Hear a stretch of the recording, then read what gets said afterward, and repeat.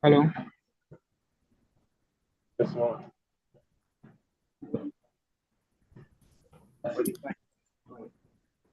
Can you increase my mic first? They should be able to hear now.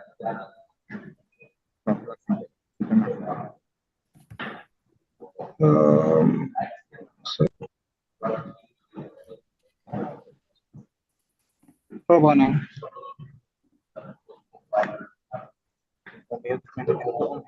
Yeah, big. So it's not entering. Kowalia. Please, can you give me one mic? Give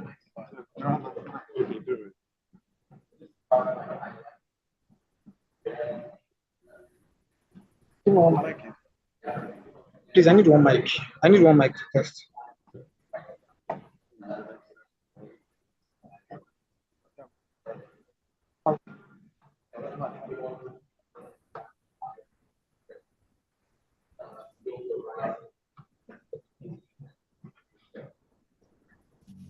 What's up with this server screen?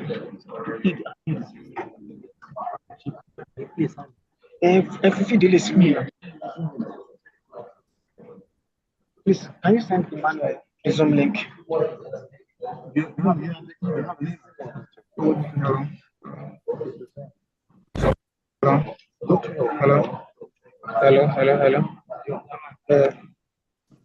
Hello. Hello. This one no work. Hello.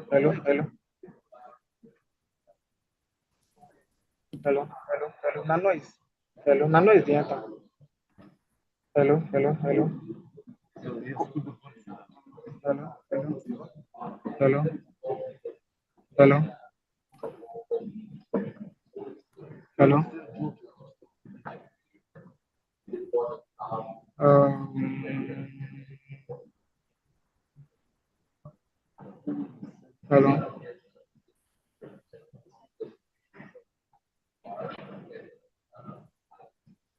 Ermilios, chef. Você plug direct. No, so plug. So mamu biao. My test audio.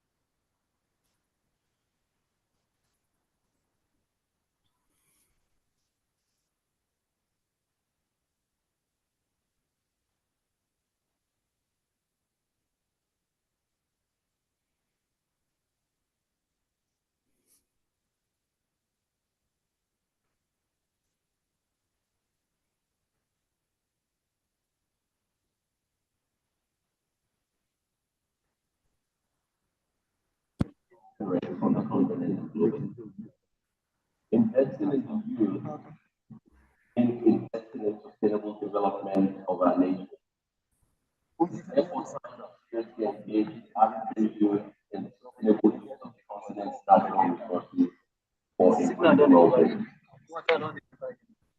It is likely that they will explore new ways to combine sustainability, biodiversity, and improve livelihoods. Ladies and gentlemen, green jobs rooted in sustainable practices and renewable energy hold the key to addressing both youth unemployment and the urgent climate crisis. Even if I say In Africa, the potential for green job creation is vast. I Solar know. panel installation, sustainable agriculture, transition to the green economy experience enormous opportunities for the No, we're working back to the laptop here. with companies that install solar power and water. Like two signed in as I mean, I'm not so provide. I think but what you but also generate because employment. yes, it's right. Kill audio, no, kill video. By not Kill video. Because Carlos, can they hear now? Can they hear?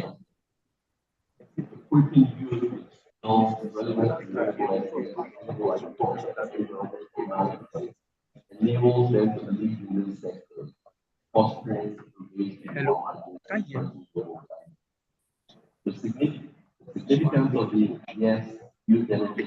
Oh, so they can't hear me from the top. That's what I'm telling you. Yes. By bringing together representatives from the energy sector and recent graduates, this event provides a unique platform for knowledge, exchange, networking, and exploring pathways to employment. Can you hear me? Tapping to their knowledge and explore careers. Ladies and gentlemen, So until she wants to align, so not even you. Whenever anybody wants to let them raise their hand, so we can make it. Do you understand? Yeah, Yeah, wants to. They can't talk about it because they can hear.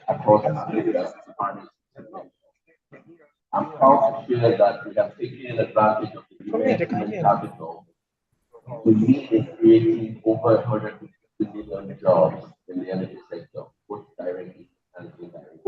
Yeah, we can hear you, Georgia, but Lagos audio is kind of louder, so it's a bit of a mix.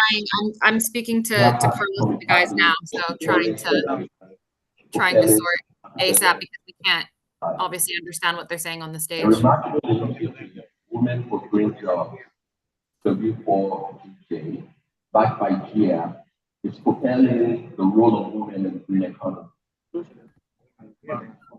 By supporting 750 women across 7 sub-Saharan African countries, W4GJ is not only creating a talent pool of clean energy, but also championing in the workforce. With training, apprenticeship, and workplace intervention, this program is challenging traditional norms and expanding opportunities for women to thrive in the clean energy.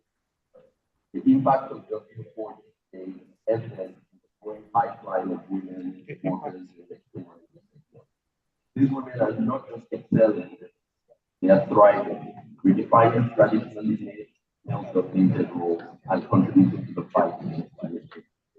Their success reinforces the notion that investment in clean jobs has the power to make revolutionary the job market and drive the.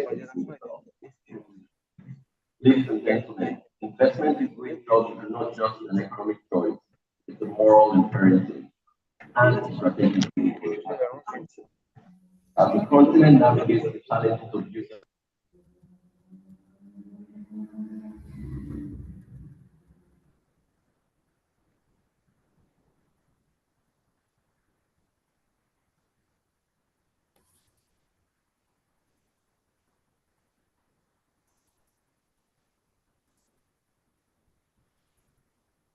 Ooh, that is my face on the screen in a very weird way.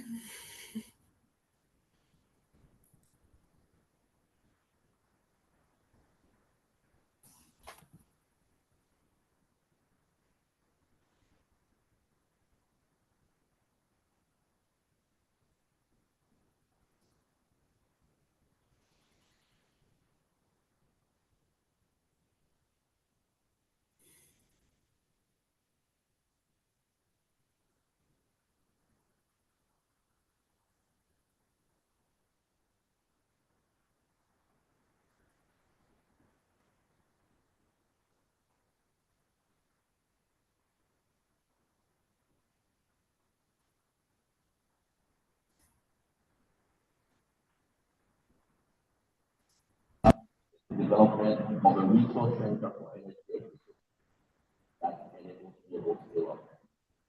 Africans are used to be excited and prepared to seize the opportunities that come their way. The energy sector offers a wide range of opportunities from renewable energy projects to innovations in clean energy. As GS participates in option 2, presenting an array of initiatives aimed at further promoting sustainable energy solutions and creating avenues for youth participation. The future of energy is not just a matter of tangible realities that are used to be part of. As we stand at the precipice of an energy revolution, I urge you to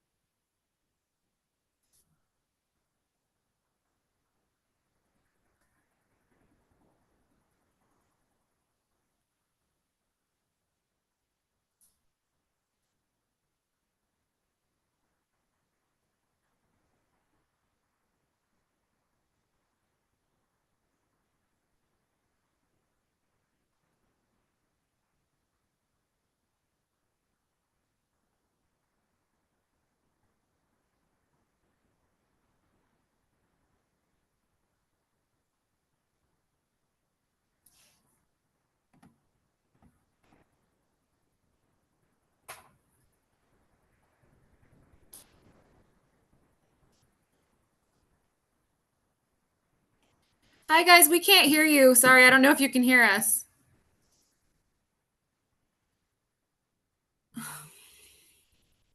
We can't hear.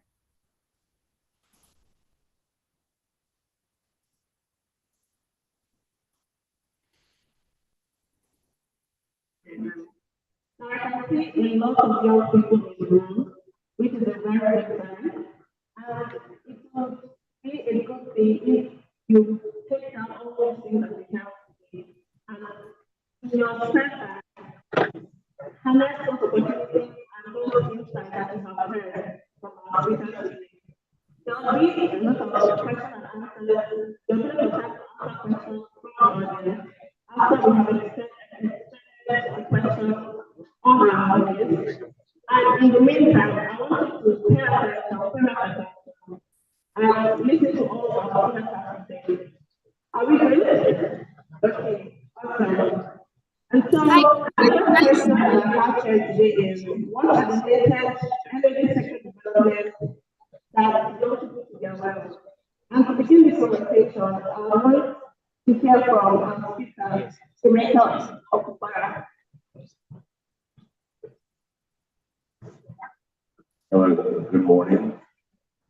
My name is Senator Okupara. I'm a next year comer.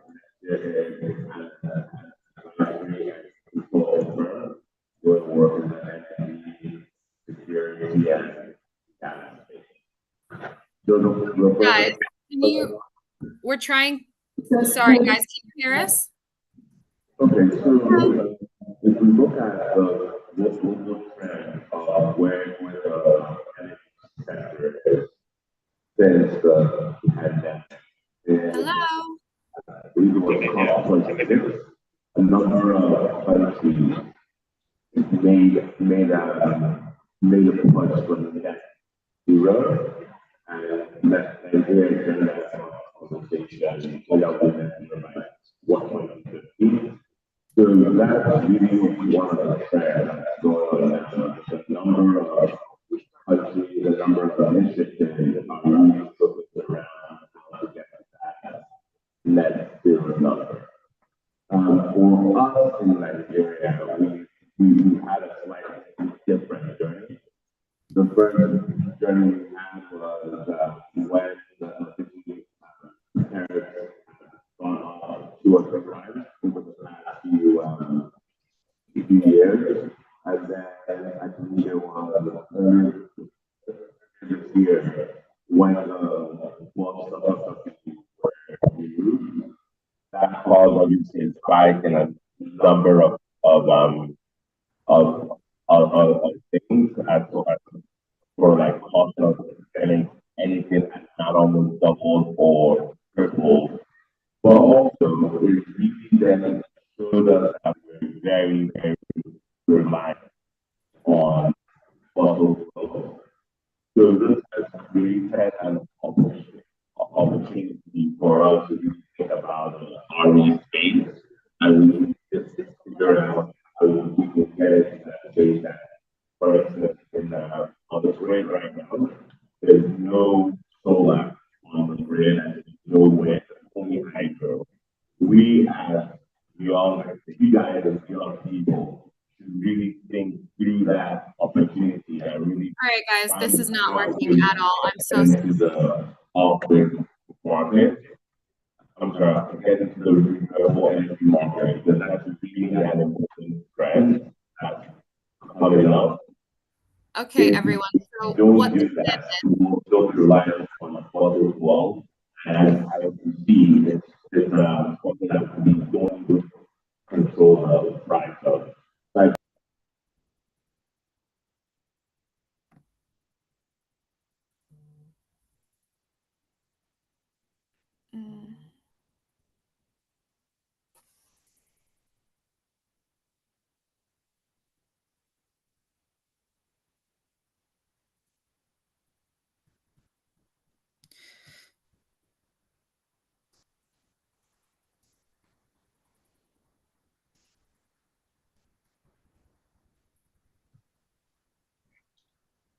Georgia, your screen are now shown in Lagos. Yes. So what is going to happen now? So we've been trying obviously quite hard. I can see that my face is on screen in Lagos, but unfortunately, I don't think they can hear us and we can't hear them at all. So what we're going to do is we're just going to have the discussion separately, and then we will fix any like recording and editing posts. So it will just be a lovely Egyptian. I'm so sorry that this took such a bulk of our time to try and fix. We really tried to make it work. So I'm just going to kick off everyone in Lagos, and we'll start a discussion in a second. Again, so sorry. I really hope this. No problem. Never mind. It's okay. All right. So everyone, now that it is just us over here, I just want to kick off by thanking everyone for taking the time and joining and sticking with us through the technical difficulties that we experienced this morning. So what we are going to do now is I'm going to take over as the moderator. So thank you for bearing with. Really quickly, I would just like to remind everyone that if you do want to ask any questions to the panel and you're, of course, watching virtually, then down below you'll see Slido. If it's easier for you to watch on your screen and join Slido on your phone, this is the app where you can ask questions and I'll be monitoring it. So very quickly, just to kind of edit and update on who's joined our discussion. I will be moderating this. So George Ermilios, senior producer at EnergyNet. And with me on this call, I have Lamia Abdelhadi. I've got Onyinye Anye Nzulu. I've got Mohammed El Kordi. We've got Ahmed Baha, and we've got Mohammed El Hadidi. Unfortunately, Ejiro and Emeka and Funmilayo are going to be doing this separately in Lagos. So we'll let them carry on with that. And then just really quickly, guys, just to kick off the discussion, I've introduced everyone by name, but if you want to say a couple of words about yourself, starting with Onyinye. Thanks a lot, Georgia. Good morning, everyone. Trust we are doing well this morning. My name is Onyinye Nzelu. I'm the head of mini grids for NG Energy Access. At NG Energy Access, our mission is to deliver life-changing, affordable energy products with exceptional customer experience. We're operational in 9 African countries, and our work is just generally to reduce the energy deficit in Africa. Thank you very much. Great, thanks. Now moving on to Mohammed El Hadidi. Hi, Georgia. This is Mohammed Hadidi. I'm very delighted to be participating in such an important event, and I would like to extend my thanks to you and all the people who are arranged and organized for this event. My name is Mohammed El Hadidi. I have 24 years experience in the domain of HR. Half of this experience was in the multinational companies. 6 years was at KPMG Hazem Hassan, another 6 years at Baker Hughes. Then I joined the MP for additional 6 years. And finally, I am the HR General Manager for the gas regulator in Egypt. Also, I'm a member in Program 2 and Program 3, which is one of the programs that are belonging to the Egypt Petroleum Sector Modernization Programs, concerning for restructuring the sector and people development. Thank you. Amazing, thank you. And then over to Dr. Ahmad Baha.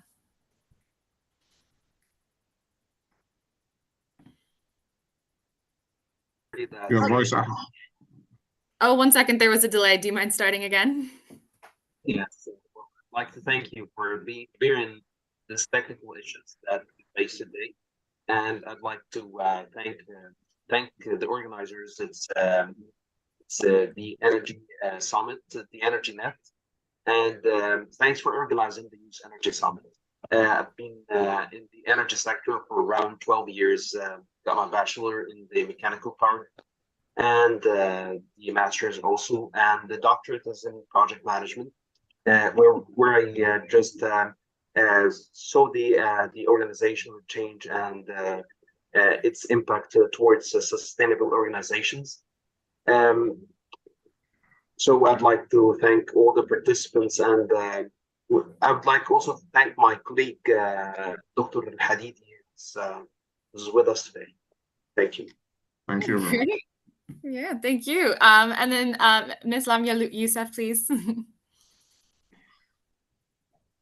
Georgia, and thanks for all the team for preparing this event. My name is Lamia Youssef Abdelhadi. I was working in the electricity sector in Egypt for 34 years. I moved to the renewable energy sector in the year 2007. I was responsible about the Benben solar project south of Egypt, and also the wind projects in Gulf of Suez. Now, after retirement, I joined EBRD as individual consultant for NWAFI program. Amazing. And then finally, last but certainly not least, Mr. Mohammed Al-Kordi.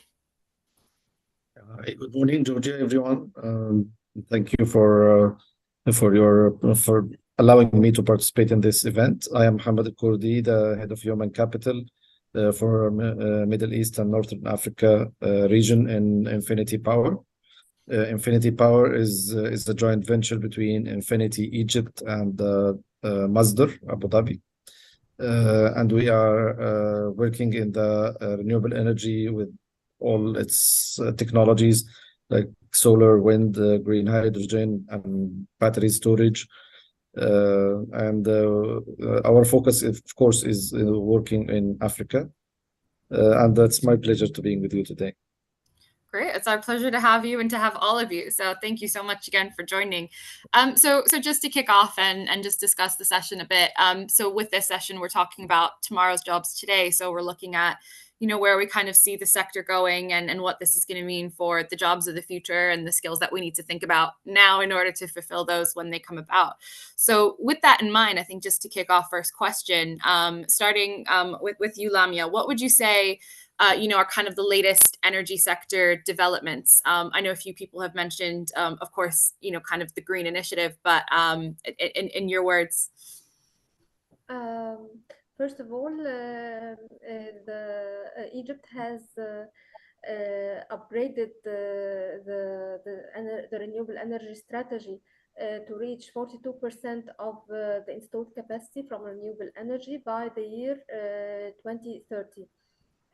Also, Egypt about to announce the green hydrogen strategy. We have already signed agreements or MOUs to fill in the grid 126 renewable energy for the green hydrogen and on the BOO basis. I think this is one of the things that the government has done to increase the share of renewable energy. Accordingly, more job creation for green jobs will be created. And also this was based on the success Egypt has done in the renewable energy field with the help of the private sector, which happened in the BAM project and the wind projects in Gulf of Suez. Great, amazing. And then Onyinye, from the Nigerian side, is there anything that you want to add, kind of on what you guys are seeing as the latest developments over there?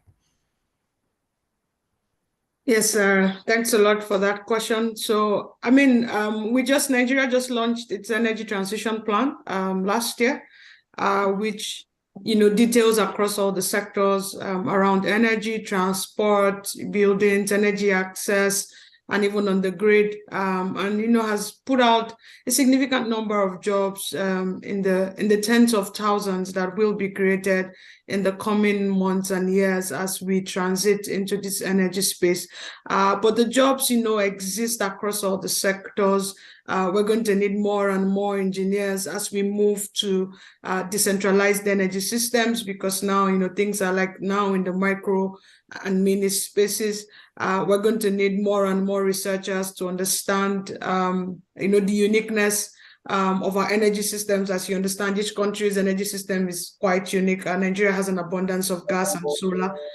So, of course, in the Nigerian context, in order to explore those energy resources, we're going to need more skills, in those places.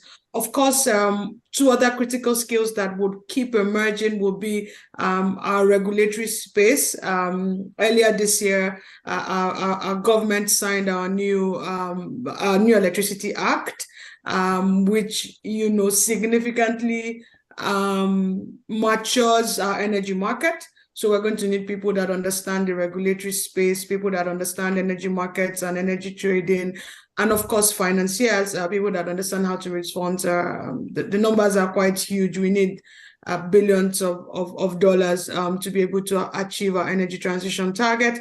And this will mean that we need more and more people that understand financing, how to raise finance, how to deploy those finance into the different, energy space that is available. So I think we'll speak more on it as we continue ahead. But those are the critical areas that I think the jobs will keep evolving in the energy space in Nigeria. Great.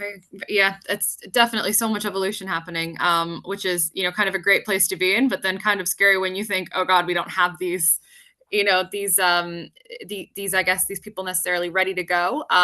So I think, does anyone else have anything they want to add on, kind of where they see the sector going in the next, I guess kind of short term to medium term?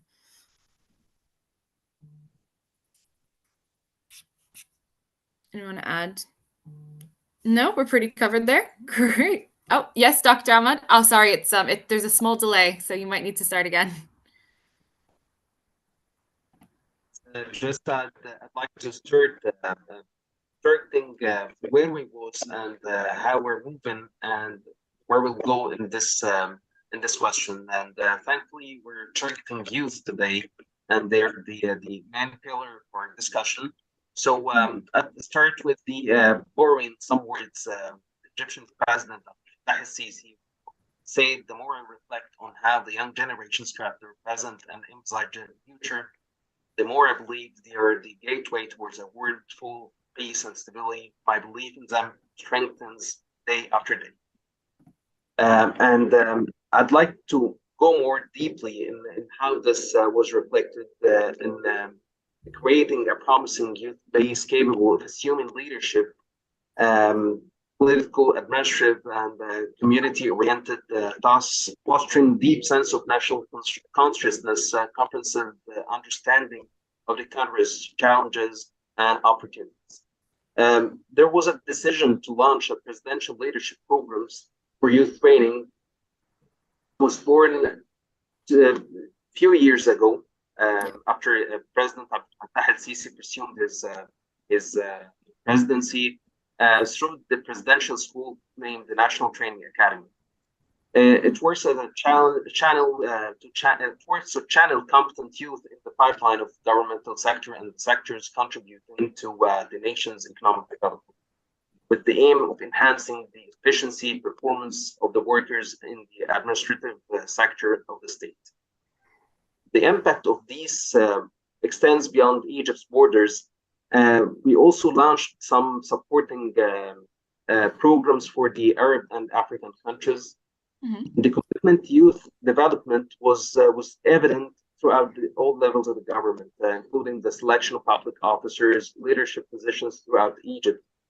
Well, in line with this, Egypt's 2030 vision, the oil and gas sector as an engine for economic growth has adopted a new strategy to further fulfill the aspiration of the Egyptian people.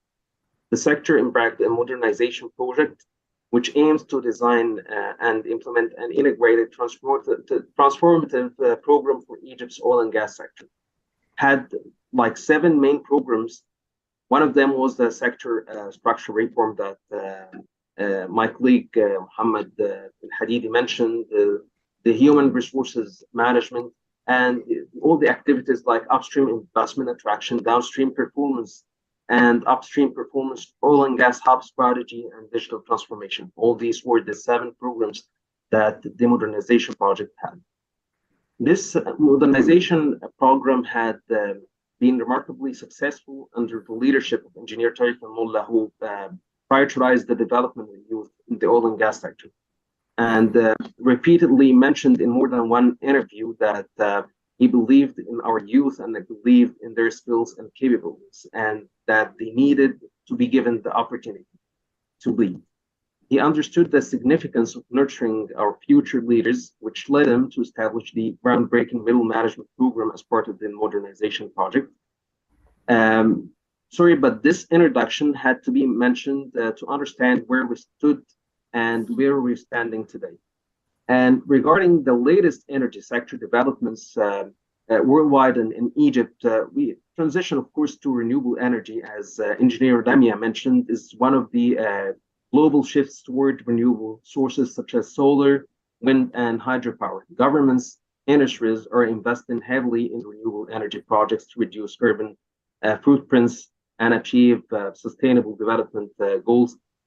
Energy storage technologies, the advancements in the energy storage, such as batteries, hydrogen, are gaining momentum. These technologies will play a crucial role in stabilizing the intermittent nature of the renewable energy sources and will enable the grid flexibility. Digitalization, of course, automation, all of these are the current developments of today. Egypt is working, like my colleague Engineer Lamia or Dr. Lamia mentioned, like is working on a national strategy to combat climate change and reduce emissions. Transitioning to lower emission energy sources is a core element. Hence, the Ministry of Petroleum and Mineral Resources was one of the leaders that was leading the development of the hydrogen strategy. We had the efforts to reduce decarbonize our sectors through 6 main pillars, included the use of gas as the fuel of choice, energy efficiency measures and programs, reducing the emissions through the production and promotion of green petrochemicals. Thank you. Yeah, no, that was extremely helpful. Did anyone else want to add anything onto Dr. Ahmed's notes? I noticed a couple of hands here and there, so I'm not sure if the points were answered or if anyone else wanted to add anything. No, yes, if you allow me, Georgia, I just want to add one thing with regards to the latest development in the renewable energy sector, which is the electric vehicle charging. Actually, it's not under Infinity Power, but under Infinity Egypt. We have one of its subsidiary is Infinity EV Charging. We are now in the phase of infrastructure. We are just building stations because you know that the electric vehicle is not is not that much common in Egypt, but it's in the phase of growth. Too many people are interested in electric vehicle because of the of course, because it's environment friendly, and because of the cost of the fuel and all these factors.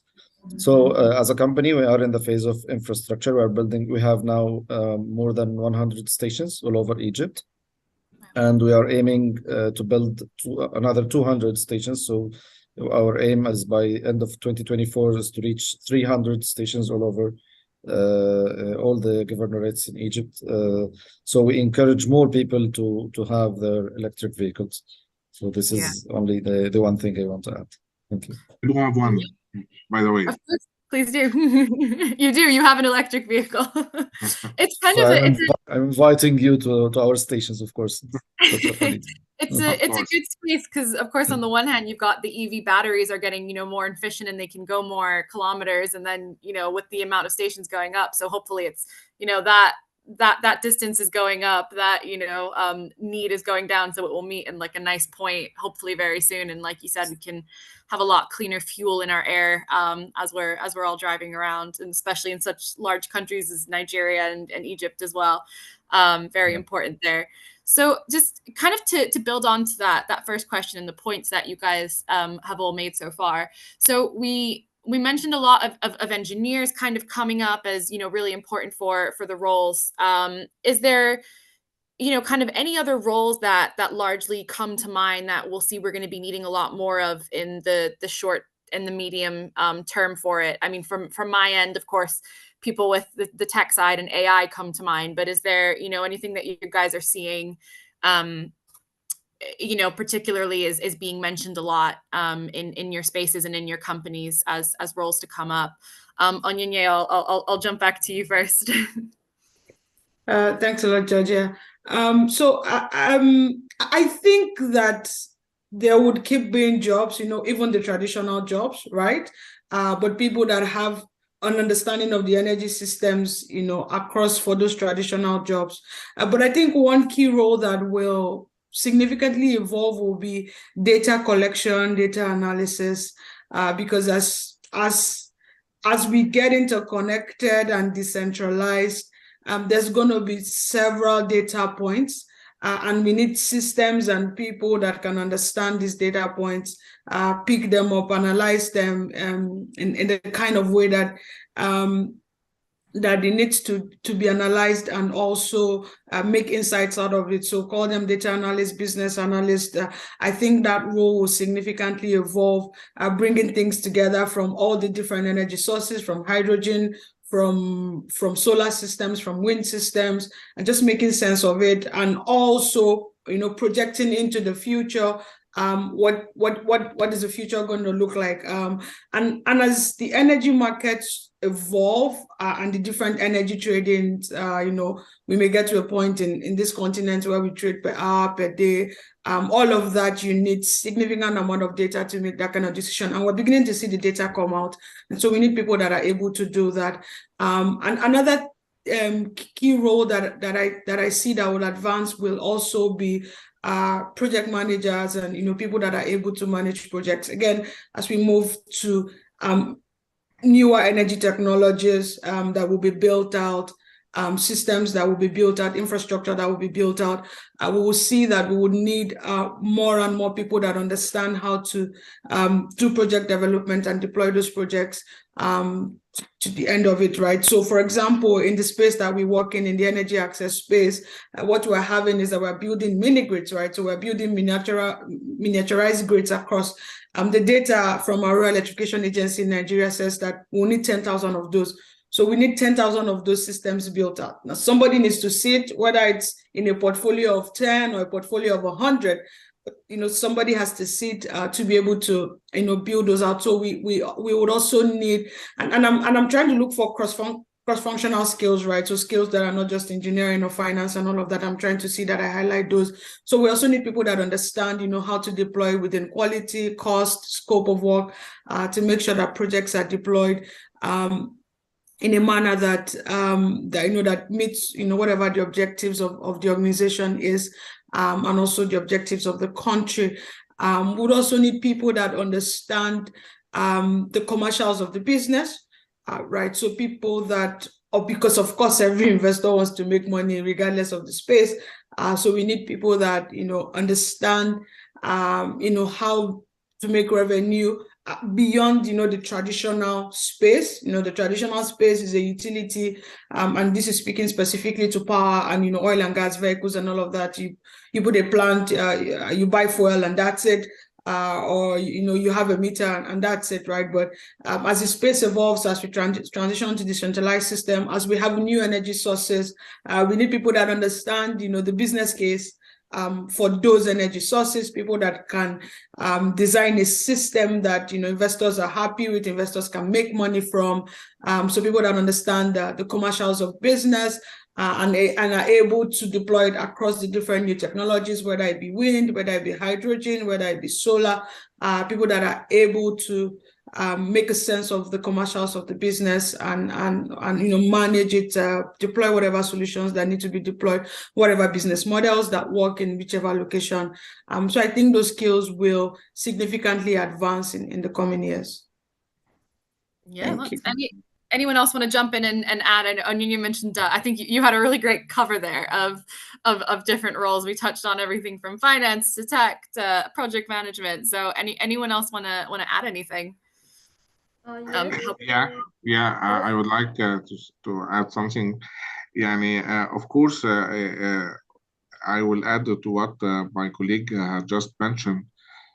Because as technology continues to advance and play a larger role in society, careers in the fields such as artificial intelligence, machine learning, data science and cybersecurity, big data, cloud computing, and ERPs will become likely to be in a high demand in the market. Because with more advanced technology, also remote work will become more common and seamless, enabling employees to work from anywhere at any time. This will change the way the team will collaborate and communicate and will lead to a more decentralized and flexible culture.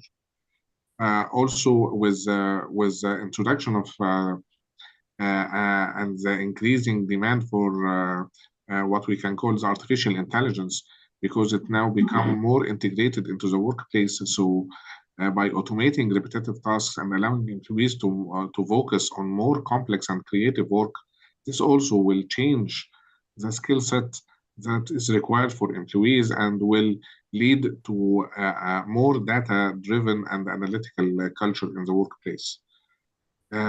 Also, we can see that the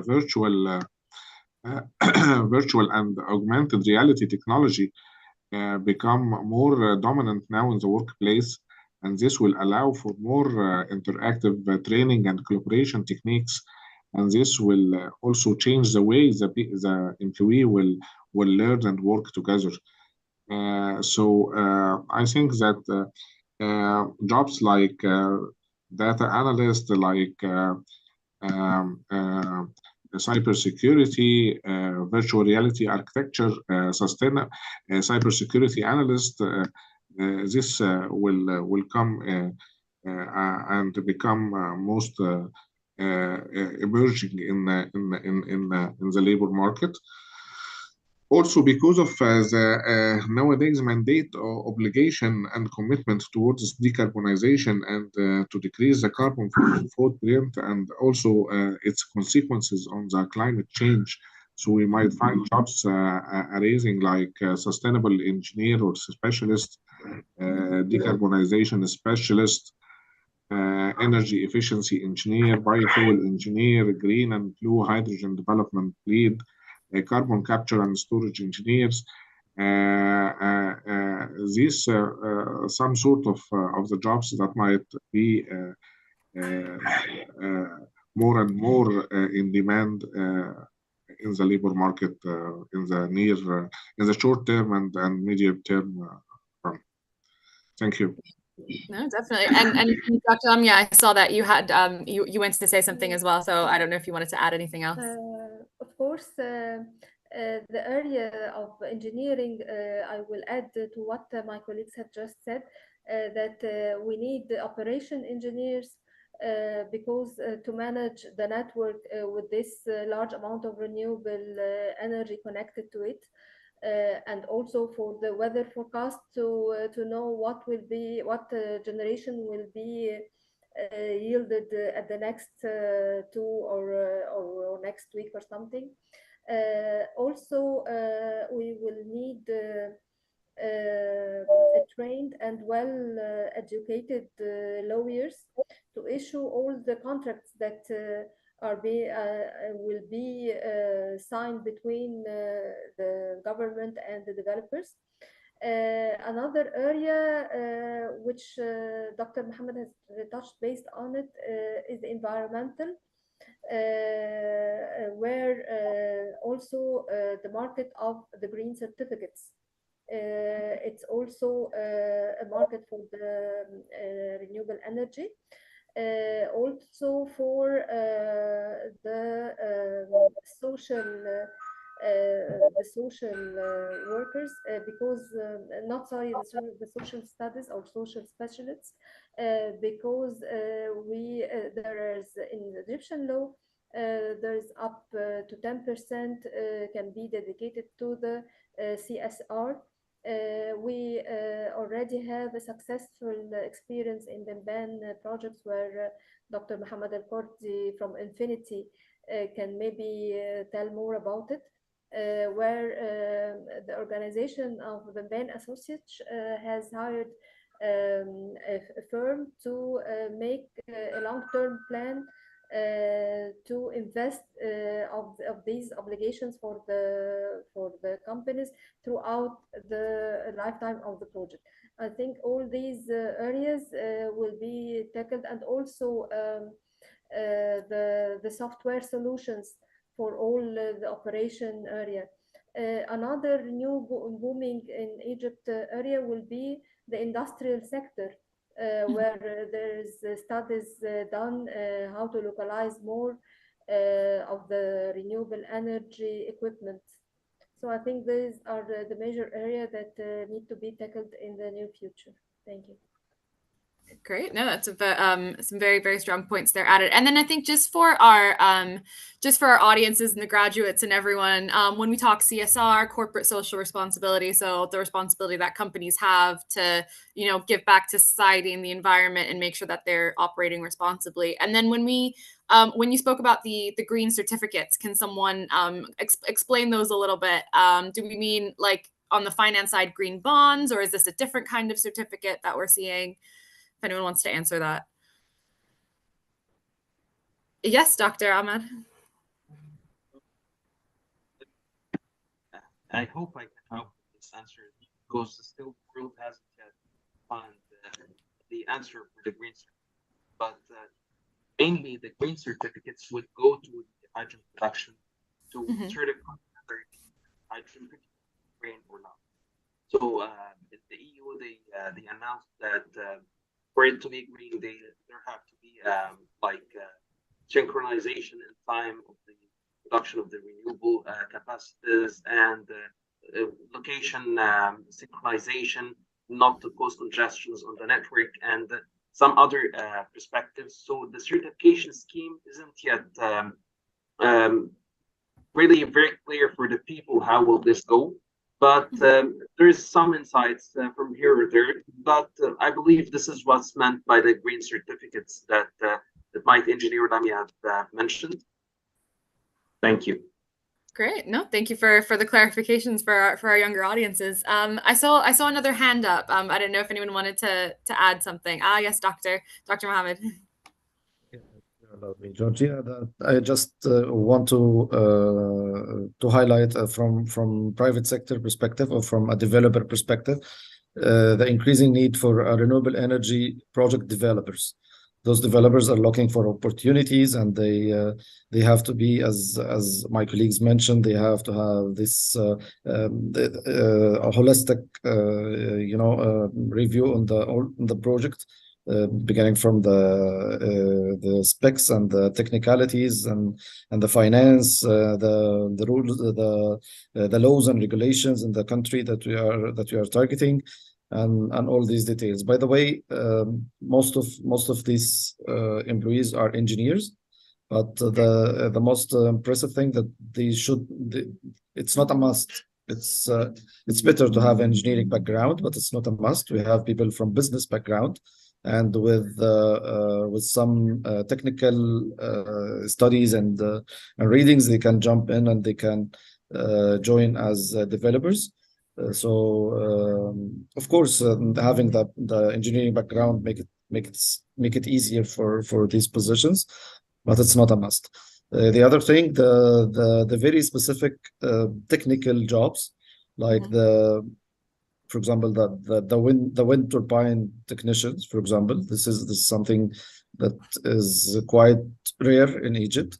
So the responsibility of the companies, or the priority of the companies now, is to develop these people and to maybe to adopt some STEM students we work to get towards raising their awareness towards the industry, and maybe guiding them to have certain technical experience that will allow them to be a part of this industry. Great. Yeah. I mean, that leads us on to very, very nicely and smoothly to the next point, which is on talking about the skills that we need to talk about and develop and, work for this. I think your point very, very nicely about, how the majority do tend to come from engineering backgrounds, but, it's not necessarily a hard and fast rule, and other skills can be developed. So the example that I usually use and refer to is my job now, kind of event producer. I had no idea what that was in university, never heard of it in my life. No clue. But in terms of, the skills it needed things such as, organization, understanding of putting together, projects and timelines and kind of having the different elements there of it. So to kind of add to that, to be in the sector, are there any, whether from your own hiring experiences or, that you see these a lot on like CVs and they're in demand, what skills would you say are the most in demand at the moment, the most that we see, these are really important to have for the future from the graduates that are coming up and are finishing their studies now to make sure that they're highlighting that they can do, whether technical or even, I guess we'd call them soft skills, behavioral competencies. Dr. Mohammed El Hadidi, I see you nodding your head, so I'm going to pick on you first. Yeah, sure. Of course, as the business landscape is evolving at a high rate, so as a result, the skill set expected of business graduates is also rapidly changing. From my point of view, the top skills that every graduate should have in order to ensure success in the dynamic world of business should include, for example, analytical thinking, because we are in an age of data-driven decision-making. So having a strong analytical skills is a mandate in the business. So it is expected from each graduate to be able to be skilled at collecting, interpreting, and using data to make business decisions. Also, the digital literacy, because technology is a fundamental nowadays in the business. So graduates also need to be comfortable at navigating with the digital tools, understanding their functionalities, and leveraging them to drive results. Also, from my point of view, adaptability, agility, resilience, because change is the only constant in business. So business graduates should be prepared for shifts in the market, economic fluctuations, organizational restructuring, and be adaptable and resilient in order to face the challenges and bounce back from setbacks. We can also think of team collaboration, because the days of working in silos are no longer exist, and of course we need from our graduates to be team players, understanding the strengths and weaknesses of their colleagues and working cohesively with them in order to achieve a common goals. Finally, it's about the continual learning, because the learning journey doesn't end after graduation. graduates must understand and be committed for ongoing and professional development in order to achieve their individual and business goals. Thank you. Great, thank you. No, thank you. That was very good, very comprehensive. I'm happy to let anyone jump in. I know we're coming towards the end of our time on this panel, so I want to make sure that everyone gets some thoughts in on this as we all come from such different spaces. So it'd be really great to hear on the skills. Dr. Ahmad, I saw you. You popped your mic on, so I shall let you go next. It's just mention also that the skills that new graduates should be having, and of course the teamwork, like my colleague mentioned, it's a vital thing to work in teams, not in silos, not in working teams. And actually, we have a lot of things that can help such people, such fresh graduates, move in their careers in the energy sector. We have mentorship programs, career developments, and the workshops and trainings that we do, internal jobs posting through for secondments throughout the petroleum intranet. That was an outcome of our modernization program also. We have transparent performance evaluation and feedback in our companies, communication and information sharing throughout the internet and throughout the internet and the available platforms. These available platforms nowadays form really help to any graduate who'd like to learn anything. Networking and industry events. We have Egypt in Egypt. It's the Egyptian energy show. It was the Egypt Petroleum Show previously, and we changed its name to host also the energy transition and to host the need that we're evolving, and this economy and this industry is evolving towards cleaner sources of fuel. So these are all, but let me just highlight that abandoning or moving away from the fossil isn't really this easy nowadays, but still we'll be using this, we'll be transitioning. It's not something that happens between day and night. So it's so this is like, and I would like also to highlight something that I've heard. It's not only technical jobs that we're seeking or we're looking for. We need economists, we need communications officers, we need accounts planners like your task and role. We have public relations who would go in and communicate government relations. So all of these has to be existing in the companies working in the energy sector. So all of this is covered, and so and legal, of course, and so very much so. we have a wide spectrum. So the energy companies are mega companies that doesn't go by just one field or discipline. I know Mr. Muhammad is having this in his company, but he hasn't mentioned this to the young generation. And we're not limiting that they don't have an option here with the energy companies. They are welcome as soon as we have available posts, of course, to anyone. Thank you.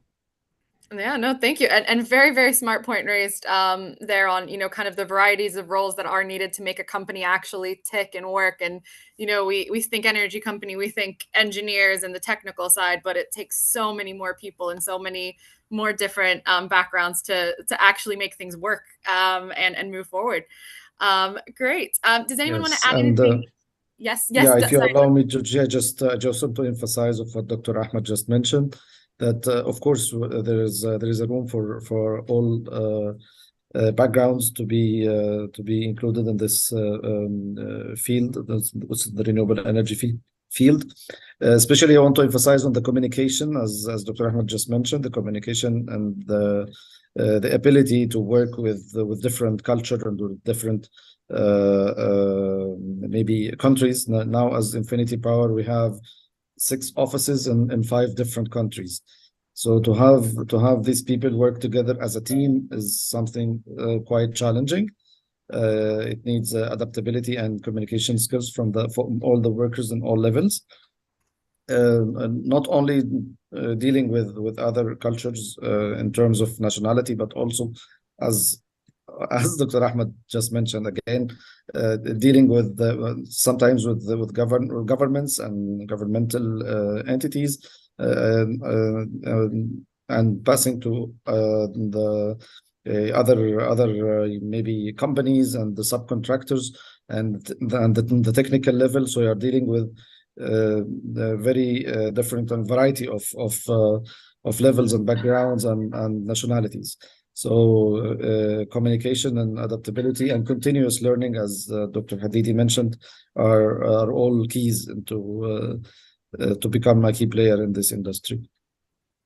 Thank you. Great. Yeah, no, thank you. Thank you very much for adding. With that, we are coming to the end of our time. So I just want to give everyone a chance to just share any final thoughts that they have before I thank you guys. But we've spoken about such a variety of spectrum. Following this, if you're watching it on the live stream, we will do a summary where I will talk to a couple of people that have joined us in the Nairobi and Cape Town panels, and I will give our summary on what we've spoken about here on this Egyptian panel. And someone's going to join us for Lagos that unfortunately we weren't able to join up with for this. But yes, with starting with Dr. Mohammed El Hadidi, who I can see in my top left, and going around the screen, if you would like to give some final thoughts for graduates and students and everyone that's looking to come into the sector. Yeah, I would like first to emphasize on what my colleagues mentioned, that is the energy sector or the oil and gas sector is not limited only for engineers. It also includes all the spectrum, starting from HR, finance, legal, HSME, quality, but we are talking about the new jobs that might arise in the near future, such as sustainability and the renewables, specialists or engineers. To conclude and to wrap up, I would like to send a message to fresh graduates to assist them in creating their career plans. So I have to give them some insights that can be easily adapted. First of all, it will be 5 steps. The first step is that they have to start with their values, and then to evaluate their skills, decide on their career direction, and to set career goals for themselves, and finally to review their career plan on a regular basis. I hope for any fresh grad to apply these simple steps in order to create their own career plan. Thank you. Okay, thank you. That was very insightful. Over next to you, Dr. Lamia. I just want to add that there is 2 areas I want to add. The first one is the bird watchers who are working at the time of the bird migration in the area of the wind projects in Gulf of Suez. This is a new area that has been found due to the new projects of wind at that area. The other issue, the other area, which I think it will be found soon, the R&D area. The renewable energy technology is a very fast changing area. So I think we need the R&D, which is linked with the industrial companies. So any country should be able to contribute in the booming of this industry. Thank you. No, thank you. And then moving on to Onyinye, please.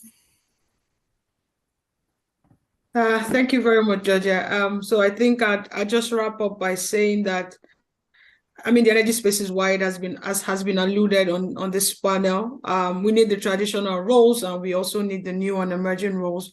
But I think the most crucial skill as young graduates get into the sector is what has also been mentioned here, which is that soft skill of wanting to learn, and also the resilience, because those two skills are crucial. The space is rapidly evolving, and you may not have the opportunity to remain in one place. And so if you are able to understand what's happening in the space, so seek a lot of knowledge, take time to read and understand what's happening in the space. And as you see the skills evolving, you rightly position yourself. I can use myself as an example. I started as a field engineer, right? So I used to be on the field. Today I do project development, I negotiate contracts, and I have been able to evolve my skills in that level. So it's okay to start where you are. If the functional skill that you have today is HR, for example, it's okay to start there, but keep learning, be resilient, understand that, it will keep changing and, evolve with it. Your career is personal. It's not owned by any organization. You make of it what you want to make of it. And so have this plan that has been mentioned and be resilient enough to pursue your goals. Thanks a lot. Thank you so much. And then over to Dr. Ahmad. Very brief. It's only 7 points, guidelines or tips for the fresh graduates. Continuous learning, networking, on building strong, practical experience, seeking internships, cooperation programs, entry-level positions to gain practical experience, soft skills development, focusing on the essentials like communication, teamwork, problem solving, adaptability, personal branding, building a strong personal brand, showcase the skills, projects, achievements throughout the platforms, different platforms that can market the fresh graduates, like business platforms, and seeking mentors throughout their careers to have their support throughout the career journey, and embrace flexibility, adaptability. The job market is continuously evolving, and setting clear goals for themselves and monitoring these goals, as Hamad, my colleague, mentioned. So that's it. I'd like to thank you for the time, and thank all my colleagues for their being there. Thank you. Yeah, no, thank you. And then finally, last but not least, our great private sector representative from Egypt, Mr. Mohammed, if you'd like to give your final thoughts. Thank you, Georgia, and adding for all what my colleagues have raised, and just aiming to remove the load of the fresh graduates. It's not only their responsibilities; it's also the company's responsibilities. Of course, they have to have this ability to learning and then the knowledge background and all the skills that we mentioned, but part of the company's responsibility is to reach out to those graduates. We are targeting schools and colleges, universities. We are trying to provide internship programs, mentorship programs. One of the initiatives that we have in Infinity Egypt was IFEL program, which is Infinity Future Energy Leaders program. This program is targeting school students, that we give them awareness of the industry, and we try to just to have them have this mindset of the importance of transition to renewable energy and the sustainability and all topics that we went through all the day. And each year, with the collaboration with the universities, either Egyptian universities or international universities, we have internship programs that we allow the last year the senior students, to be honest, especially in the engineering colleges, but again, not necessarily. Sometimes we have some opportunities in HR, marketing, finance, and other departments, but the majority are engineers, to be very honest. But we have this opportunity of offering internship programs that they can see the real life, and they can combine what they learned in the colony with the real life in the company. So we are trying to link the academic background with the reality of the business. So I think again, okay, fresh graduates, you have to work on your skills, but on the other way around, companies will reach out to you. They are looking for you to provide their services, developing you to become the future energy leaders. So thank you so much, and thank you for allowing me to be in this with you. Thank you. Well, thank you all so much. Thank you again for your patience with the technical difficulties we had at the start. Thank you for such a fruitful and fantastic conversation. Regardless, it was so great to hear both perspectives. Onyinye, I'm really glad you had to join us virtually because we were able to get some Nigerian perspective in there as well, and make it truly interactive. And it's been fantastic having all of you. And thank you so much for your thoughts and for joining us and for sharing the importance, kind of elements that graduates and youth need to think about as they come into what is such a very interesting and diverse sector. So thank you all. Have a great rest of your days. And if you're watching on the live stream, very shortly, we are going to start with the wrap up, where we're going to talk to a couple of people that did join us in Lagos and some people from the Nairobi and Cape Town session. So thank you to all the panelists, and speak to you soon. Thank you. Bye. Thank you. Thank you. Bye. Thank you.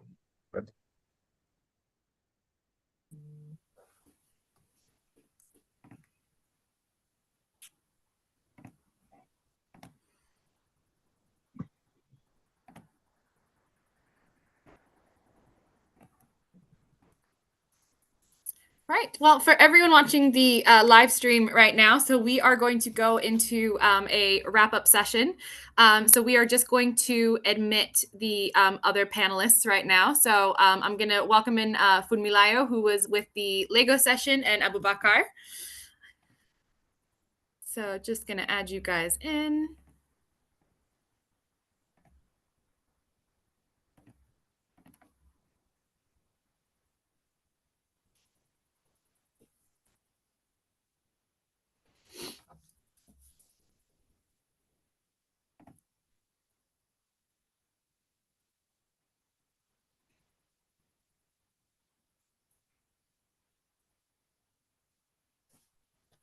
Hello, everyone. I'm not sure if you can hear me.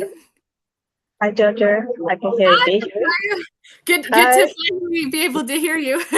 Yes, it's been a lot. It's been a whole lot, but yeah, it's good to finally hear you too.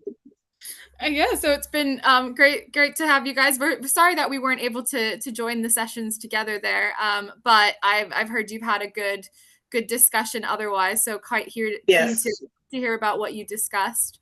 And then Abubakar, hello, can you hear us? I'll give him a second to try and join. Hello, Jojo. Good morning. Hello. Sorry for the delayed start on this. I know we wanted to try it ago, but good to have you guys. No problem at all. Joining.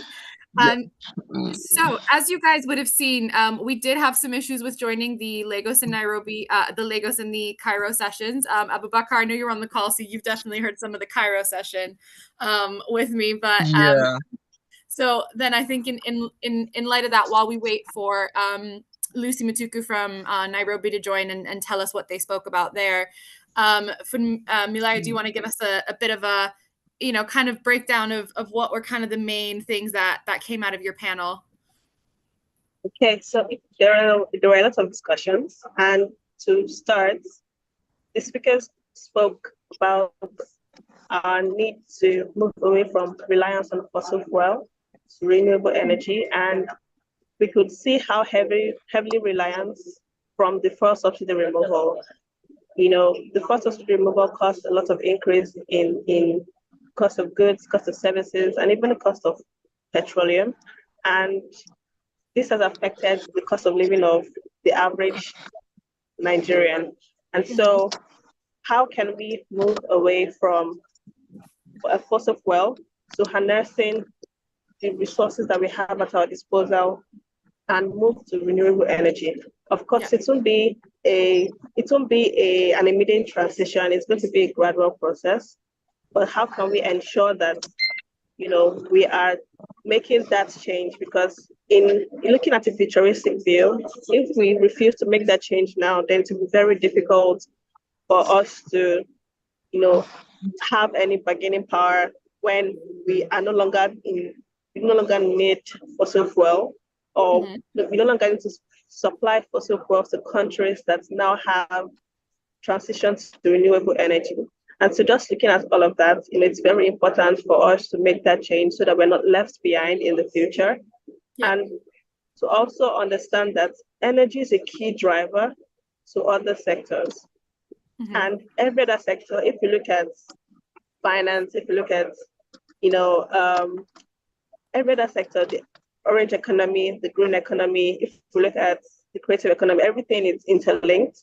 And so whenever we are making policies, or whenever policymakers are formulating policies for the energy sector, they need to take this interdependence into consideration and create opportunity for collaborations, right?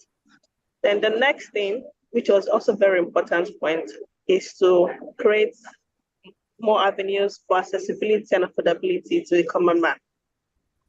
Right now, we see a situation where renewable energy, although is a very much needed alternative solution, but it's still quite expensive. And so the average Nigerian is not able to afford a solar panel, for instance, because it's cost way above his pay grade or his budget. And so making it more accessible, making it more affordable for them. And the way we can do this is to harness the resources we have at our disposal. And so instead of looking for high-end solutions, we can create more sustainable and affordable solutions with the resources we have at our disposal. Then for how young people can key into these opportunities and key into these trends, developments in the energy sector. The speakers talked laid emphasis on the need to develop oneself and to build staying power. So staying power in the sense of, when you get into a job or you begin your role in a new company, you should look to grow with that company and add value rather than moving from one place to the other. And so gaining that knowledge, gaining capacity, building capacity will be very useful when you decide to go the entrepreneurial route, because now you're able to see solutions to the end. You're able to, build that resilience or prefer solutions even when there are a lot of challenges that you encounter along the way. Then we also talked about the need to problem solve. And it is not about your background in engineering. The renewable energy is not just for engineers, right? And our speakers laid emphasis on the fact that renewable energy can be a sector for lawyers, for economists, for engineers, for anyone with any background. And the key skill, the key factor is being able to solve problems. So how well are you able to solve your problems? How well are you able to think critically? How well are you able to solve problems is what is important. And I asked a bonus question on resources that our speakers use to keep up to date with the information to stay relevant. And we're kind enough to share. Some of these things, Coursera, I'm sure most of us know Coursera, where we can take online courses, where we can take online courses and build capacity. Then the Steers. So Steers is an online platform that shares articles, views on different sectors, and not just the energy sector, right? So it's a paid subscription, but the pay is definitely worth it because you'll be getting real value for your money. And then there is also the Foreign School of Regulation. So on the global platform or globally, you can keep up to date with global news with the Foreign School of Regulation. And the last thing is the Electricity Hub. That is, they have Power Library publications that you can subscribe to. and that you can get to read articles, get to read publications on a regular basis.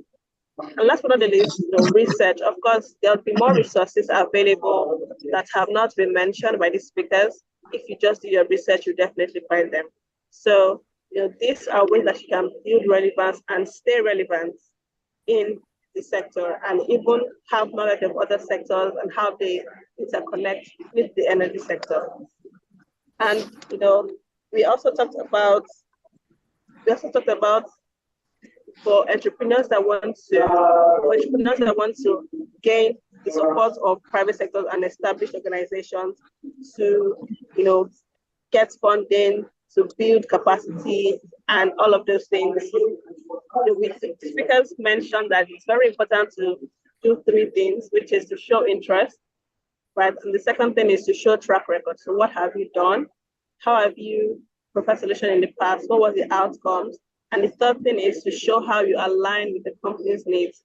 So it should be a case of exchange, right? So you're exchanging, and you're able to show that if they support you in this aspect, then you will be providing them with value on this aspect. So it should be a case of exchange and not just a one-way street. So doing these three things would really help you to key into established organizations and get the support that you need to pursue your entrepreneurial journey and to prefer solutions on a wider scale. So that's about it. I'll be handing over now to Georgia to have the next speaker.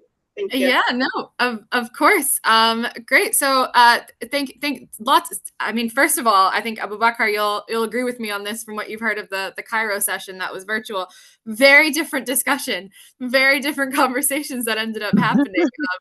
So yeah, I think if you want to, if I'm happy to kind of hand over to you and add some of your thoughts on what you heard on the Cairo session, as well as some of your thoughts in general, obviously being in this space and kind of, I'm sure you have quite a few perspectives on what we spoke about today. So just to hand over to you. All right, thank you, Georgia. It's always good to be here again at EnergyNet, and yes, of course. I'm very glad and I'm very unfortunate that I'm not live in Lagos because this platform has truly given opportunity beyond privilege, like you mentioned, for young Africans, and being part of the foundational members of YES. So it will be a good pleasure for me to actually key into this conversation. So while talking about Cairo, I think the overall perspective I see is that let us consider the business of electrifying Africa as a business of getting Africa electricity and getting Africa electrified.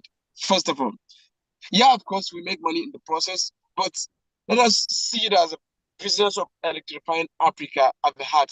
Then we can move on into getting the perspective of getting money or business. But of course, it's going to be a business in the process. Why I'm saying this is this. A lot of projects are, of course, undergoing in Africa. And one of the key challenges, I think, is sustainability. It's one of the key areas that I think we need to give more emphasis and focus on. Like, for instance, the energy space has gotten numerous challenges and development.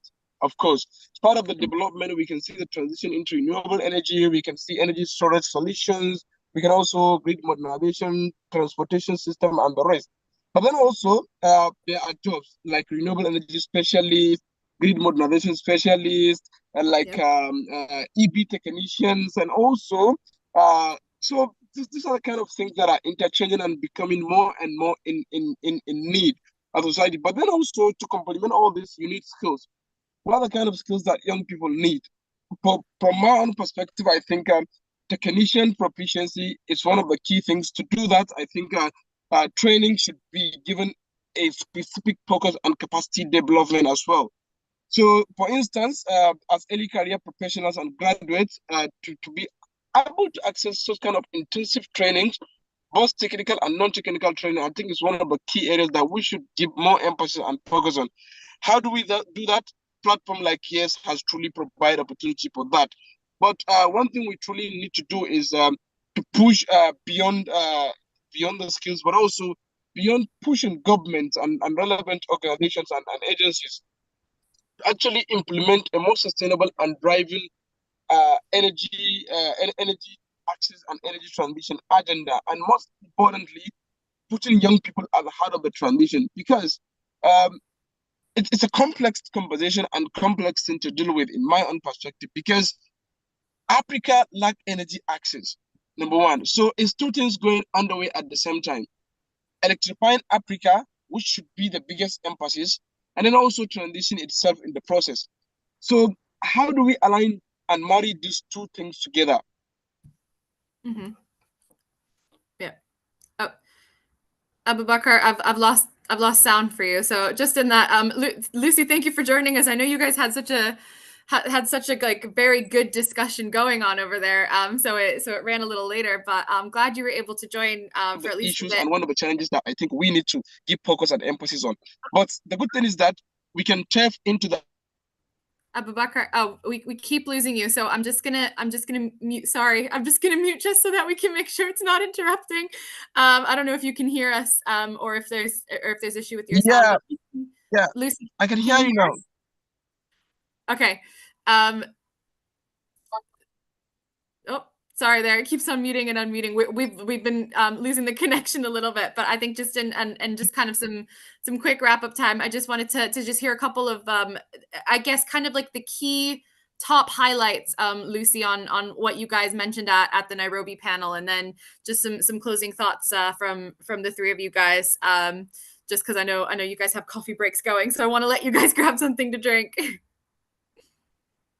Yeah, thank you so much, Georgia, for this opportunity. So here in Kenya, we've just finished the first session, whereby we were highlighting on the opportunities or jobs that are currently available for graduates and early career professionals. So it all began with the opening remarks from, of course, the foundational partner, that is GEAP, trying to highlight some of the tremendous efforts that they are trying to make. I know we know of that one of their goals is to create jobs for the young people across Africa and across the world. So, and improving their livelihoods and ensuring that they have access to cleaner energy. So one of the key things that has come out clearly from this discussion is that there is clearly a gap that needs to be bridged or needs to be addressed, whereby when it comes to skill set, you find that most youth are not aware of the required skills. And that is why you realize that one of the key conversations that we are having here, it's on key skills that companies are looking for in terms of when it comes to hiring graduates.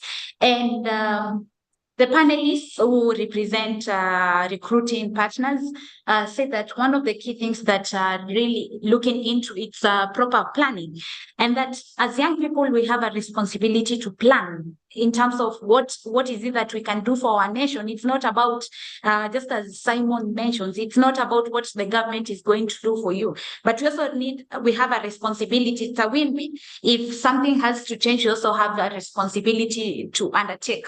So we need to have thinking outside the box and have future plans. A company will want to hear what plans you have yourself as a person, and even in terms of growth of that company. And that honestly, these companies want to recruit people who know so much about what may happen in the future. So as young people, we also need to invest in knowledge in terms of reading materials, in terms of equipping ourselves with knowledge. They say knowledge is very powerful, yet not too hard to carry. So equipping ourselves with the latest trends that are happening in the market, and just how can we as young people align ourselves to ensure that we tap into that? And then we also need to have the ability, the flexibility, agility, and adaptability. How am I going to ensure that because one of the most things that actually came up is that the energy sector, it's only in the energy sector whereby you find people are working there, but they are not energy sector professionals, whereby we have lawyers, we have different people, communications. So number one, we have to understand the sector so well. And second, we have to adapt. And to adapt means that you're willing to do anything, absolutely anything in terms of learning, in terms of even in investing your time just to get the key skills that are required.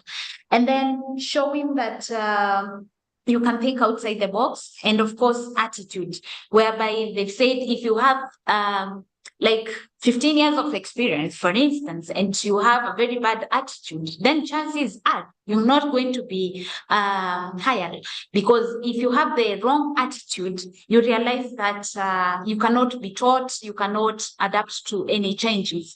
And now about how companies can shape the future roles. Number one, we've heard from UNIDO, that is an agency of UN, that they have, from time to time, they are offering career internships and even volunteer positions for young people, so that they can start their career, so that they can interact with international markets from different parts of the world, and so that they can equip or grow their career professions.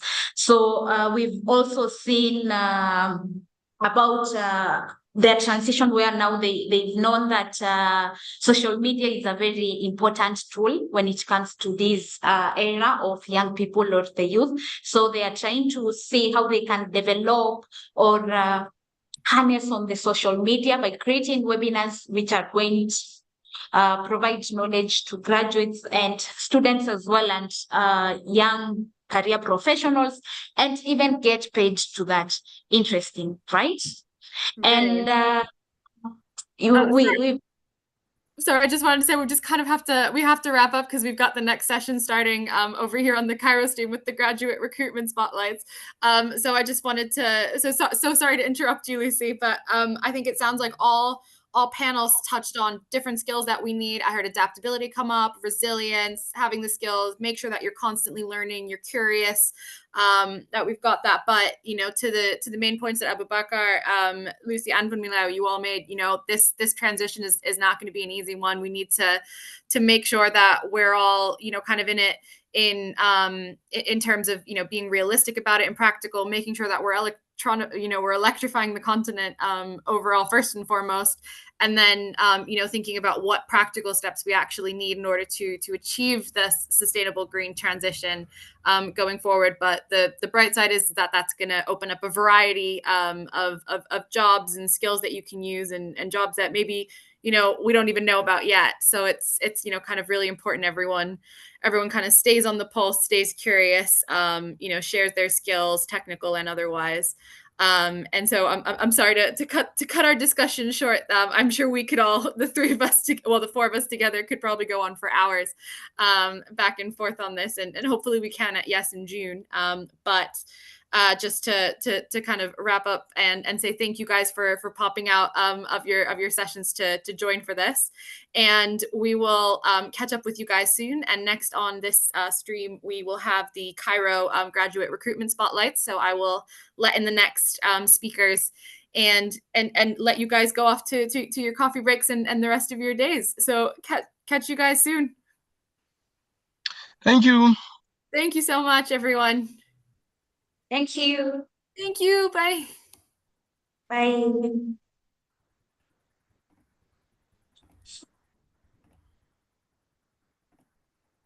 All right. So one moment, everyone that's watching this stream, just as I let in the correct people for this. So if you are watching us on this Cairo stream, just a reminder that now what we have happening next is the graduate recruitment spotlights. So if you just give me a moment to share our screen, we can, and I'm just going to let in our first speakers that we have. So anyone that is currently joined on this session, you're going to get a promote to panelist notification coming up on your screen. So I shall give you all a couple of seconds to join.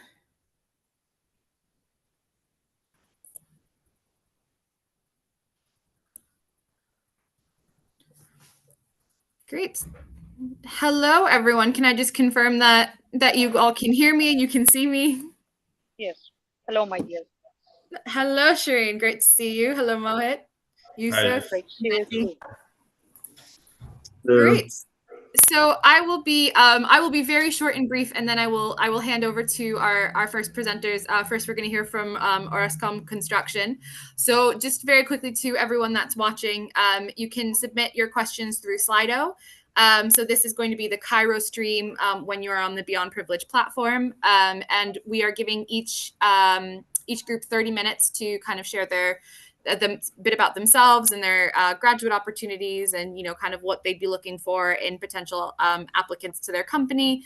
And then we will go to the next company, and then we'll just bring everyone back to go through a Q&A and answer any of your questions. So without further ado, from my end, I'll hand over to Shireen and Yusuf. Thank you, sweetheart. Oh, Yusuf, you're on mute. Sorry. Okay. Sure, I can begin. So my name is Yusuf Eldabi, and I am with Mrs. Shireen El-Atribi. I am a business development coordinator at Orascom Construction, and Mrs. Shireen El-Atribi is a HR senior manager at Orascom Construction.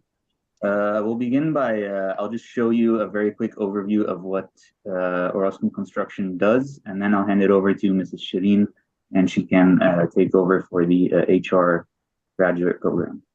One second, let me just share my screen. All right, can you guys see this? Good. Yes.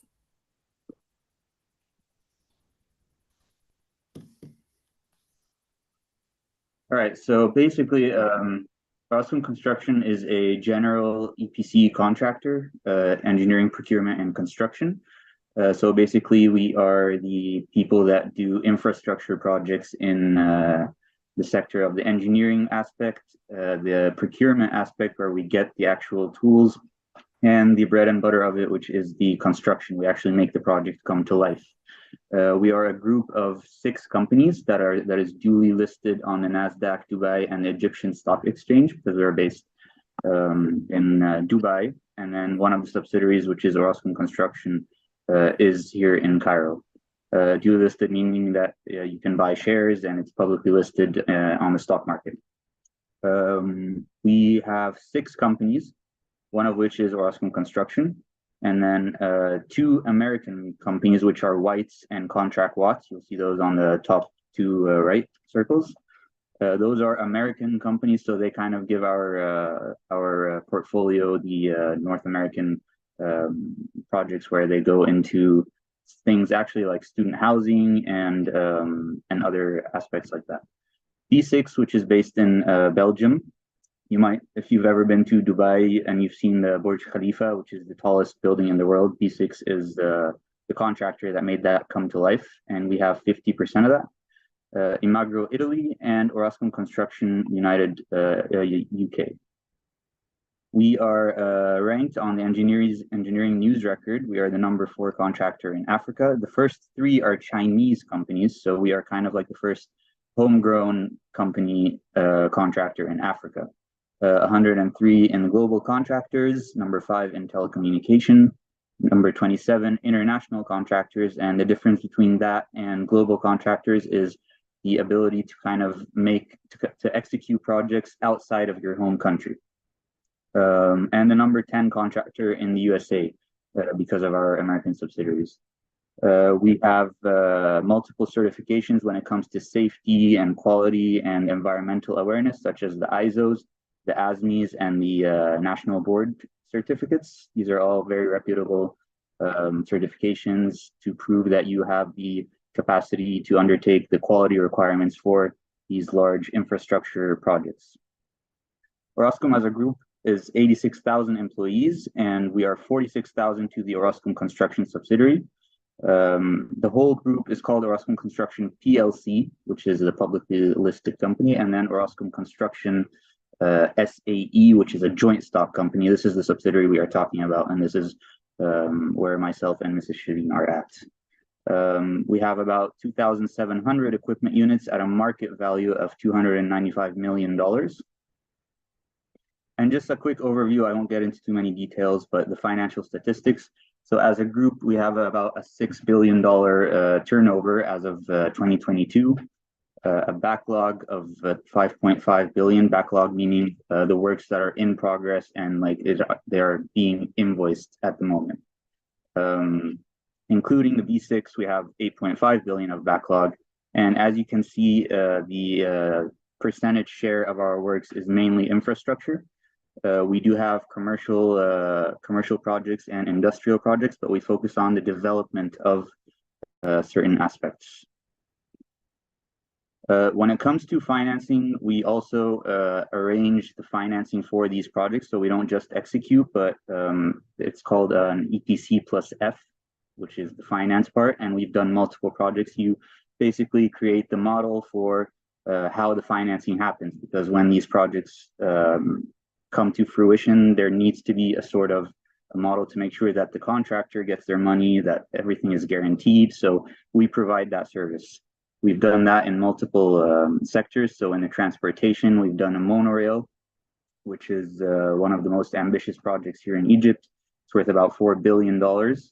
And we've done the high-speed train, which connects port cities alongside the coasts of Egypt. That's about a 2,000-kilometer train. And in the water sector, we've done multiple projects when it comes to wastewater treatment. We are not only an EPC contractor, but we do also invest in these projects. So if we feel like, okay, we have the capacity to execute and we want to be a part of this development, a part of an initiative to help in the development of this country in this certain sector, then this is something that we look forward to. In the cement and fertilizers industry, we actually started in the cement group, and then we sold that in 2007 to what you may know as Lafarge right now. They bought it from us back in 2007. In the power sector, we've done multiple renewable projects, the first of their kind. I'll kind of get into that considering that this is focused on energy. And then in the debt raise, we have about $22 billion over the past 18 years, including $6 billion raised as ring-fence project finance. This means that they're focused on the project and not the company. It's kind of a liability kind of dynamic. $3 billion to non-bank liquidity through US and European Egyptian debt capital markets. And then we have over 30 relationships with international banks that provide these. So these are the sectors we kind of focus on. As you can see, they're mainly infrastructure sectors. So we focus on power, industrial, water, transportation, oil and gas, and commercial. And if you see that one on the far right, the commercial, that's the Grand Egyptian Museum. If you ever come by to Egypt, then you can definitely come by. It's one of the most ambitious projects in the country. It should be opened, I believe, later this year or early next year. And it is the largest archaeological museum in the world for a single civilization. I've been to it. I got the opportunity to work there for a little bit. It's honestly very impressive, and I don't think you should miss an opportunity to check it out. So a quick overview on our energy highlights. This is our green energy snippet. We did the 262 megawatt Ras Gharib wind farm, and this is Egypt's first IPP. IPP meaning it's an independent power producer, and this means that we basically can invest in this project and construct it, and then we use the electricity generated to be able to sell it to the government that can feed it into the infrastructure on the grid leading into the community. When in progress right now is an additional expansion to it of 500 megawatts. We did the first integrated solar combined cycle, which is the Quraimat. Solar combined meaning that we mix between solar and gas turbines together in one plant to get the optimal efficiency. The first green hydrogen plant in the region, I'll actually get into that on our next slide, and hydropower contribution in multiple areas. not just in Egypt, but also in Burundi. Here's a quick list of the projects that we did for energy. If you can see on the last one on that list, you can see that during COP27, which was here in Cairo, in Sharm el-Sheikh, Egypt, we signed a memorandum of understanding to develop and operate 3 gigawatts of wind energy in Egypt, which is one of the main things that were announced in COP27. It's very, very exciting, to be honest. So this is the 262 megawatts that I mentioned earlier. We have a 25-year operations contract for it, and that was completed back in 2009. We have our partners, Engie and Toyota. Engie is a French company, and Toyota is a Japanese company. The expansion of it that's currently ongoing, this is going to be about 84 wind turbines, also with the same construction partners, Engie and Toyota. Right now it's at about 45% completion, and we're on schedule to finish it by the middle of 2025. This is the integrated solar combined cycle, and this was the first integrated solar combined cycle plant. And this basically, it's a CSP, so concentrated solar plant. This brings the benefit of getting solar energy from both the heat of the sun and the light of the sun. And that's why you find those curved troughs that kind of like concentrate this to get the optimal energy efficiency. Some hydropower projects. So these are the ones we have done in Egypt. You can see that we have partners such as Vinci and Bilfinger.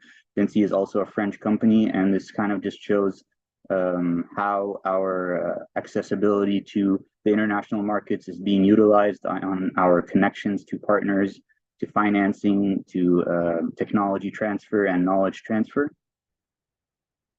And this is the one that's currently being conducted in Burundi. This is about 51 megawatts, and when this is completed in the middle of next year, then this will actually double the country's electricity generation capacity. So this is kind of like what we look for as projects. We want to make sure that these projects are impactful, they can help in the development of the country, and they can help directly benefit the citizens of the country. This is the green hydrogen facility. It's a 115 megawatt green hydrogen. So that means that we feed into the electricity of 115 megawatts, and then they use these 115 megawatts to use electrolysis to produce hydrogen to be able to use, whether that's for transportation, whether that's for ammonia production. So in this case, it's going to be fed to feed up to 90,000 tons of green ammonia. And the electricity that is being produced for this electrolysis, because electrolysis is a very electricity consuming process, this is all through renewable sources. So that's like wind farms and solar farms, and these are all integrated into this one big project of green hydrogen. In this project, we are an investor in it as well. So we are both an investor and we are the contractor for it as well. And then I'm just going to touch base on some conventional power projects. I won't get too deep into this, but we are able to deliver multiple mega projects simultaneously. I believe in the span of about 5 years, we delivered 9 mega projects from start to finish through multiple various models. Over our portfolio, we have over 28.5 gigawatts of power plants, and these span not only in Egypt, but through Algeria, Iraq, and Kuwait over the past 20 years. And then 12,100 megawatts of EPC works, and this is about 60% of what Egypt added in the past 5 years, which was 18,500. So we proudly hold that high, because we want to, being an Egyptian company, we want to make sure that our focus does go to what needs in our own homegrown country. Fast track generation. So those two projects, the 1,000 megawatt Asyut power plant and the 500 megawatt Dimyat power plant, those are both finished from we got the first fire from A to Z in about 6 months. So that was, I think it actually like held a record for the fastest first fire around. And then these two projects, these were part of something called the Mega Deal. This is the Borollos Combined Cycle Power Plant, and this is the New Capital Combined Cycle Power Plant. Each of these is 4.8 gigawatts, and these were part of a mega deal with Siemens here in Egypt. They were 3 projects, and Orascom was awarded 2 of them.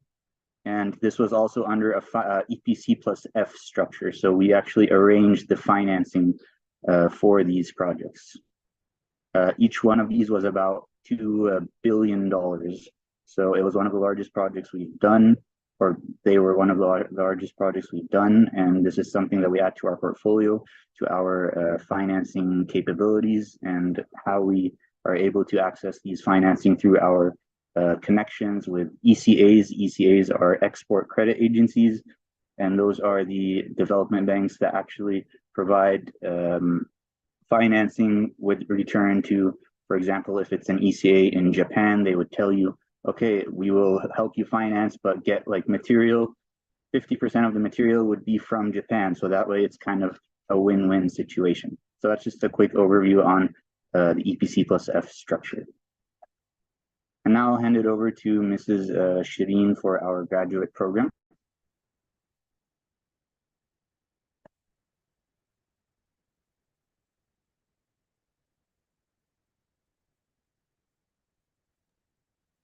Hi, Yusuf. Hey, everyone. Apologies, I'll keep my camera off to save bandwidth. Just say hi down here.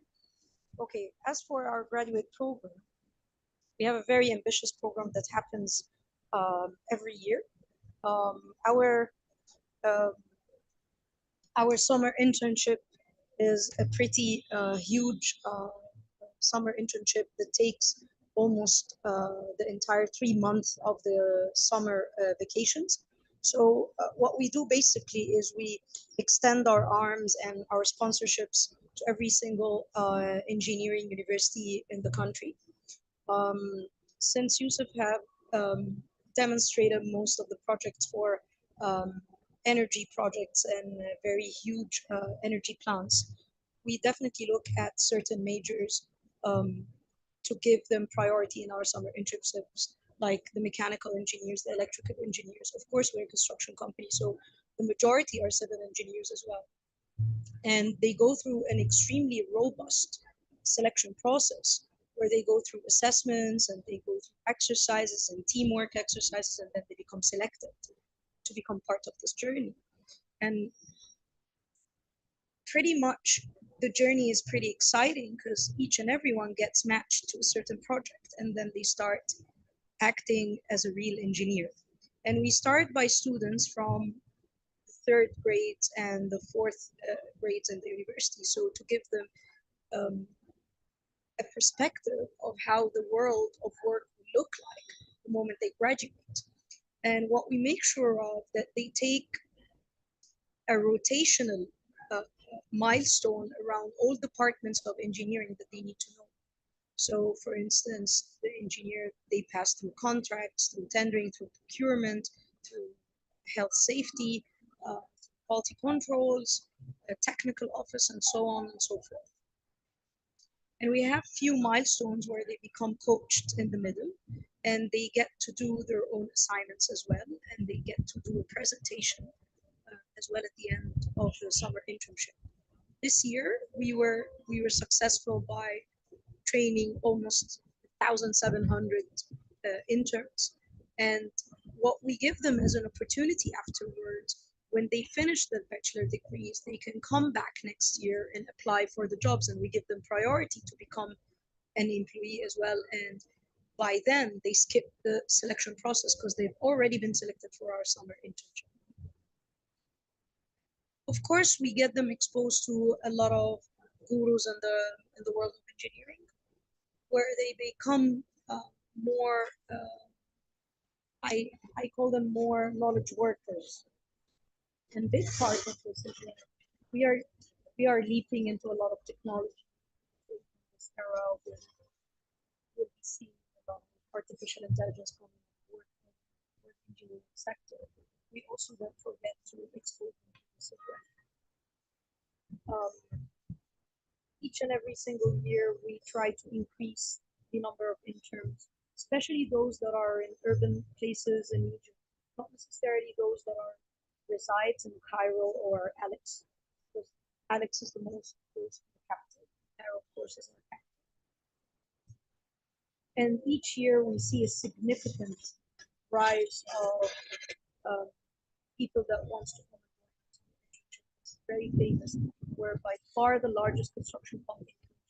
We have around 12,000 employees. Out of 8,000 are only engineers. And that's a pretty huge number. What I would tell the graduates and students leaping into engineering, and just let me give you a glimpse of what has happened throughout the past 15 years in the entire globe when it comes to each and every single industry in the world has a curve. And there are jobs that becomes famous at the time, and there are jobs that doesn't become famous at the time. So what we believe in that for the past maybe 3 or 4 years with the rise of social media and the kind of globalization that's going on everywhere, people are starting to lose interest in becoming engineers. And that's by numbers and facts and figures. So for instance, Italy, which is this country that used to export the best technical office engineers in the world, are reaching out to people and saying, I want you to go to engineering schools, because people have dropped engineering schools. It's not anymore famous. Everybody wants to become something else but an engineer. And by this, I am actually urging each student that is good and that one day wants to become something in their lives and they want to achieve something, they have this ability and this talent. Please make sure not to drop this interest, and this is very important, or else we will not have any development in any of our countries. The session before me, just before me and Yusuf, I believe our colleagues, I believe they're from somewhere between Kenya and South Africa, they were speaking about that Africa needs a lot of energy and needs a lot of plants that produce energy. Of course, how are we going to do this without engineers? So it's still a hot job. It's still needed. So this is what I'm telling you. Take the chances right now, because there's still a lot of development going into the world, especially Africa. And it's a hot spot right now, especially as well for us. We come from the Middle East. So the biggest gig right now is the KSA, the Kingdom of Saudi Arabia. And they are attracting a lot of caliber from all over the world, actually, not only the Middle East. And this is something. And as a graduate, I encourage each and every one to make sure that they at least go to one summer internship and see how it looks really in the world of work, and not just be content or satisfied with just being a student and just waiting until I finish my years of graduation. That's pretty much what we do here in Egypt. And I would love to see some maybe exchange student programs happening in Egypt, where we bring along some other students from other countries. Because us in Cairo, we send our students abroad, we send people to the US, we send people to the East, of course. I'd love to see people coming from Africa as an exchange student. Pretty much, that's it. And by the way, Yusuf himself was a graduate of one of the programs that happened for fresh grads, and it's called Lead, where we give you a springboard to become ahead of you inside the company. You are in the program for 2 years, maybe Yusuf can give you a glimpse of how this program was for him and how it helped him in his own career. Okay.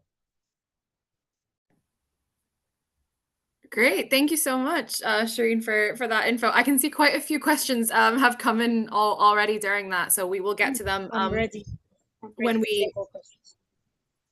Oh, great. Well, we've got the presentation coming from the colleagues at Larsen and Toubro next. So we will hear from them first, and then we'll come back to everyone for Q&A. There's a good amount in here, actually. There's like 8 or 9 questions already. So we'll get through what we can, and a few of them I think are quite general, so we can ask both companies. But without further ado, again, thank you so much, both Shireen and Yusuf, for sharing this information about Orascom and about your and about the graduate program and the internships that you guys have and your advice.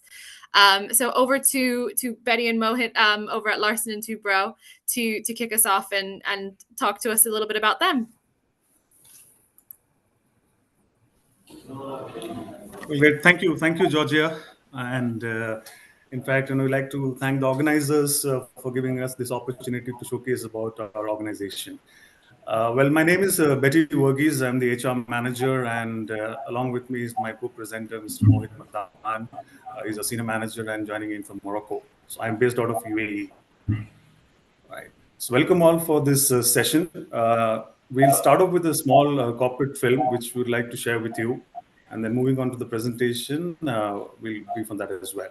So I would like to share my screen and like to play the video as well.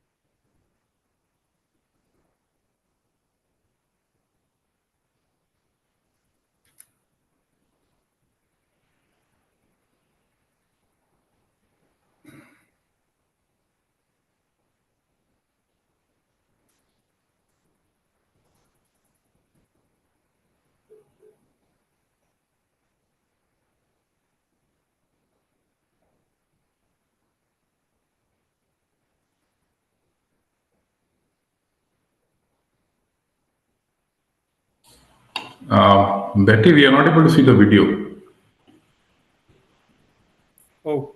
Hello? Yeah. I am able to see only the screen which shows the presentation. Okay. There's some error somewhere. I think so.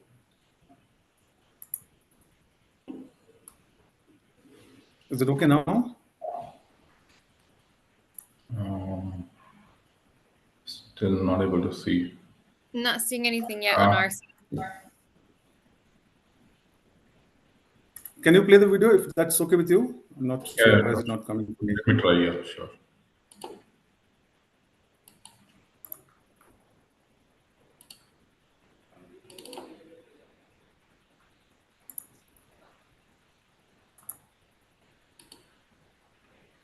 I don't know if it's visible. Yep, I can see it. Yeah. All right. Just increase the volume. That's the maximum I have.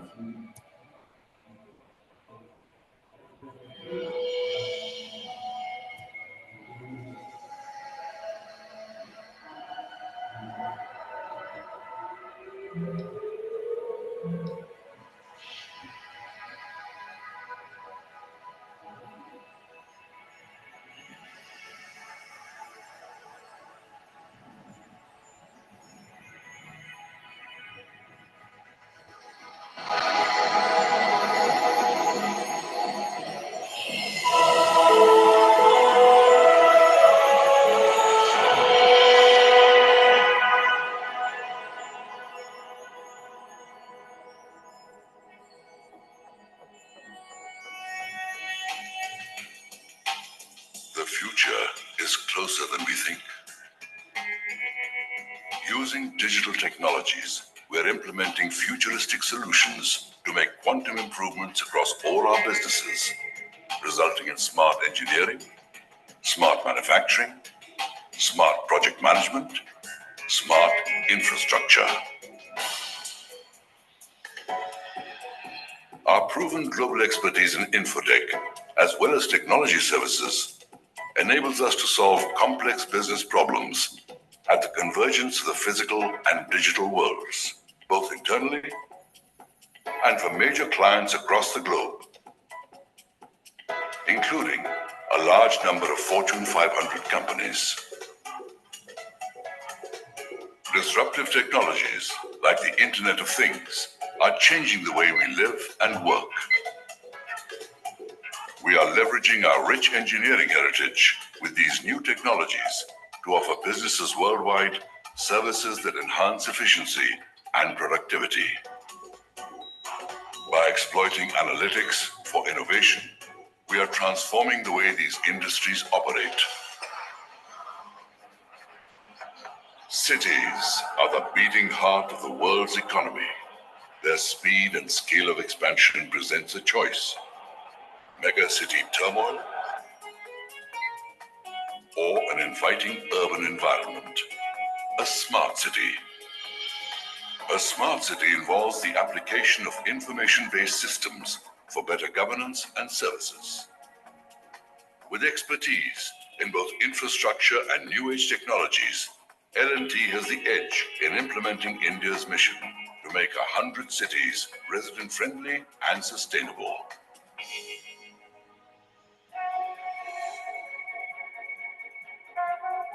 Every day we help light up hundreds of villages and power businesses and industry.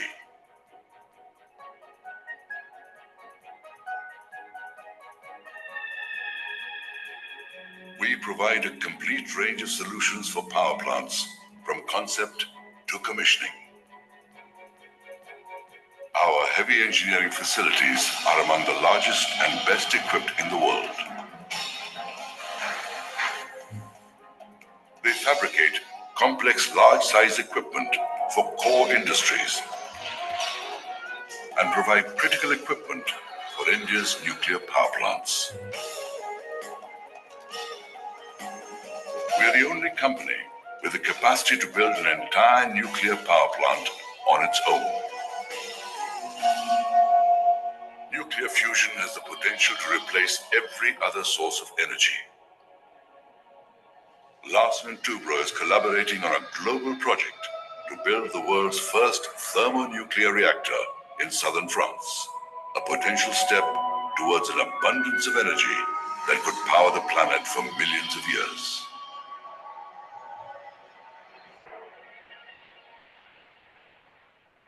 Till such time alternative energy sources reach full maturity, hydrocarbons remain the principal source of the world's energy supply. Our presence spans the entire hydrocarbon value chain, from exploration to refining to erecting complete plants.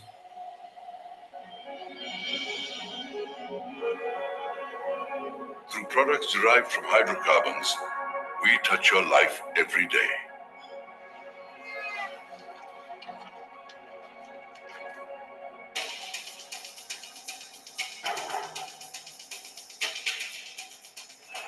In a myriad other ways, we are a recurring presence in your life, day after day. Moving you through airports built by us, over bridges, roads, and intersections that we have constructed, through state-of-the-art metros that we have built. And as you arrive at your destination, an array of properties await you, built by us to the highest standards. Whether it is the tallest, longest, largest, we at L&T have built it. We apply technology to man's most precious resource, water. Our ability to build a world-class water infrastructure covers all aspects of treatment and conservation, including desalination.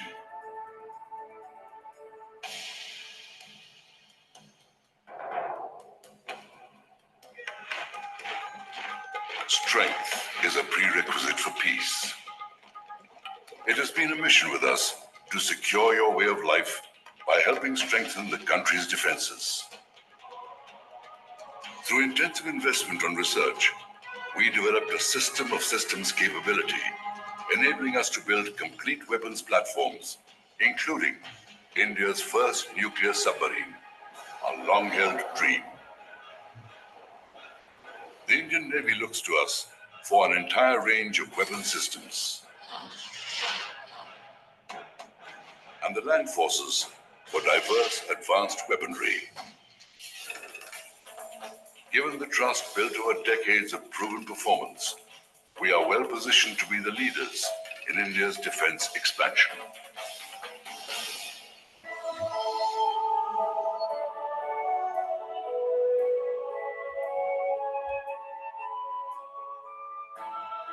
We have played our part in India's mission to the moon and its thrust to orbit Mars. For decades, we have made critical aerospace components for the country's space program.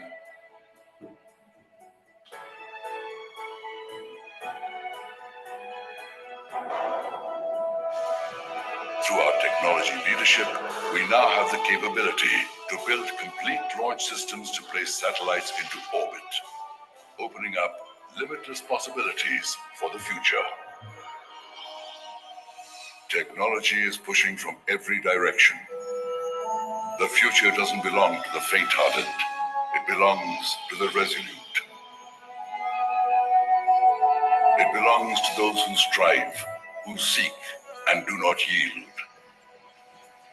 The future belongs to the brave.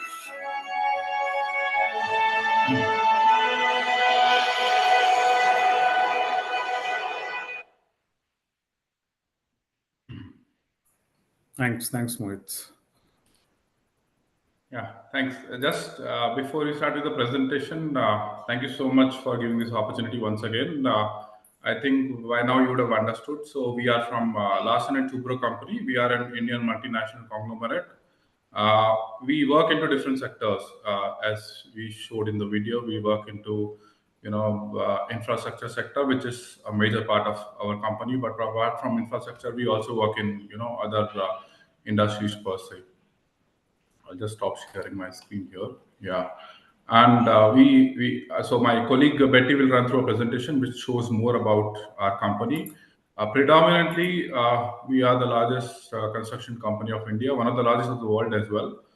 We operate in more than 30 countries, including 13 countries in the Africa region per se till now. And I have been part of Africa, operations. I have lived in Cairo. I'm sure many people are connected from Cairo. So I have lived there for about maybe 7 months before I moved to another country, Morocco, and I'm handling from here. Yeah, we'll run through a presentation which gives you a little more glimpse about the company first, about the projects that we have done internationally, which makes us a company we are.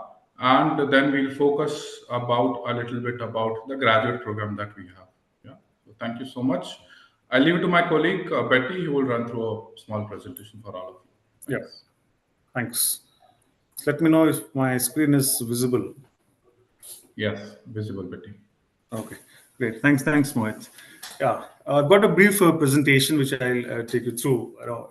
It has more of pictures, and maybe in the video you would have seen some of them. Nevertheless, I'll take it through again. Well, it's all about Imagineering. When we say Imagineering, it's the implementation of creative ideas in practical form. That's what we believe in L&T. So you talk about the largest, the longest, the biggest.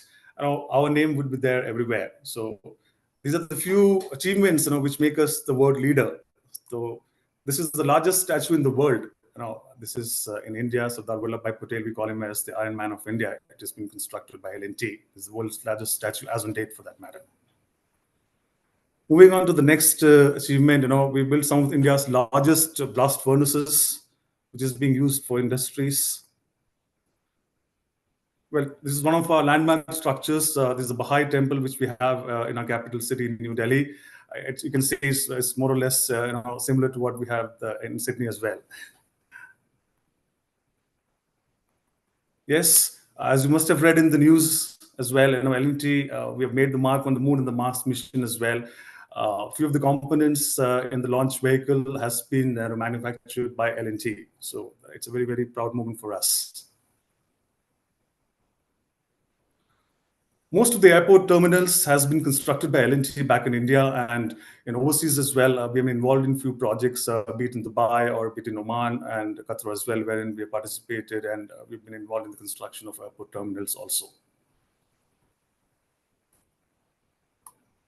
We've built the world's largest high vacuum pressure vessels. Again, this is being used in industries. This is a gas platform which we've constructed in Saudi Arabia. It's one of the heaviest platforms that we've built so far, amongst many that we've constructed. Everybody talks about the FIFA World Cup, which got over last year. Now, we were fortunate enough to get one of the projects to construct the Al Rayyan Stadium.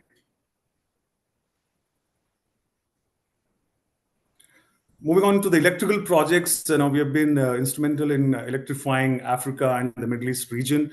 We have done a lot of projects in terms of overhead transmission lines, as well as substations. A few of the pictures of the projects that we have executed in Kenya and Ethiopia, as well as in Algeria.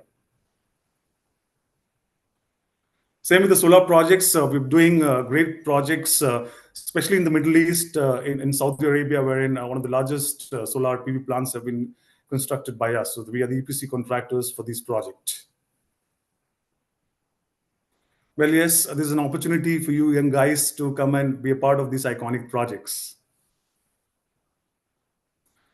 This is a brief about our organization, L&T, how it started off. And it was founded in 1938 by two Danish engineers, Mr. Larsen and Mr. Toubro. It's India's #1 engineering company, as we've been talking about this. We're the leaders in infrastructure, heavy engineering, power, hydrocarbons, manufacturing, defense. You name the sector, we are in there. With over 50,000 employees working all across the world, over 30+ countries. And we have a turnover of over $23 billion.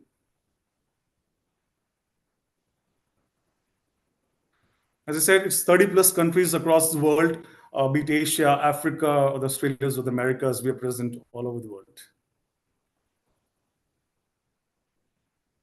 This is our business. You must have seen that in the video as well. So we're into construction, EPC projects, manufacturing, defense, and services. So we have further bifurcated that into different independent companies or verticals, which has a focused approach in the sector that they're operating in. Construction, a few of the landmarks that we've constructed, be it the stadiums or the metros, the barrages, the floating solar, the water treatment plants. EPC, the hydrocarbons, onshore, offshore, we've been constructing a lot of projects in the Middle East and back in India. This is the manufacturing, as you would have seen in the video. We've constructed one of the largest blast furnaces and pressure vessels of the world.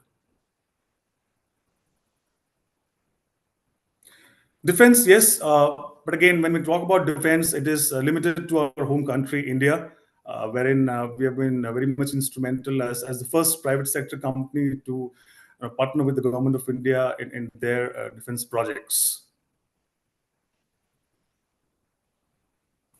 Services, IT, ITS, we've got L&T Mindtree, which is our IT wing, which operates across the world and working for various government agencies in different countries.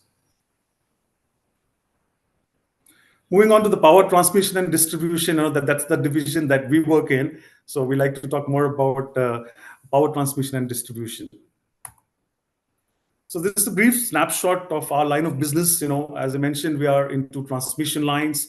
We are into construction of substations, be it GIS or an AIS substations, utility power distribution projects, underground cabling projects.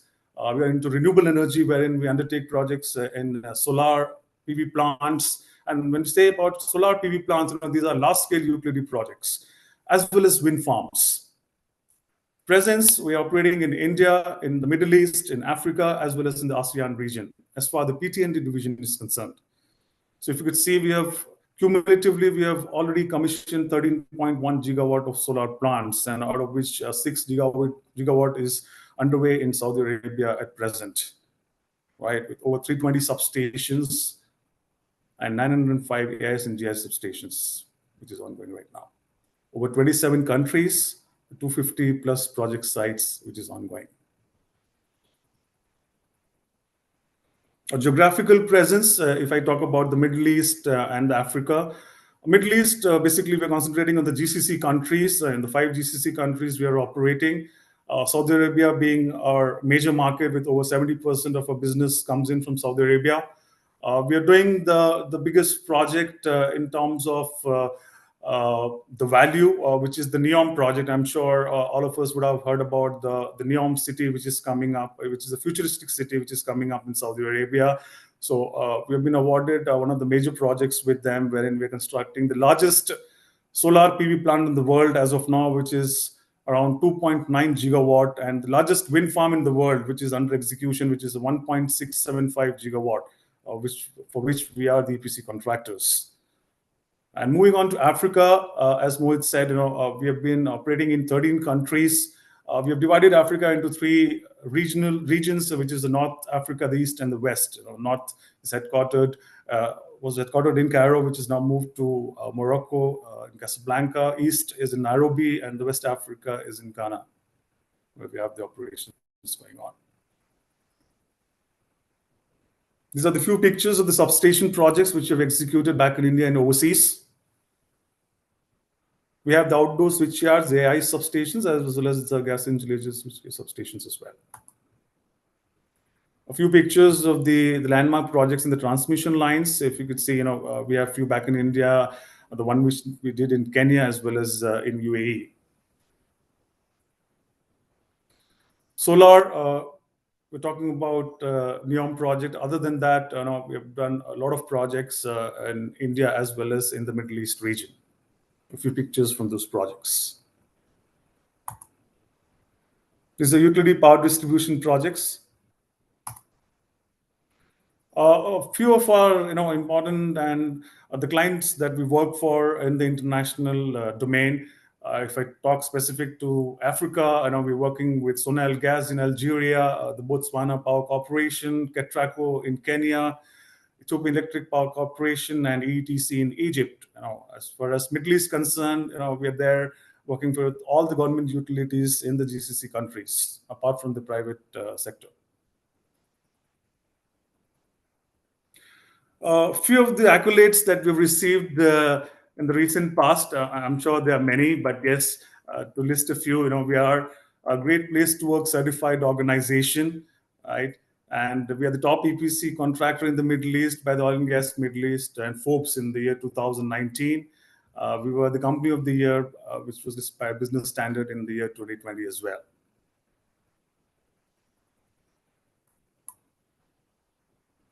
The qualities that make us unique, which makes us stand out compared to our competitors or the other segments.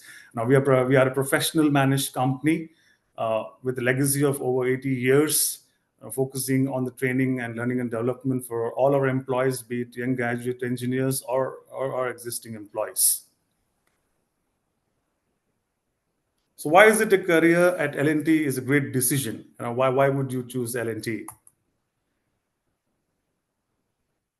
Well, it's all about technology, right? So joining L&T is like, stepping into a tech wonderland, where innovation is the air that you breathe in. Now, you're not just a part of the company, you're a part of a tech-driven journey that always is a step ahead, where you get a chance to work with the latest and the greatest in the industry. It's a place where curiosity isn't just encouraged, it's celebrated. That's what we mean. To be heard, be counted at every step. Well, over here, it's all about hearing every voice. At L&T, it's not just about having a job, it's about having a voice. From day one, you're just not an employee, you're a valued contributor. Joining L&T isn't just a job, it's commitment to being an active participant in your own career. It's all about knowing your thoughts, your innovations, and your insights. That's what we value. Work culture that nurtures the talent. Yes, joining L&T isn't just stepping into a workplace. It is just entering a talent greenhouse. The work culture is more than just a set of rules. It's a nurturing ecosystem that we have where your skills and your potentials are recognized.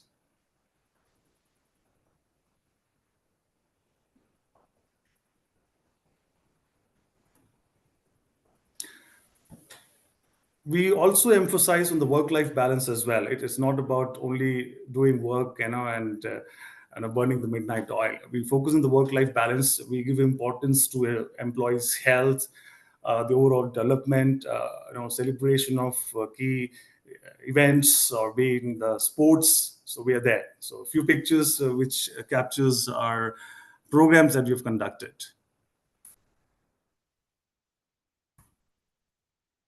I guess the opportunities in L&T is there. It all depends upon your interest. We are into various segments, be it in design or research and development, be it business development or tendering and proposals. Obviously, construction is our bread and butter, so that's what we focus on: construction management, the project management, be it quality or safety, or be it testing and commissioning. Wherever your interest lies, we've got that opportunity for you.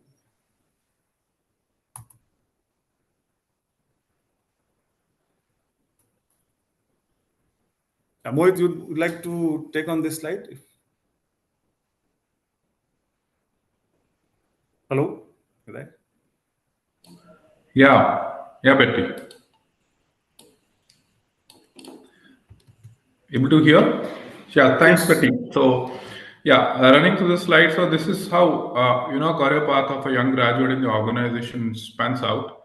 A person joins as a young engineer graduate in the initial 1 year, after which he goes on into a career development where it is both cross-functional learning as well as the vertical learning. So it moves on from young engineering graduate to a senior engineer, moving on to the levels of assistant manager, or if you are in engineering and design, you become an engineering manager.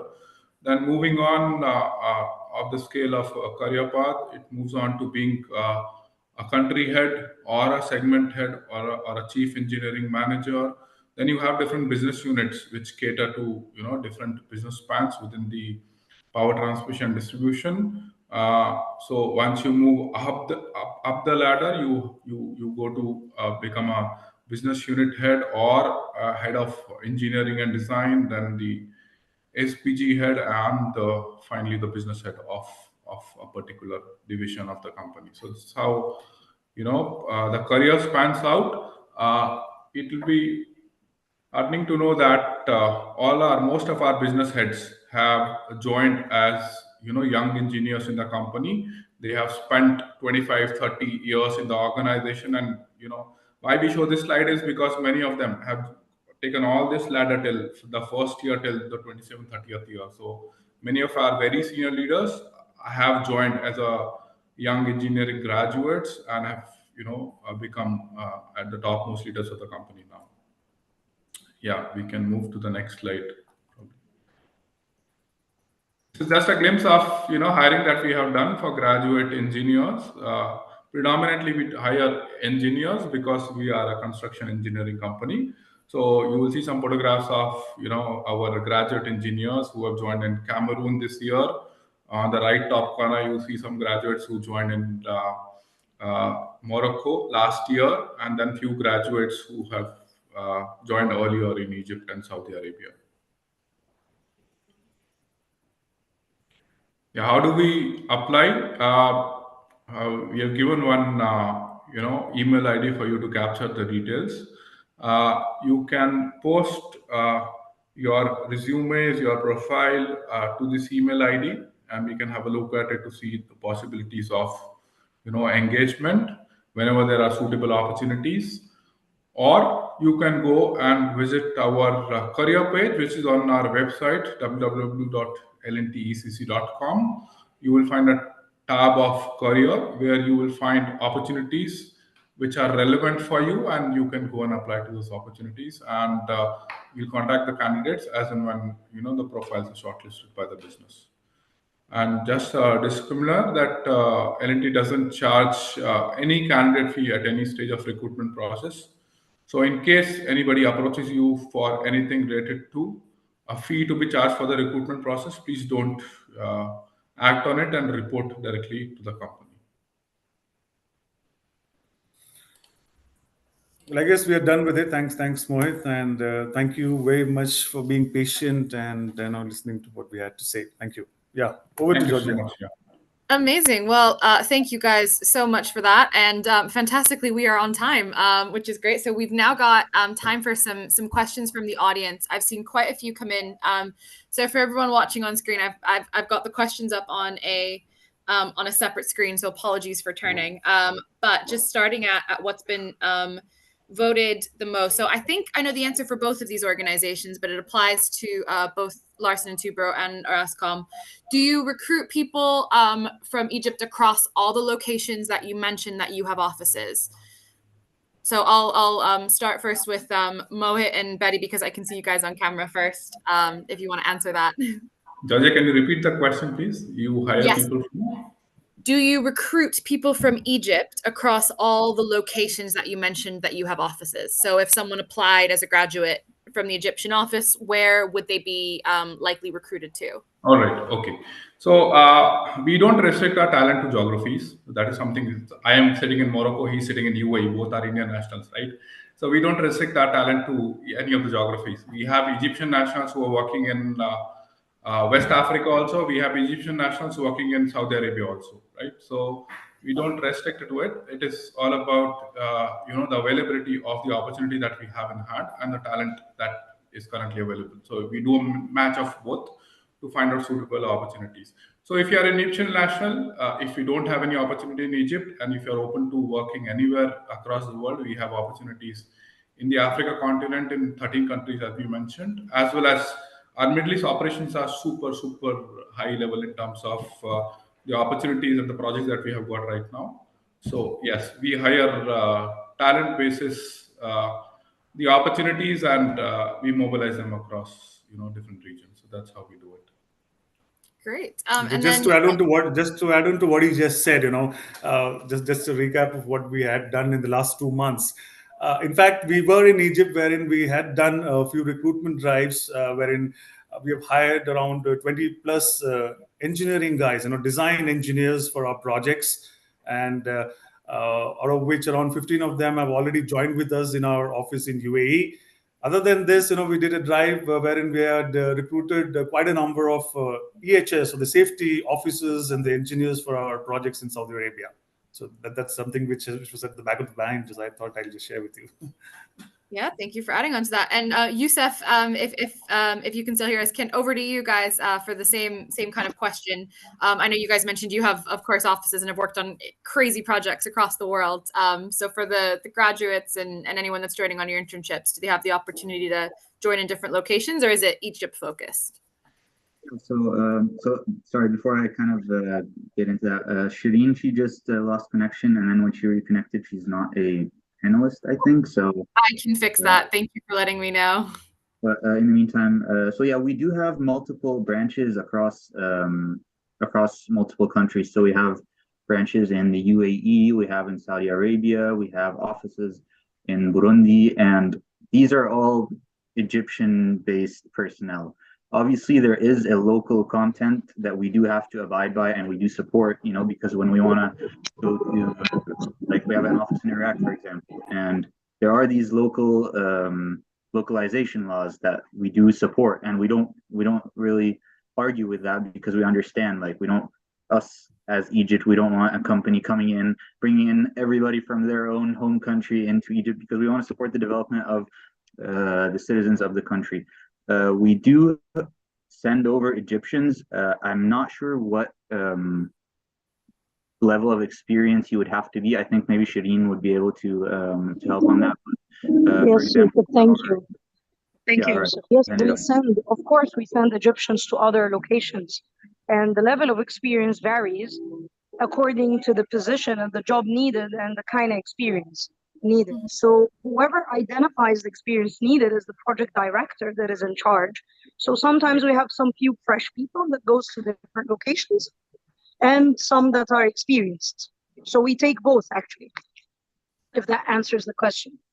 Excellent. No, that does answer the question. And then next question on, I think this one, because it's internship specific, again, probably Shireen is more directed to you. Do you have internships open to other African companies or applicants from other African countries? Sorry.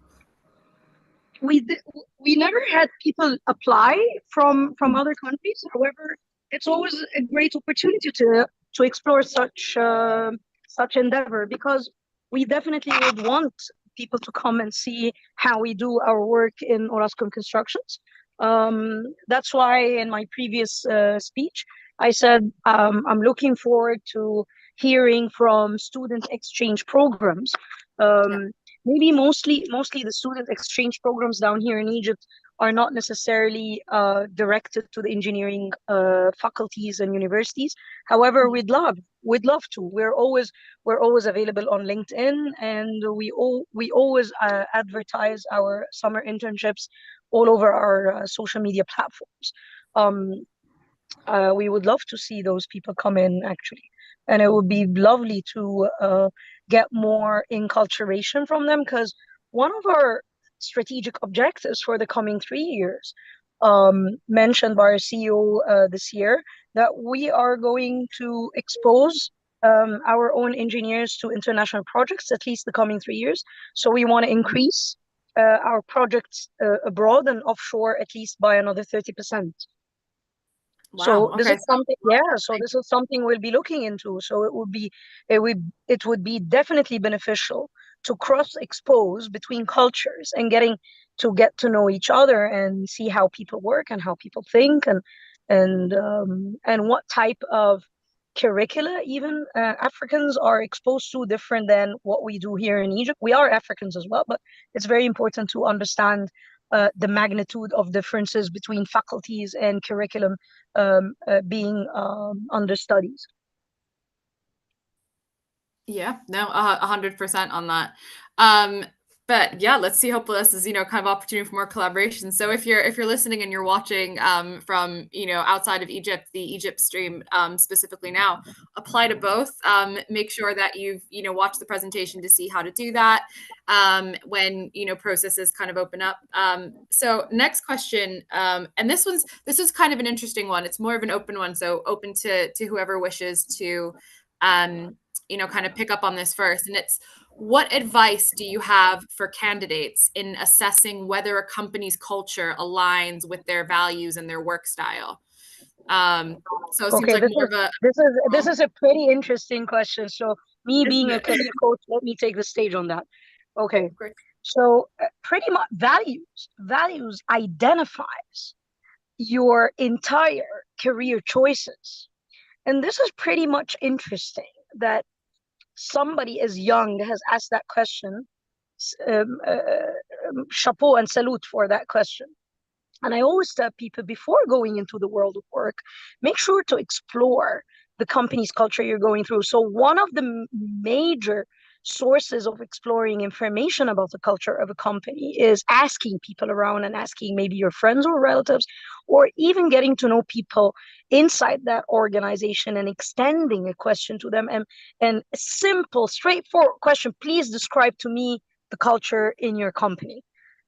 And if an employee stumbles to answer that question, you can dig deeper and ask them, okay, so tell me, what does the management looks like inside your company? What is the leadership aspects inside your company? Have you been able to grow? Have you been able to develop?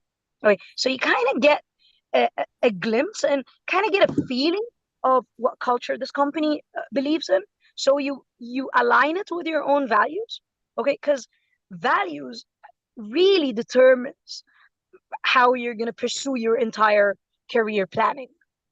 And it's very, very, very much important to explore this aspect before leaping into taking an offer on board and accepting it. Of course, for the fresh grads, my advice, of course, is at the very beginning, you might not have a lot of options and choices.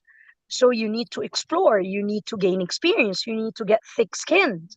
So this is part of the process, and you need to you need to respect time that you will be leaping into a lot of experiences. Okay. So the only thing I can say, if you opt out of a company just because it's not aligned with your own values, I want you to make sure that taking on another offer, make sure that you have cross-checked out what you don't want to see again in another company. All right. So this is pretty much important. Yeah, great. Does I think you've answered that very well for the audience. I've picked up a few pointers there myself. Is there anything anyone else wants to add from their side and their experience, perhaps? No, just to add, yeah, as Sherin said that, you have to be aware about the values and the culture of the organization, try to connect with people, understand from the experience whether it aligns, with what you desire for, and try to see if it fits to, what you aspire for. That's very important for young people. Young people probably will have let's, I would say, more choices than people who are more experienced. So they will have opportunity to choose. So be open, but try to gauge, the culture of the organization and try to see whether it fits to your values or not. Great. Yeah. And then moving on, this one's a bit more of a I guess kind of wider one as well. But it's asking how does the youth get themselves closer to ongoing renewable projects? So I think the person that's asked anonymously here is asking, I guess, about kind of some of the greener projects that you guys have, and kind of how to find out more about them. If anyone wants to take that. Betty, you would like to take this question? Yeah. Well, I guess it's a very, very pertinent question in this forum, because renewable is going to be the future, right? That every one of us is aware of, right? And whichever country you go, the government is focusing and propagating to invest in renewable projects. So if I talk in specific to the Middle East region that we are in, each of the GCC countries, they're investing a lot in the renewable segment. These projects are big, multi-billion projects. The opportunities are immense. In fact, to look at the other way around, the talent is less where the opportunities are more. So each of the companies, we have n number of organizations are operating in these countries, and opportunities are there for you to grab. You can be in the news, right? Check for the latest publications which comes up, the government tenders which are released, and check onto the websites of the companies who are into this business. So even if I talk about L&T for that matter, right, we are looking out for renewable experts for our projects, be it into engineering or construction or project management. With the scale of projects that we have in hand, we do have enough opportunities for a lot of people, be it back in Africa or be it in Middle East region. Yeah. Great. And then Yusuf, I noticed you had taken your mic off. If you want to add from your side. Yeah, I mean, I really appreciate what Mr. Betty was saying, and I want to add on to that. I think it's as simple as doing your research. Like personally, like I'm a business development coordinator, so part of my job is kind of like following up on the market of new technologies, and how you do that is literally going on Google or going on the company's website and just reading about news. Okay, so this company, for example, just made a new technology for green hydrogen. And then you kind of like, it's kind of like a snowball effect where, okay, it starts there and then it kind of leads you into something else. And then when you start getting familiar with, okay, who are these like key players in the renewable energy market? And then you kind of get into how can I reach out to them? And then when you do reach out, you have a solid base on what you're talking about and how you can add value, and even seeing if, okay, this is for me or it's not for me, because I could be doing research on a certain technology, for example, and I find that, okay, I feel like I could be getting it, but I'm not liking it, or I could be liking it, but I'm not getting it. So it's kind of like a mix and match on what suits you as a person, and just networking, reaching out, just showing this eagerness to get involved in these renewable energy projects. I think that's something people look for, whether that's on like LinkedIn, emails, just following people, reaching out, networking events, things like that. Yeah. Great. Yeah, no, thank you. that was, I think, really helpful from both of your sides. So thank you for that. So this question, again, I think it's more for Orascom, but do you have any other internships outside of engineering degrees? Yes, we do, and the usual majors, like if you're in finance, well, of course we have an internship for finance people, for HR people, for marketing people as well. More or less any department in our company has an internship program, pretty much. Great, thank you. And then I want to extend this over to Larsen and Toubro for kind of the early career roles that you guys hire in. Do you hire only in engineering, or is it across functions for anyone that's potentially looking at your organization as a graduate? Yeah, so predominantly we hire engineers, and to be more specific, we hire civil, electrical, and mechanical engineers to the business that me and Betty represent. But yeah, it's a big organization with working in various industries. We hire graduates from other people, but those are limited number of opportunities. Our majority of hiring is predominantly because we are a project and EPC based company. So our majority of hiring happens only in the engineering sector. Okay, great. And then following up on the kind of the flow of this, there was a couple of questions that came in of similar. One's asking, so I guess this can be opened up to any time there's a hiring process. So or whether it's an internship or whether you take in amount of people from the project, roughly how many people or positions are usually kind of taken in every time? Is it kind of like one or two ad hoc? Is it that you tend to have an intake of for example 10 at a time? If anyone wants to kind of add their thoughts there. Definitely me and our colleagues are going to tell you we're construction companies. We have huge manpower planning plans on board, and we have a workforce team that works day and night on taking on jobs. Of course, it's not an ad hoc job. Of course not. In such huge projects and mega projects and key account projects, of course, we at least hire not less than 300 people a month, at least, per project or per intake. This is something that's being done on our budget cycles each and every year. And even when other projects come in as an awarded project, for instance, we start having a budget zero at that time, and then we identify how many headcount is needed, or full-time equivalent, as per se the HR terminology for it. Of course not. No, we don't have ad hocs. Ad hocs is for something that happens haphazardly in the business, or something like backfill or attrition, or something that is unusual that just has come up. But in big organizations like ours, of course not. We have a very big and huge headcount planning during the year. Great. No, thank you for sharing that. And then on the internship side of things, looking at the graduate side of things, is it kind of like I imagine it's a set cycle roughly? Is it kind of a similar number of intake every year? Is it kind of like you have intake twice a year? How does that work? We have one intake a year because it's the summertime, where our resources can help all students get the correct exposure and proper exposure, and get the proper coaching as well. So this is the summertime for us. I'm not sure about our fellow colleagues from other companies, what do they do? We have the summer intake, and it's it's the most big of all time, because as I mentioned before, this summer we took in 1,700 internships. This summer, the upcoming summer, 2024, we're looking at least another 50% increase of that number, because we always plan at least an increase every single year. Amazing. Wow. And then I'm just looking through to see what else. Oh, this one's a very interesting one.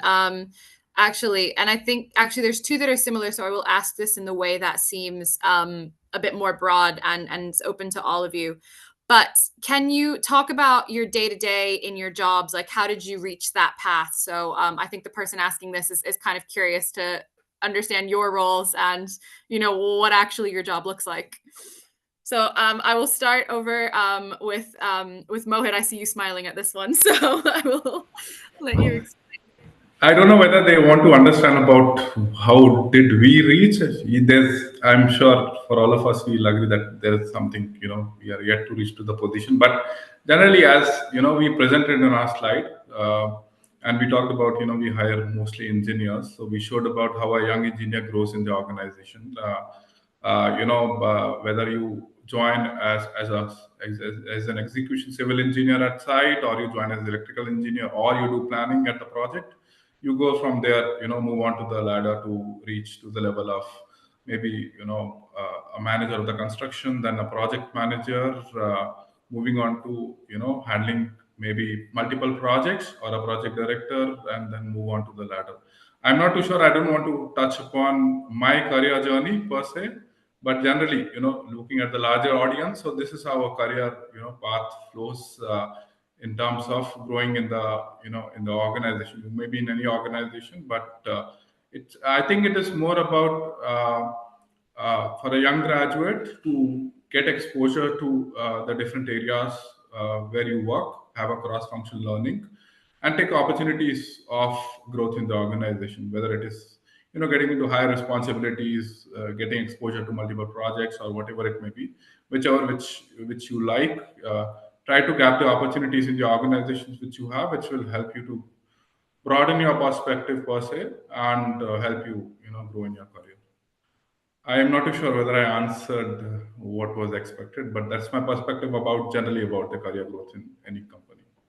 Yeah, no, I think that's helpful. I think I'm going to pass over next to Yusuf for this, because I know you mentioned a bit about your day to day, and, you know, kind of how different elements kind of fit in for you, and how you'll use kind of different tools to make your job work. So can you describe a little bit more about yourself and your role, and, you know, kind of what your day to day looks like? So yeah, I mean, I'll speak obviously about myself. I'm sure every one of us is very different when it comes to day to day, with regards to both the role and the company. But so I am a business development coordinator, and basically what I do is I look for the opportunities for the company. So if it's a new project, before it goes into the tender phase, tender is when the tender team or tender department actually starts pricing a project to submit, and based off of that, we would get awarded. So before it goes into that phase, this is kind of where I would come in and actually research the market of a country that we're looking at. So we study like the political situation, the economic situation, and see kind of if this is a good fit for Orascom. And then if it is a good fit, do we qualify for this? Like, there are certain requirements so that that the clients put, so that companies don't just, you know, anybody can go in and bid. It's kind of a waste of time for the client. They want to just take the serious players on there. So they put these certain qualifications. And so my job is kind of like to make sure, okay, we do qualify. And if there's another opportunity of a new market. So I mentioned the green hydrogen project. This is the first of its kind. So there was a lot of like research involved with regards to technology on a scale like this. How are we going to implement this? So my job is more of on a strategic rather than operations kind of aspect. But I do want to say one point.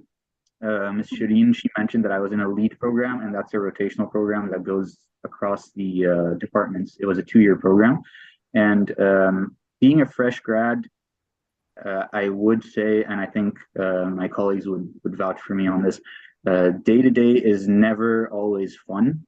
Like, there's always going to be things that are stressful. There are always going to be things that you don't want to do. But when you look at the bigger picture of it, you can kind of see how this kind of made you into the professional that you are, because I say this from experience. Like, the 2-year journey of that program, there were days where I'm just like, all right, I'm done, this is it.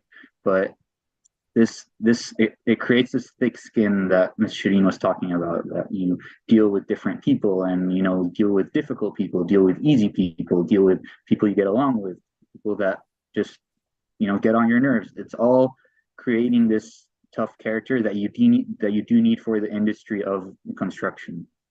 That kind of makes sense. I don't know if I answered your question. I kind of went off track there, but yeah. That definitely makes sense. I think, and I think that also really touches on something that was said in the panel this morning about, you know, the skills that are needed to kind of be across the industry, and alongside, you know, the very important technical skills that we all study for. It's also, you know, kind of making sure that you're taking the time to develop those behavioral competencies and soft skills as well. And I know that some people like to say, okay, like school kind of prepares you for how to work with other people, but not fully. So being able to work in No, teams. Georgia, nobody teaches how to deal with people. I'm sorry. Technical schools like engineering, they really miss on the opportunity of teaching our people human skills. I stopped saying soft skills a very long time ago. It's human skills, guys. It's human skills. Seriously, the social media has killed our entire human skills, and this has become a difficulty for the past 5 and 6 years. And if any advice I give out the people down there, please, guys, get yourselves in projects with people. Stop texting. Stop being on Instagram and Snapchats and Facebook. Start seeing people. Start seeing normal people, and get back your sanity. Okay, and get thick-skinned in communicating, human being communication. Okay, so this is the real deal. This is the real deal. We teach our people now. We are 2023 and are teaching our people communication skills, for God's sake. And people asking for emotional intelligence, and people are asking for conflict resolutions, and people are asking for crucial conversations. Mm-hmm. These are things we used to be taught in our graduation projects a long time ago. And during the summer internships, this is a very good opportunity for you to explore how to deal with your fellow colleagues, with your manager, managing upwards, managing downwards. These are important skills. Become tech savvy as well, of course. You're engineers, guys. Become agile. Have an agile mindset. Don't become binary. It's this or that. It's black or white. There is no black and white in the world. Okay. We all wish that it's a black and white world. Unfortunately, it's not. Yeah. So I think very much to your point, it's so that you like to work on your agility mindset. And yes, of course. And you really need to work down the line when you grow up the ladder and become a manager or become a senior manager or a head of function. Make sure to equip yourself with some political agility as well, because political agility will get you through. So these are the advice I would love to give our new graduates. Great. Excellent. And to your comment just now, someone's just submitted a question saying, you know, it sounds like, you know, there's so much more we can do, and she'd like to, you know, see more of these opportunities being posted. Definitely interesting, and would love to kind of apply and speak with you guys. So yeah, I think, yeah, the point of communications is just so important. And like you say, you know, kind of making sure that we're open. And when we talk, you know, like agility and things, I know they talk about agile and project management and things like that, but it's also, you know, like you mentioned, not being binary, not being black and white, making sure that you're looking at where the other person's coming from when they're asking from things, you know, instead of just a straight yes, no, can't make it. How can we make this work? How can we look at what we're doing overall and move things forward as a whole, instead of just looking at things as an individual? So yeah, very, very important points there. And we're just coming up to the end of our time on this, which is good timing, because I've got one final question for you guys that I can see coming in from Slido, and everyone's asked a couple of times how to apply, when to apply to you guys. What's the best, you know, kind of way to find you guys? I know a couple of you have mentioned in the presentations, but just a final time before we let everyone go, where can we reach out to you guys, and how can we apply to work with you? Georgia, of course, just follow us on LinkedIn, Orascom Constructions, and as well on the Instagram. And you can share my email with fellow students that have been attending. I'm in charge of the talent and the talent development and management inside Orascom Construction. I'm the head of function. So at any point of time, I would love to receive any questions or resumes, or even reach out for me on my LinkedIn account as well. Excellent. Thank you for offering. And then for Larsen and Toubro as well, for you guys, if you want to just remind everyone just how to reach out to you guys and apply. Well, I guess as Shireen said, you know, it's up to the individual to follow us in the social media platforms or our career page on our company's website. Even during the presentation, we displayed an email ID, which can be shared with the team so that they can put across their resumes to us. Yes. Great. Amazing. Well, on that note, we are bang on time, which is not usual for Middle East Africa. I'm Greek as well, so same thing over here. And I would love to thank you all so much for joining us and taking the time to present your companies and the opportunities. These are two fantastic companies, both in the construction space as well as so many wider projects. So please make sure that you reach out if you're interested. You can ask them questions. Do make use of those links that they've provided. And as Shireen mentioned, if you would like her email address and to get in touch, feel free to reach out to a member of the EnergyNet team and we can direct you on. But to that, I'd love to say once again, thank you so much to everyone that's joined. And we look forward to seeing you all again soon. Thank you so much, Georgia. Thanks for the invite once again. And thank you so much, fellow colleagues who are here, Mr. Yusuf and Sabir who were here. Thanks. Right, thanks. Have a good afternoon. You too.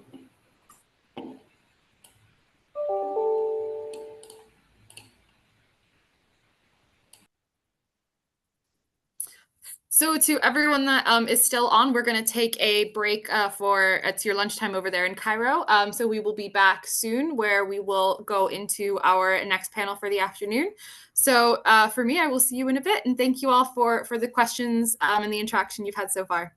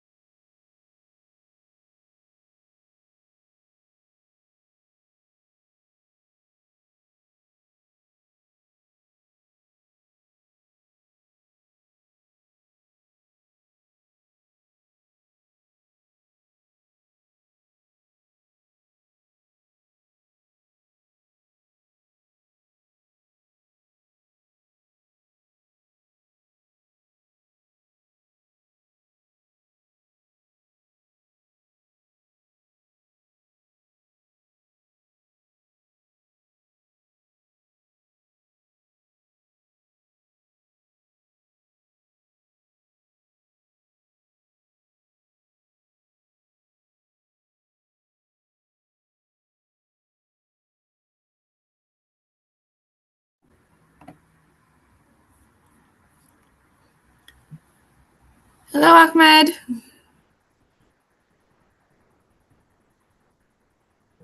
Hi, Georgia. How are you? I'm good. How are you? Yeah, pretty good. Thank you. Great. So just a small heads up here on this end, because obviously we're connecting a couple of locations. We had issues with it this morning and we weren't successful with it, but the Lagos team managed to connect it, and we are just kind of waiting for that to work. If it doesn't work for whatever reason, then we'll just unfortunately we won't be able to join, and then we'll look at as a team, of course, maybe like doing like an interview with you at another point, to bring on Beyond Privilege, just because we just want to make sure that we can get something to work if possible. But I don't want to leave you if there's too many technical issues. No, it's okay. Okay, just that was just my little warning there. We're just trying to get the Lagos team to connect to us now, but it's going all right so far.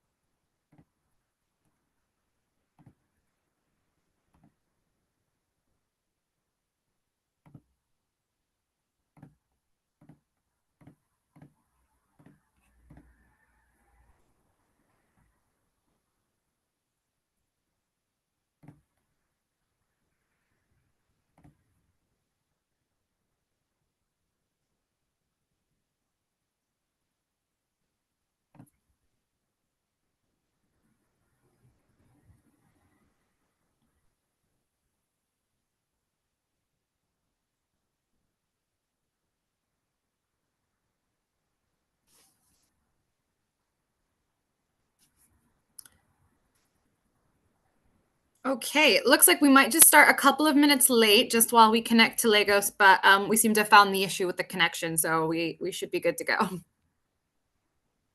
Okay.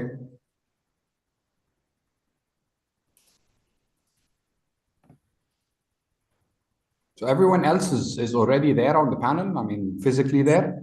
So they are in, yes. So with this panel, we were, so the other panelists are in Nigeria, joining from that end. This morning, there was a bit more of a mix. So we had 5 panelists joining us from Egypt. Another like 3 were there in Nigeria. Unfortunately, we weren't able to make it connect, so we had to separate the panels, and I did an Egyptian panel while the team on site did a Nigerian panel.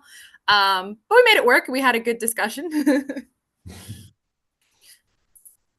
And then Cape Town and Nairobi have also done similar, where they're all linked up.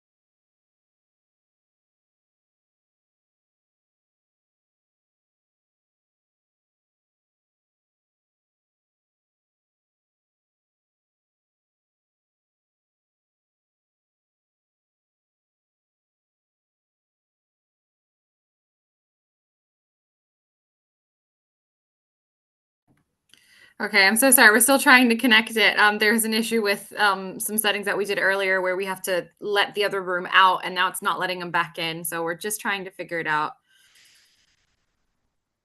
So we'll just shorten the panel a little bit. I don't want to take too much more time out.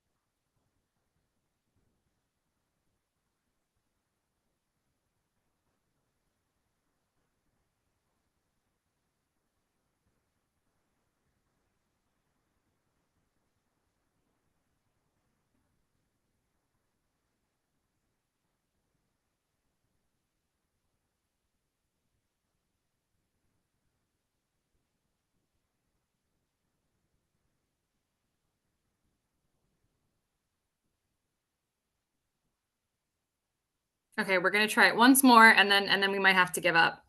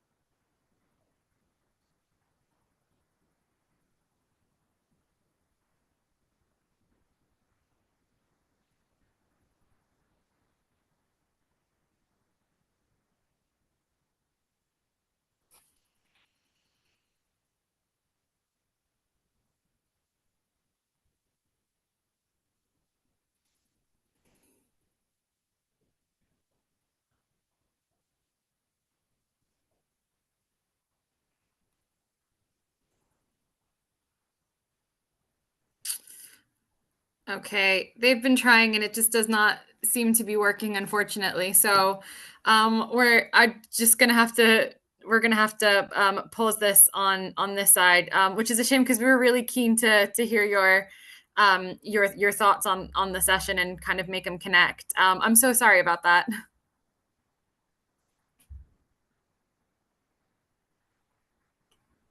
No, it's okay. I mean, um, no, it's fine. I mean, I was, I was just here. I think it was a good opportunity, but it's okay. I mean, maybe we can try to do this some other time in a different manner. Maybe, Yes. maybe Well, just there's we can 2 try points. to. Yeah, so 2 points there for sure. So one, I think now that we've got Beyond Privilege, we've got the platform and everything, we're keen to do a lot more digital content on it. So I would love to invite you back and have an interview and you know, and get your thoughts there for sure. And then we also have the wider Yes event and of course AEF that happens in June, and we certainly want to see you guys there for that with us. So definitely things coming up for sure. And just from my end, thank you just so much for the time you took to prep for this and to try and join. And I'm really sorry it just hasn't worked out on this occasion. It's the first time we've done it like this, connecting everything up. So we did tests, but we're not really entirely sure why it's having the technical difficulty at the minute, where it's like not letting them join the call for some reason on here. So I'm not there physically, which is why I can't help, unfortunately. But yeah, we'll definitely try again. And just for my end, just thank you so much for using your time and Maybe, volunteering. like you said, maybe we can have some sort of a like short video or maybe a small interview, 5 minutes or something, 10 minutes. Mhm.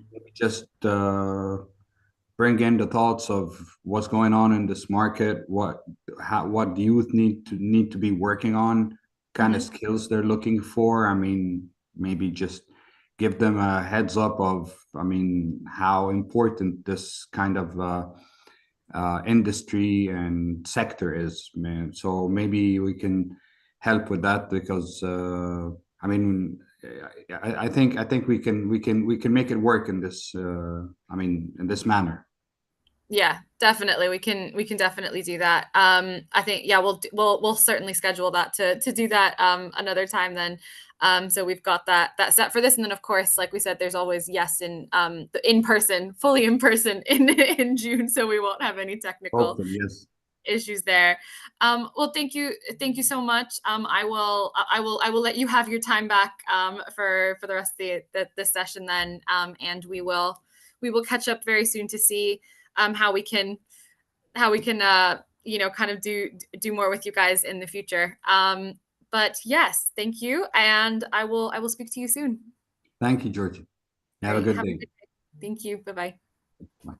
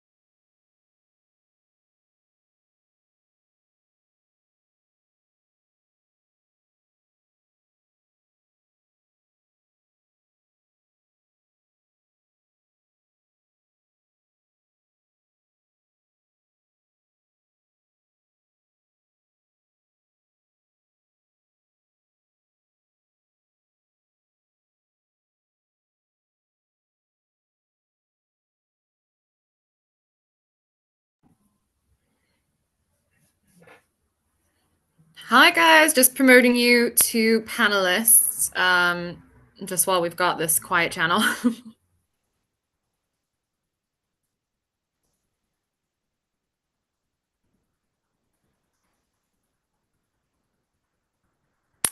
Noella, if you can hear me, I'm trying to promote you to panelists and it keeps on saying failed. So I think you need to, you'll get a pop-up on your screen that you need to accept.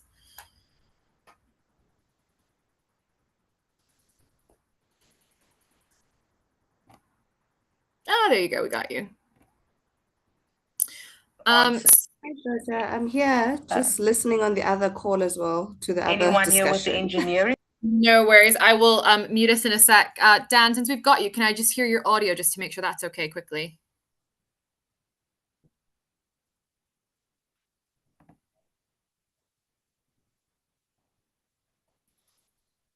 I also had multiple things. You should be able to hear me now.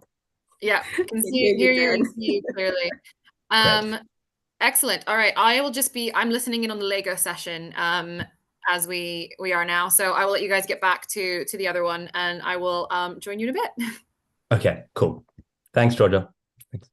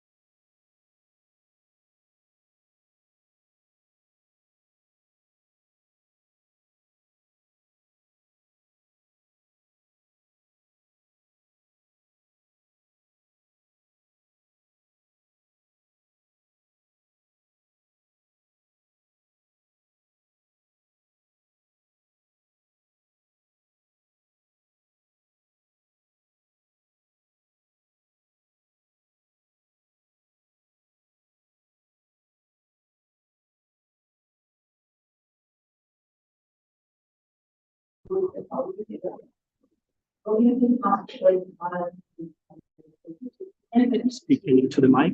So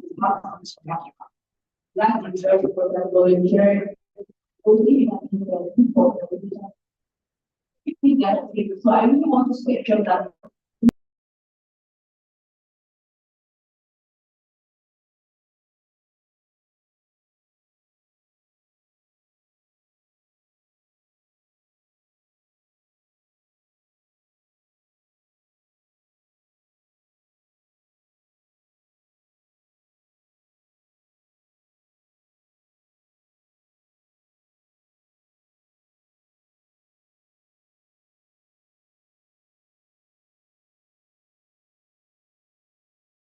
Hi, Atiku, are you here?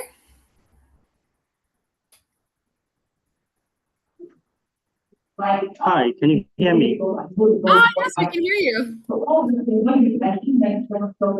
Georgia, pleasure to see you.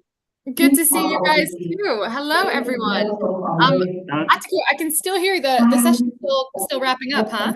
Well, the session is still going on. Simon had to pull me off the stage to. I told Simon to wrap up the session. I didn't tell him to pull you out. He had to pull me off the stage to meet up with you guys. Okay, well, one of the panelists there needs to head off. I know she's got a meeting later in the day, so we need to wrap up on stage. I completely understood. Yeah. No worries. We'll leave that there. I think we are at the questions from the audience now. Anyways, so I think what we'll try and do is get everyone's thoughts from the panels here. Atiku, when you're not speaking, I'm just going to mute you because of the background noise. So just keep that in mind. But without further ado, everyone, thanks for joining this, kind of online wrap up of the session. So as everyone that's been joining us online knows, we've got the two sessions that are been running concurrently. So Cape Town and Nairobi don't know what's been said in Lagos and vice versa. So this session is to just kind of cross the learning, see what was said, what was different in the different panels that came across. And we've got some fantastic people here who have engaged with us in the past, and also have some really interesting careers of their own in the space. So without further ado, I want to hand over and let them all introduce themselves and give their thoughts. So first and foremost, going over to Noella. Noella?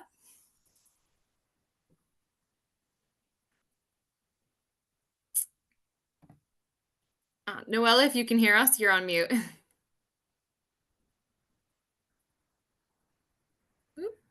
I will ask to unmute. Just in Hi, case. Georgia. Hello again. Hi, I'm so sorry. I had a bit of a challenge unmuting myself.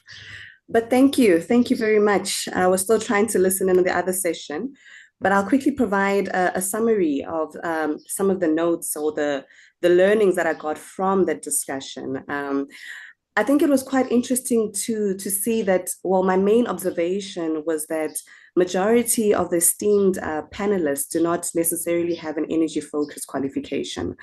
And this proves that you don't need an energy-related qualification to work in the energy field. I mean, we had lawyers, accountants, engineers, and they're all excelling in their careers in energy, but didn't necessarily go through the energy route. It's also very important to identify opportunities and use your specific skill sets to come up with innovative methods to address the challenges in the energy sector. I think a lot of the points that came from even the earlier discussions this morning were that to thrive in this industry, you need to be agile, you need to be flexible, you need to be willing to learn. But I think it's also important, something that came out from this discussion is that you need to be able to communicate and present your ideas. Communication skills are quite important. Presentation skills are also crucial for you to be able to communicate your ideas and speak to the right people. Critical skills and strategic thinking skills also came up as very, very important. And soft skills. I think soft skills and social skills, being able to network and knowing your audience was also something that was discussed. And these are some of the skills that will allow you to stand out from the crowd. So this is basically what I identified, or a summary from this afternoon's discussion. And then just another aspect, I think for everybody that's listening on the platform, it's also interesting, if you want to get into the energy space, you're not limited to careers in the energy sector. There are many different career paths that can be followed or taken to get into energy. And I always thought, I think from my perspective, I always thought that you needed to work for an electric utility or in the private sector, being a private or independent power producer. But it's very clear that the options are they're limitless. And I think this is because the just energy transition is a national imperative. Therefore, there are a lot of sectors and companies that are also putting the effort to transition. So you're not only limited to working in the energy sector, but you can work in, for example, the mining sector that's possibly looking at renewable energy, for example. So these are just some of the inputs that I got from the discussion. And I think I'll hand over to my other panelists to discuss further. Thanks. Yeah, of course. Dan, just before we get to you guys, I've just heard from the team that they're streaming us in the rooms as well. So to those of you that are in Cape Town, Nairobi, and Lagos, if you can see us, hello. So Dan, over to you and your thoughts. Thanks, Georgia, and thanks, Noella, for those insights. Hi, I'm Dan. I'm from South Africa, but unfortunately not in South Africa right now. I'm in the UK doing my PhD in international relations. I've researched the politics of energy cooperation between different African countries, and I had the privilege of joining the Youth Energy Summit earlier this year in Kenya, and really excited to be back here and sharing some insights. It was fantastic to listen to those panelists, both across Cape Town and Nairobi. I'm excited to hear what Atuku's got to say about the other two venues. And I want to also just start to say that, like, thanks to EnergyNet for bringing together 4 different in-person venues with an online forum. I'm quite impressed. It must have been a logistical, mission and a half. I'm very impressed. So thank you for that. Won't lie, not been 100% successful. We've had some learnings, but we get there in the end. We get there in the end, and here we are. I assume my face is in front of the in-person audiences. And some key insights. I think Noella summarized some of them very well, but I'll just maybe pull some things to complement some of what she said. I was interested in hearing the different wide range of backgrounds that some of our panelists had coming into the energy industry, and Atuku maybe can provide their perspectives on that side. But we had Beatrice came from kind of a legal background with real estate experience. Wendy Green from an agricultural farming background. We had Jonathan Berman, who studied history and then went into banking. Timothy Katuka, social policy entrepreneur, peace and security NGO. I mean, I'm probably missing people and missing parts of these kind of wide diversity of careers. It was fantastic to kind of see that there are many paths into this energy space, and also many paths within it and many paths out of it if you wanted to go elsewhere. That very much their skills and experience is transferable either way. And Herman, one of the panelists in Kenya, summarized it very succinctly when he said, when it comes to energy projects, you cannot work in isolation. You need to bring in these variety of sectors. You need to be working with legal professionals, financiers, accountants, auditors. You need to be working with politicians in that fact. Maybe that was a part of the discussion that was lacking maybe a little bit for me was the fact of how big a role public sector plays in this, and particularly in that policy makers, civil servants, in the case of international contracts, diplomats, heads and executives of regional and international organizations, your experts from the African Union's Infrastructure Commission. Those kind of actors are also key in this space. I'll maybe leave it there for now. I have a bunch of other comments, but let's hear from the other side too. Yeah, Atuku, over to you. Tell us a bit about what was discussed in the Lagos conversation this afternoon.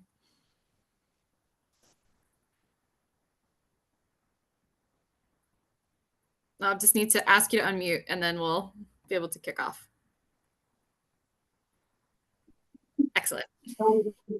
Yeah. Hi, everyone.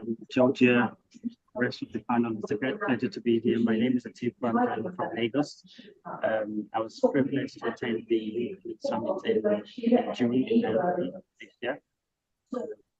I'm on the board of the African Law Students Association. I'm a lawyer by training, a lawyer in the energy sector, providing help us understand how to embed that in our service offerings.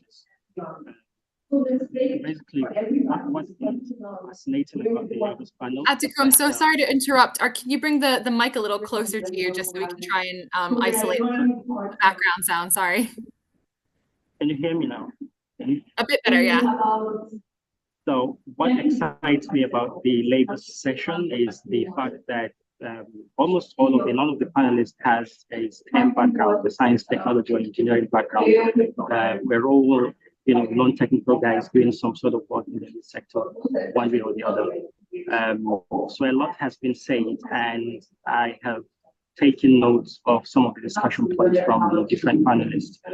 We had Toubro, who is a lawyer that transitions to operations and finance with the Youth Sustainable Development Network in Nigeria.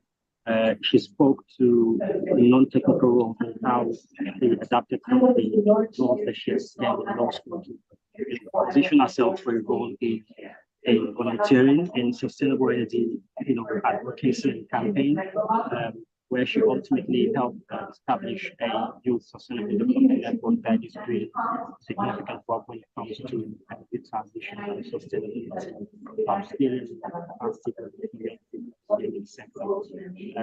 we had Bethel, by the way, who spoke to the work that she's done in documentation and report writing, and how her skills from law school and from university had really come to aid in her work as the project manager in the energy sector. We had Bethel from General Electric, gave a sounding advice to non-career professionals in the energy sector, stressing that there is for every single person who has active role in this industry.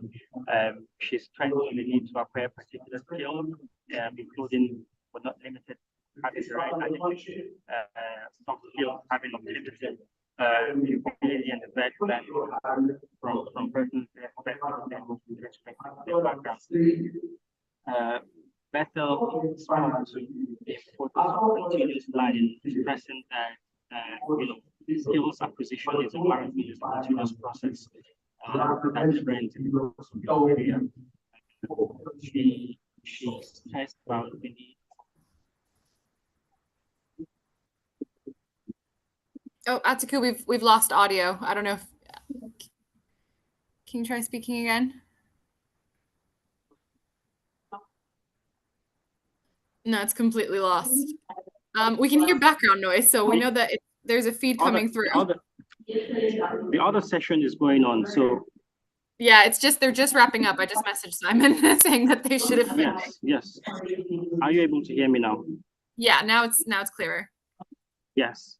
So Bethel from General Electric underscores the importance of understanding your talent and getting mentors in your chosen career path to either meet them one-on-one as a mentor or role model what they've done in the sector and the mistakes that they have made so that you do not fall reenacting those mistakes. Contributing my 2 cents, I was also on the panel to Bethel's role in how transformative General Electric has grown to become. I cracked a joke about how the absence of how the role of JP Morgan played an active role in driving the ideas of Thomas Edison in creating the light bulb and in establishing General Electric. And that were it not for the financing and business acumen of JP Morgan, this problem would have been so that is called the role of financing, the role of legal, the business development, the role of every single person that is contributing one way or the other to the success of the industry. We have Emmanuel. Emmanuel stressed the role of learning in continuous development in the sector, stating that being a lifelong learner is really indispensable and it's a pivotal tool that has to be employed by every single person in the industry, irrespective of the state that they're at. Leveraging renewable energy to drive the energy transition is a great opportunity for a country like Nigeria that only has about 85% of renewable energy in the activity. So there's an opportunity that is presented with the energy transition for young people to actively develop skills in renewable energy development and operations and maintenance of renewable energy facilities. He spoke to the importance of diversification in your careers, stating that there is a place for everyone and that you can come to a sector as a technical professional and transition to other roles such as business development, corporate communications, project management, what have you. Citing the examples of the chief operating officer of this company, who has completely transitioned from being a product engineer to, being a project management personnel. So basically, that is, I tried my best to do a recap of the things that have been said.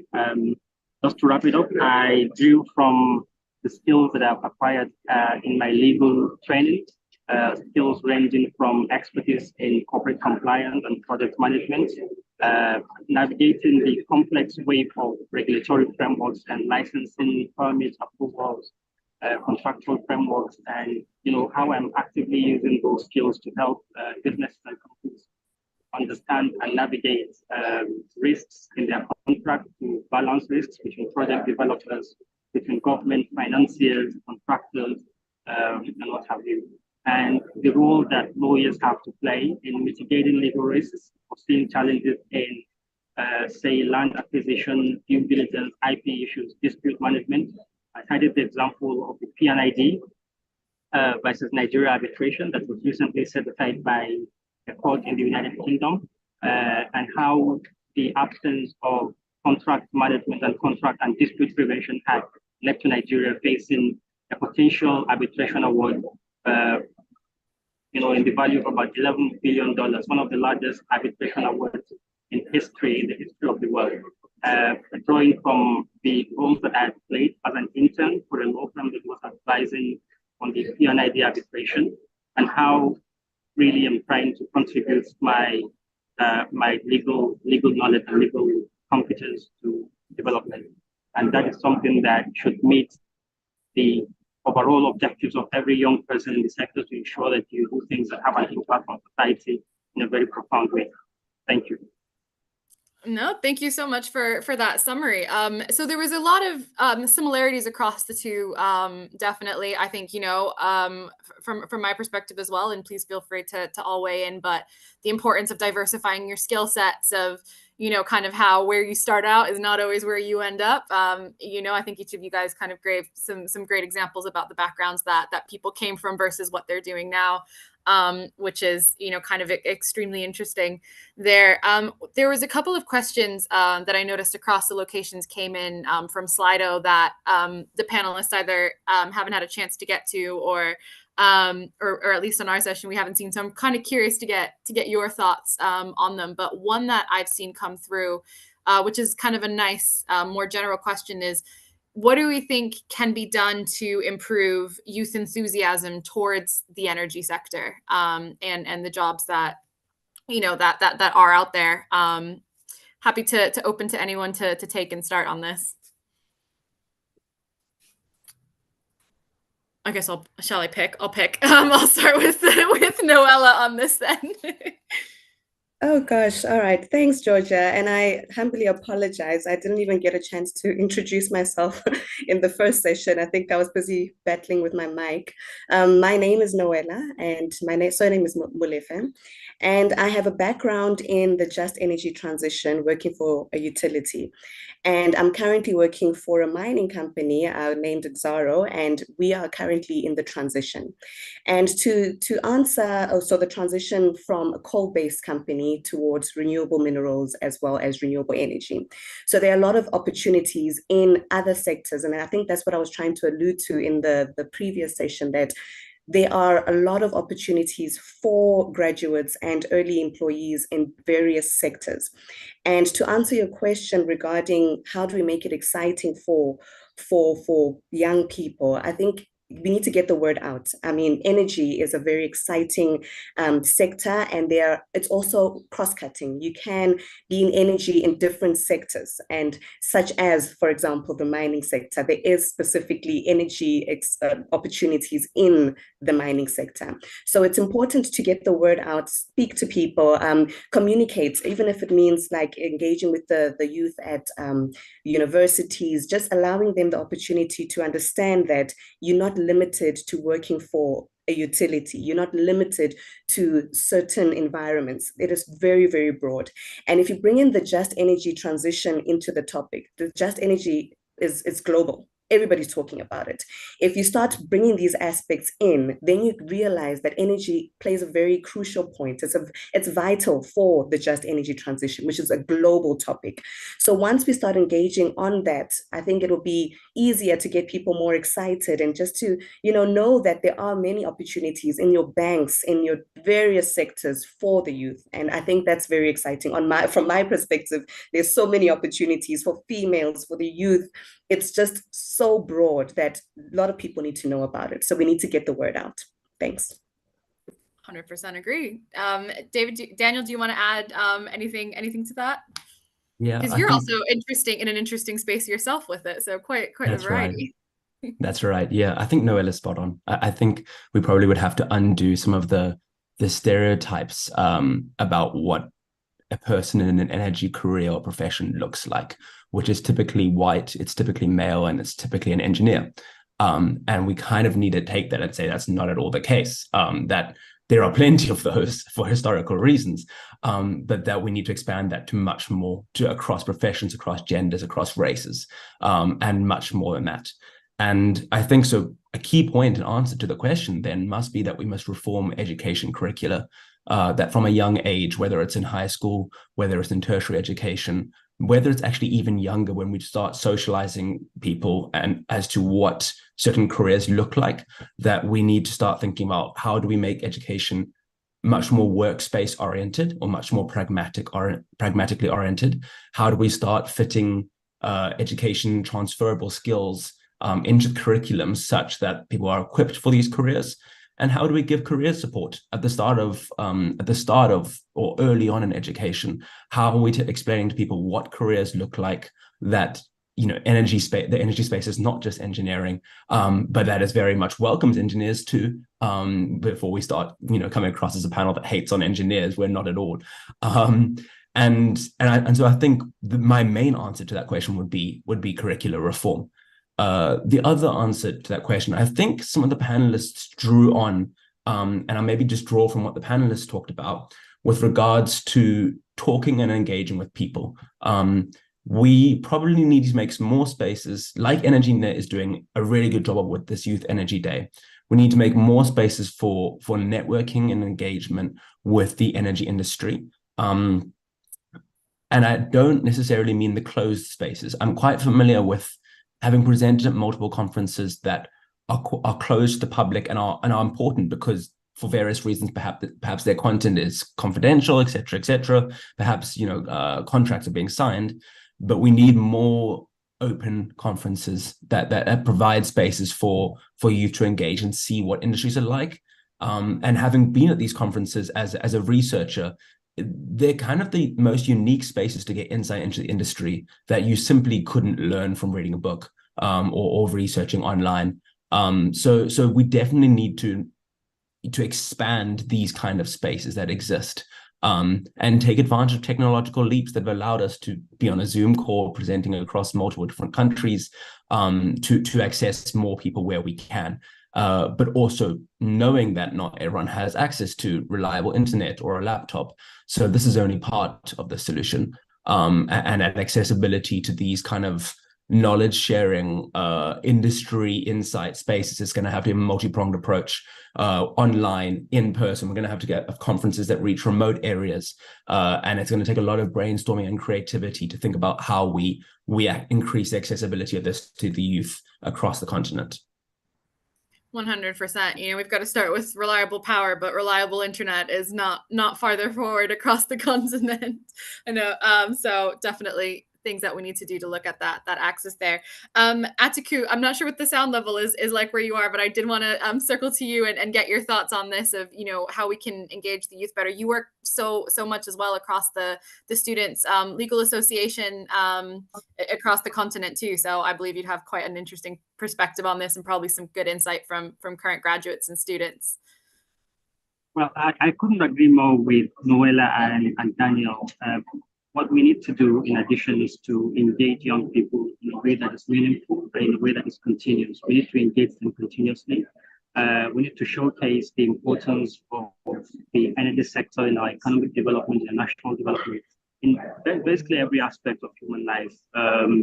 The problem that needs to be solved for me stands as a motivation for young people to take an interest in this sector. And if you look at the problems, especially around and across Africa, these problems are multidimensional. Energy access rate is alarming. Energy poverty is incredibly starting crazy. 60% of people in sub-Saharan Africa do not have access. So the problem that stands as, the problem presents huge opportunity for young persons to be educated, to be enlightened about the impact that a career in the energy sector is going to make, not just on their careers, but also on society. We need to incorporate learning strategies such as tech-driven learning and incorporate technology and interactive platforms to make learning about energy sector roles much more easier and relevant for young people.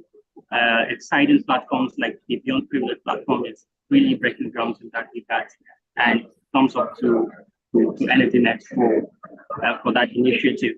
We need to expose young people to the industry, and we need to talk to those students and other students across the continent, whether it's in Kenya, South Africa, Nigeria, Ghana, Lesotho.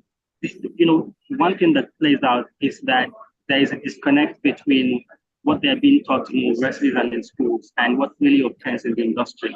We need to expose young persons. We need to reform the curriculum, like Daniel has stated. We need to probably, move towards experiential learning.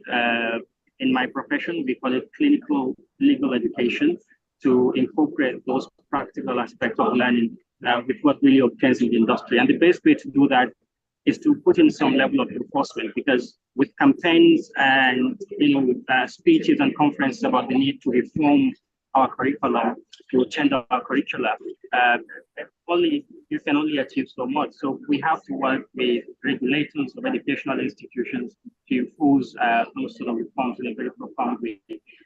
Another way to do that is to probably mandate our educators in the universities, in colleges, and campuses to, take up sabbatical roles with industry to, every now and then get out of the university environment and really interact with the industry and see what really goes down, so that in turn they can incorporate those skills the young people really make a case.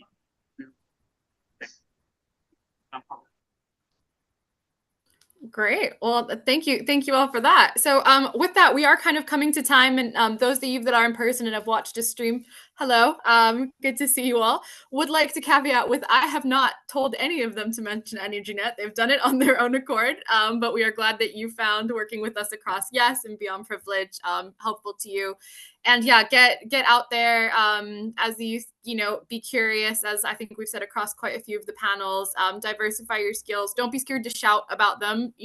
Sometimes the things that you even think are irrelevant are actually an asset to you and can be used in your day-to-day. And it's been fantastic having you three join me here, and to have all the panelists that joined us on stage across the different locations there too.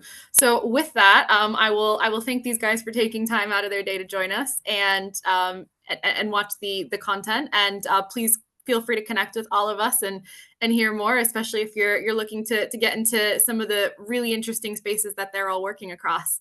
So with that, we thank you, and we will sign off. Thanks, everyone. Thank you. Bye.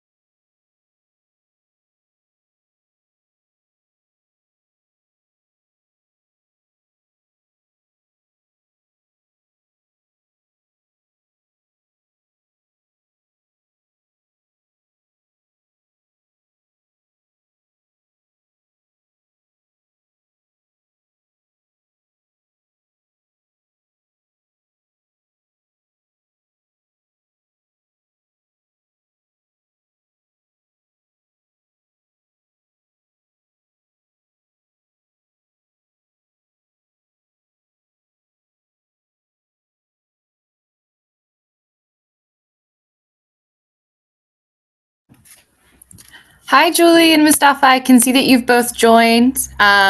Just kind of a tiny heads up from my end. We'll come back in 5 minutes just so I can make sure that your microphones and your cameras working, and then we should be on time to kick off. But just wanted to say hi. Hi, how are you? Very good. Very Hi, good. hello everyone. Hello, how are you? Yeah, all is well. Hope you too.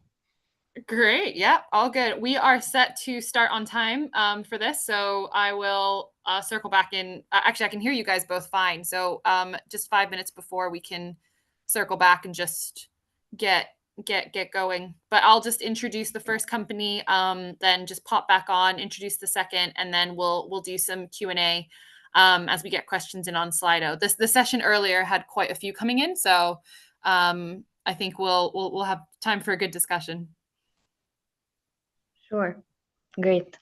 Great. All right. See you guys in a few minutes.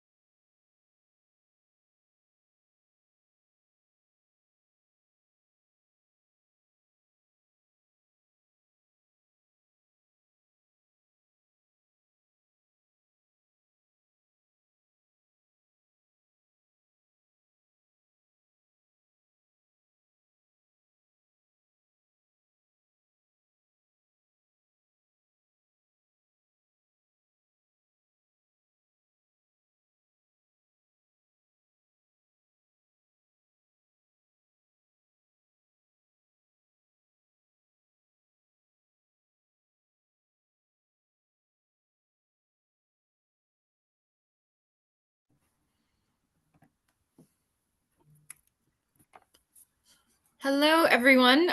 If you have tuned in a little early, congratulations, you have a gold star for joining the session a little bit ahead of time. We are going to start in a couple of minutes, but for those of you that have joined us from the morning, you know the drill with this one. So we have two presenting companies that are going to share some information about themselves, about their graduate programs and opportunities that they have, and what they're looking for out of successful candidates, as well as some other cool information about them as companies. Just a reminder, because I saw quite a few questions from this morning on Slido about this. If you are interested in connecting with these companies more, they all have pages on Beyond Privilege. You can also reach out to any members of the EnergyNet team, and we'd be happy to put you in touch or send you to the correct link. So do make sure that you are looking at the platform and using it, as we have all of our partner companies on there, especially the recruiting companies who are presenting now. There isn't much more note from my end in terms of how the flow of this is going to go. We're going to hear first from Infinity Power, and we are later going to hear from Huawei Energy. So then apologies, Huawei is speaking in Nairobi, Hitachi Energy. And we are then going to bring everyone back for Q&A. And so do make sure that as you are hearing the presentations, if you have questions, you can send them through on Slido to begin with, and I will make sure that we get them asked. Or if you think of something throughout the presentations, you are good to send them then as well. And we are looking forward to hearing from these two fantastic companies. Without further ado then, if our presenters are ready, I will take my share screen off and I will hand over to Julie. Thank you, Georgia. It's a pleasure being here. Yeah, yeah. Can you see me all right? Yeah, we can see you nice and clear. And it was great hearing from Mustafa earlier, your colleague. Yeah, thank you. Okay, so hi everyone. It's really great to be here. I'll be sharing my experience in Infinity Power since I was in your place 2 years ago. I was actually an intern in Infinity Power, and I was offered a job opportunity later on. So I walk you through an introduction about Infinity Power, my experience, and the opportunities we provide in Infinity. So firstly, let's introduce Infinity Power. Infinity Power is actually a joint venture between Infinity Egypt and Masdar, a company in Abu Dhabi. The main aim of the company is to provide renewable energy technologies in Africa. Right now, we're actually operating in Senegal, Egypt, and in South Africa, but we're planning to reach all 54 countries in Africa by 2030, hopefully. We're actually providing more than just renewable energy technologies, but we offer opportunities economic-wise, educational, and environmental benefits in local communities. And right now we have a capacity of 1.3 gigawatt total capacity of operational projects around Africa, reducing 3 million tons of carbon dioxide per year. And we're aiming to have projects under development throughout Africa with a capacity of 13.8 gigawatt. So some of the services we offer are solar power technologies, onshore wind energy, low carbon hydrogen technologies, electricity for water desalination, transmission grids, and battery storage solution for renewable energies. So as you can see here, we have a map of Africa with all of our projects distributed throughout Africa. We are aiming to achieve 10 gigawatt of capacity by the end of 2030 throughout Africa by having solar energy and wind energy and all the technologies I mentioned earlier, such as green hydrogen, which is a new technology. And we're currently operating, as I mentioned before, 1.3 gigawatt of renewable energy projects, reducing more than 3 million tons of carbon dioxide per year. So about my experience, it's actually really interesting because I knew about Infinity through my university. Infinity was sponsoring my graduation project. I was in University of Prince Edward Island. I started as a solar design intern. What I did in the internship was I designed some different solar projects on different applications such as AutoCAD, PVSys, SketchUp, and so on. I was also taught how to use or do a bill of materials for each project with the pricing and the number of components required for each project. I actually also worked in the sustainability department as an intern. I helped develop the Women in Renewable Energy Committee. I studied some corporate recycling strategies for the company itself. And I designed and collaborated in the Infinity Future Energy Leaders Program, which I'll be talking more about in the upcoming slides. So how it's going for me, I was lucky enough to be offered a full-time job after the internship. I am a junior sustainable design engineer right now. What I do is I design solar projects in Egypt and outside Egypt. I prepare packages, including the bill of materials and the PVSys reports for commercial projects and home projects. By commercial, I mean for projects for malls or for factories and so on. I'm also handling the IFEL program. I'm working on different ESG strategies and initiatives. I do annual sustainability reporting for the company. I maintain the social initiatives for all the projects we have in North Africa, and I'm responsible for the corporate waste management in the office. What I wanted to tell you guys is that if you're an engineer or a renewable energy engineer, you don't have to be a solar designer. By the way, as a solar designer, I don't design the panels, but I design the project because for each location or for each building, you have to put the panels in a certain way with with a specific inclination angle, for example, different rotation based on the location of the sun. So you don't have to, if you're a technical engineer or you're enrolled in an engineering school, you don't have to only work in the solar design or in the designer department. You can also work in the project management, procurement, sustainability fields, for example. But what if you're not interested in engineering in general? If you're not in engineering major, if you're studying legal, finance, accounting, marketing, you can still contribute to the renewable energy sector.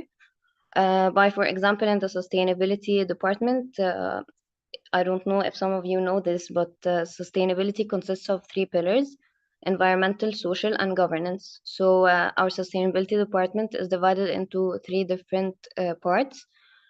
So if you're more interested into the environmental and biodiversity, you can join the environmental studies and analysis part of sustainability. And if you're more interested into project management with no technical info, or you don't like the engineering and the mathematics and physics, but you're interested in more project management side of things with the time frame and the marketing, you can join into the social projects and CSR initiatives. And if you're more interested into accounting and finance, you can join the governance and finance part of sustainability. So that's why sustainability and renewable energy don't only require engineers. So my advice would be, firstly, to get to know what you love, what you want to do for the rest of your life, what do you want to wake up every day doing. And if you're interested in sustainability and renewable energy, please just apply, try to seek internships, opportunities in different companies, so that you can gain more experience from people actually working in the field. You might end up liking it or maybe not, but at least you tried. It's such an interesting and a new field to be working in. And as I said earlier, whichever major you chose already, you can still implement it and integrate your experience or what you love within sustainability and renewable energy sector. So what do we offer in Infinity for the youth? We have 2 different separate programs. The first program is for school students. It's called Infinity Future Energy Leaders Program. It's a 2-day program. We introduce Infinity Power to different students around Egypt for now. We're working on expanding our geographical reach. But what we want to do is to introduce renewable energy technologies, sustainability, and SDGs. We do some activities and we invite the students to our 1 megawatt site so that they can observe our sites and the solar panels and how they work and so on. And then they get certificates from the company.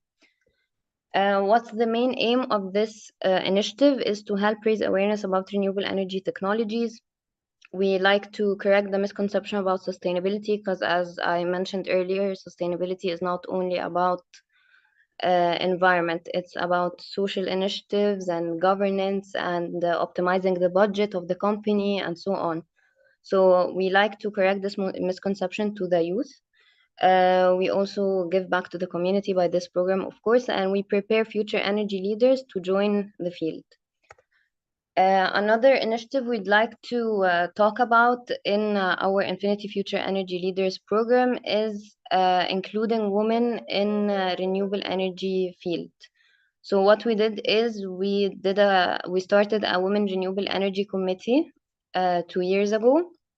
The main aim of the committee was to set an example for females to become female engineers specifically, because the engineering field is quite male dominant. So what we want to do is to encourage more females to come into the field and join the field by seeing some real life role models who went through the same thing and still chose sustainability or renewable energy as their career path.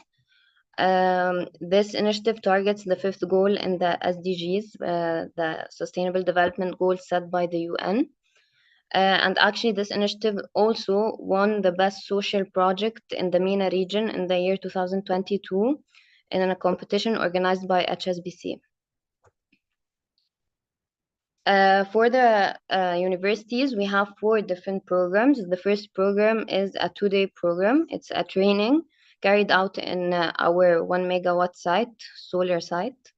The sessions are carried out by engineers from different departments, such as the technical design team, research and development, operation and maintenance.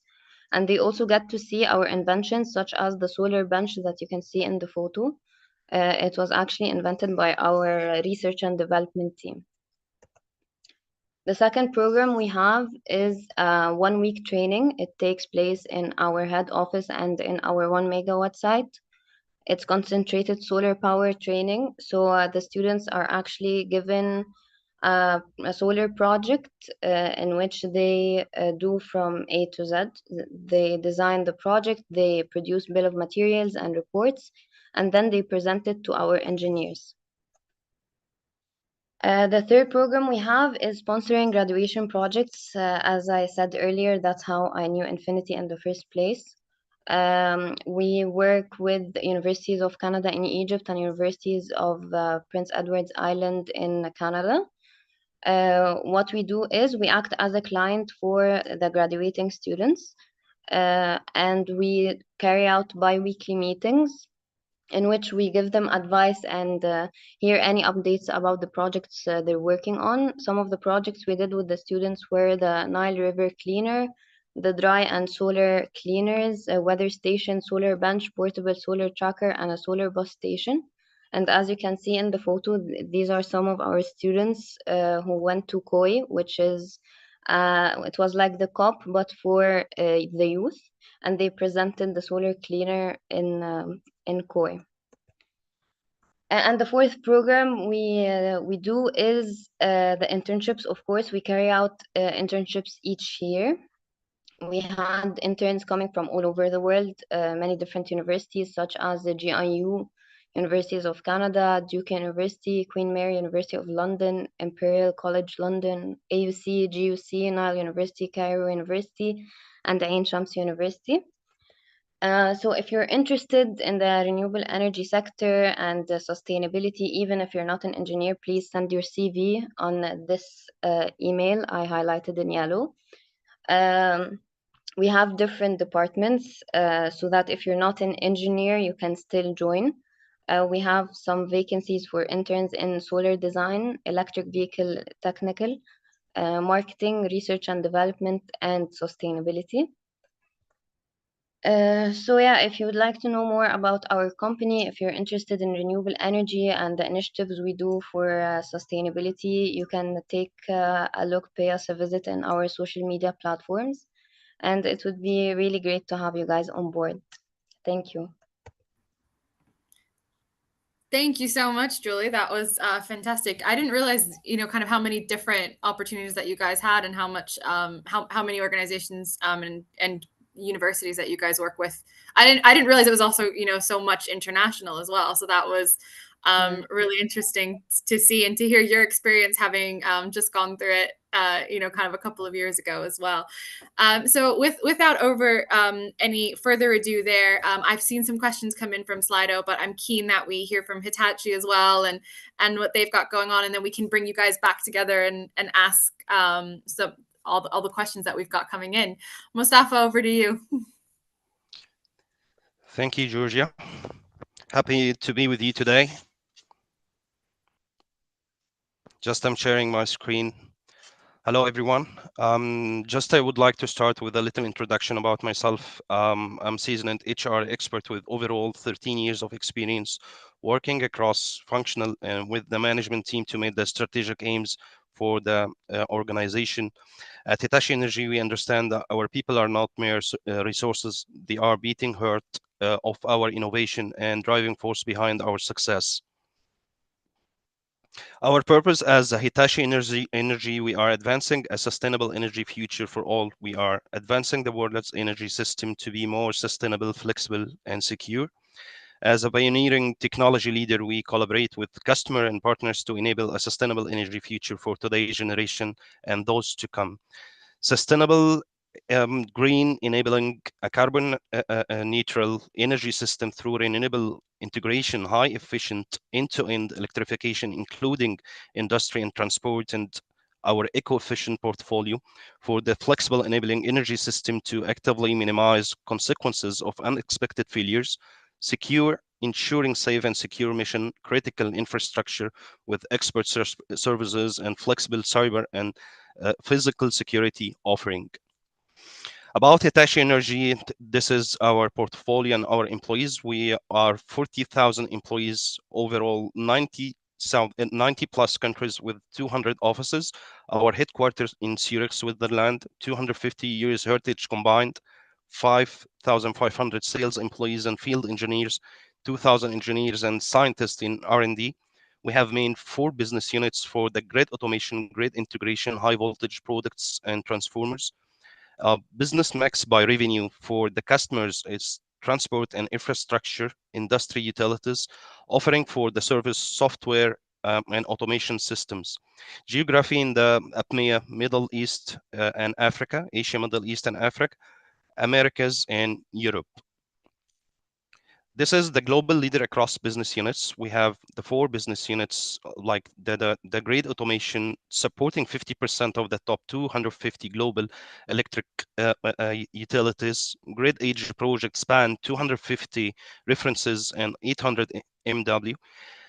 4 trillion plus critical infrastructure assessed managed in this BU as a grid automation for the grid integration.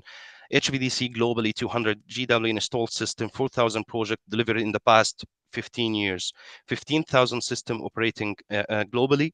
For the high voltage installed 1 in every 4 high voltage switch gear in the world, 500,000 high voltage circuit breakers installed, 100 location worldwide providing 24/7 service. For the last BU, transformers, complete range transformers component for the service, voltage from medium voltage and high voltage up to 1,200 kV, with 30 service centers supporting the world's largest installed base and portfolio. We are high in the market share for the first market share for grid automation and high voltage and transformers, and second place for the GI. I would like to take you through our graduate trainee program at Hitachi Energy. We are building up a very important early careers program with all different types of positions. This is simply graduates will be rotated during the course of 12-month program across BU and function with an optional overseas assignment at the end of the program. The job assignment rotation every 6 months provides graduates with all the coaching and development needed to accelerate functional and leadership competences and skills for onward progression. The high portfolio program will also provide excellent learning opportunities such as leadership and monitoring programs, technical and product trainings, industry site experience, and training with learning age technologies. This is our objectives from this training exactly to develop young talent for future manpower needs for our organization and to help the young talent to start a strong career with Hitachi Energy. Offer fresh graduates a chance to get experience knowledge in wide range of job in Hitachi and help them to understand the business units.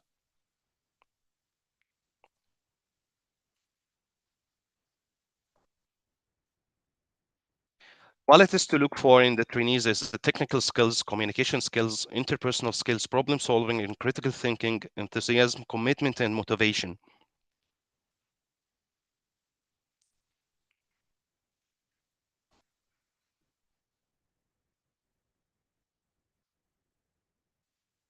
For the learning opportunities, this is for the trainees. It's like an induction training, soft skills learning, technical product specific training, commercial professional learning. We have also a professional development job profile with tasks and responsibilities reviewed and feedback, international exposure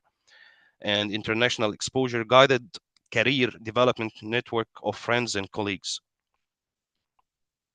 This is our structure for the graduate trainee program.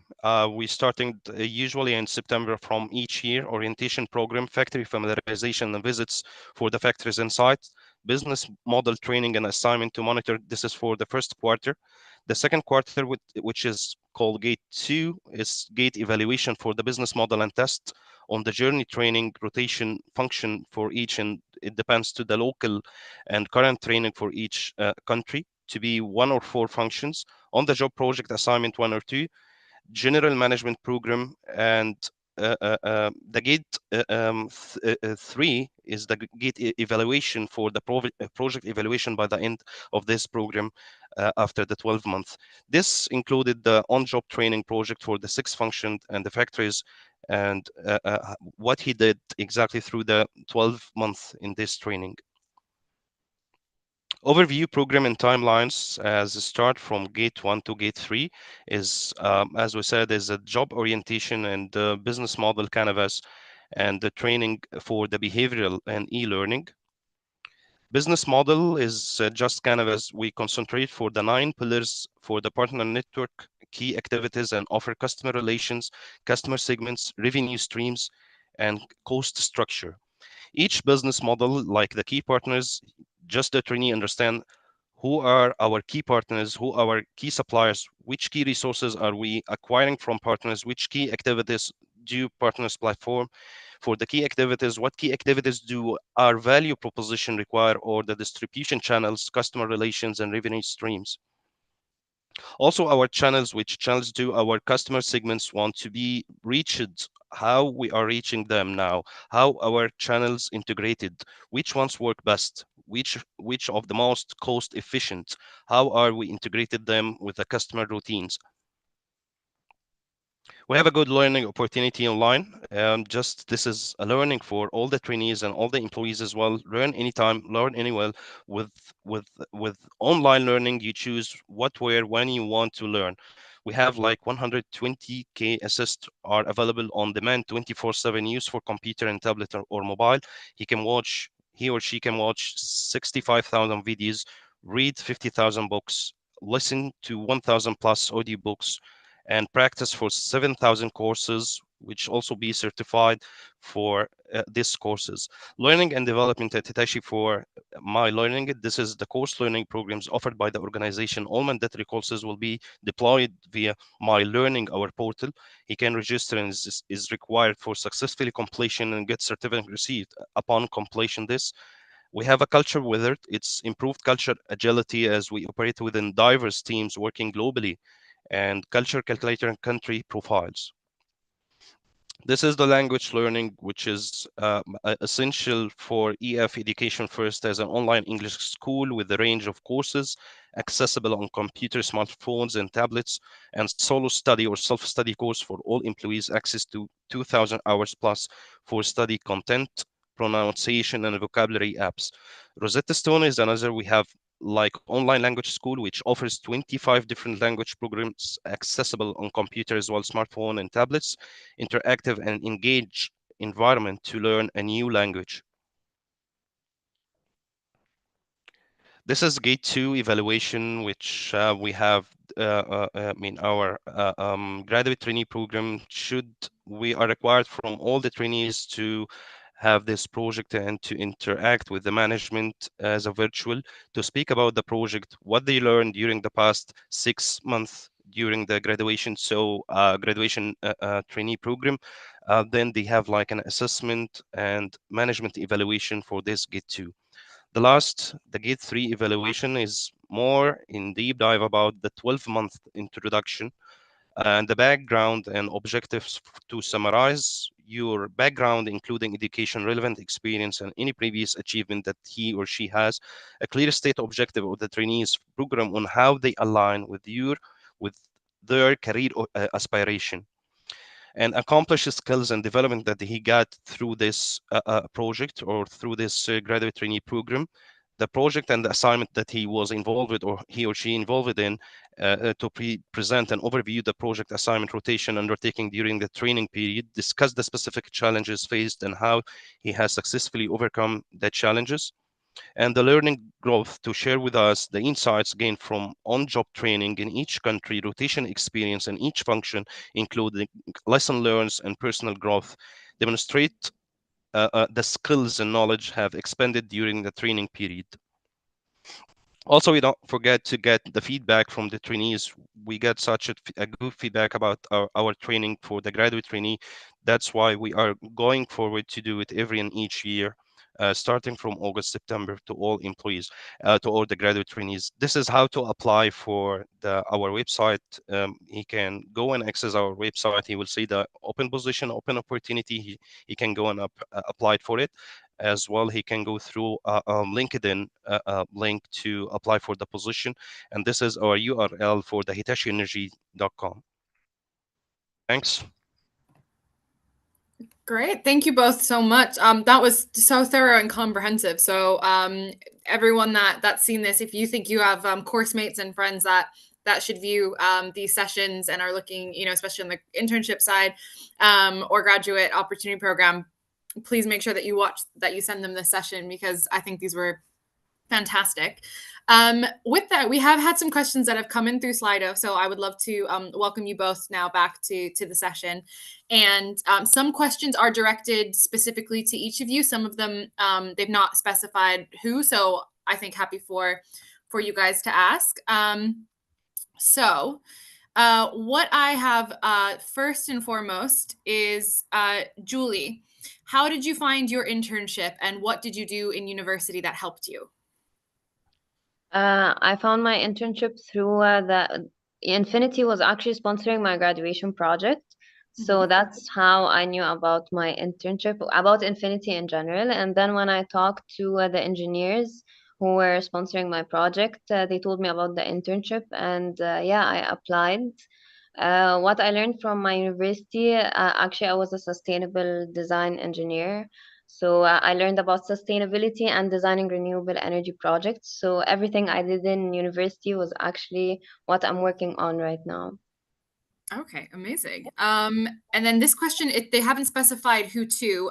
So Mustafa, I will come to you first to answer it, as it's a relatively more general one. And then Julie, if you've got some thoughts, please add after. It says, as a fresh graduate of mathematics, what key skills should I get to focus on to get hired? For the mathematics, I think he should focus for the how to analyze maybe that he will see. I'm not sure about mathematics. He's engineering. He means, or just I need to, because it's very generic. Mm-hmm. Yeah. So mathematics quite generic. I think in terms of, I guess, jobs that tend to fall under Hitachi. So we are always looking for the personal skills.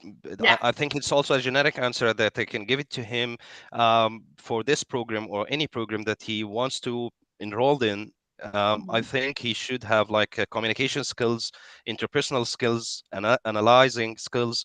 This is like a common skills for any graduate. It's don't mean that mathematics or scientist or engineer or HR or finance. This is the first step or the first stage that he should consider as an interpersonal skills just to join. Then he can look for the specific function or the specific career after then for his career path. Yeah, agree. Also, actually, it's very interesting that you say that as well, because in the panel earlier on career paths, the interpersonal skills and communication skills and, kind of developing those, it came up as like really strong. I remember GE commented on a couple of other companies, mentioned that they're like, do you know what, guys, we're graduating at 20, 21 years old and we're working on communication skills. Like it's a bit crazy to think about. And is it, the tech era that's caused it? What is it? But, it's so important to be able to know how to work in teams and know how to work outside of your silo and your work to actually be collaborative. So it sounds like it very much echoes there. Julie, I don't know if you wanted to add anything to that. No, I think it's that's the part why we go to internships, why we apply for internships, because you get used to the work life. It's so different from university. It's so different from school. So I guess doing some internships makes you more aware of how the work life is and where you want to work and where you don't prefer working.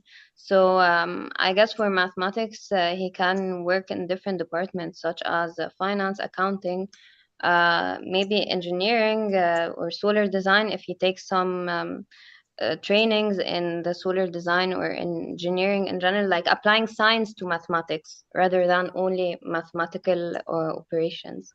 So yeah, I think internships will help them a lot.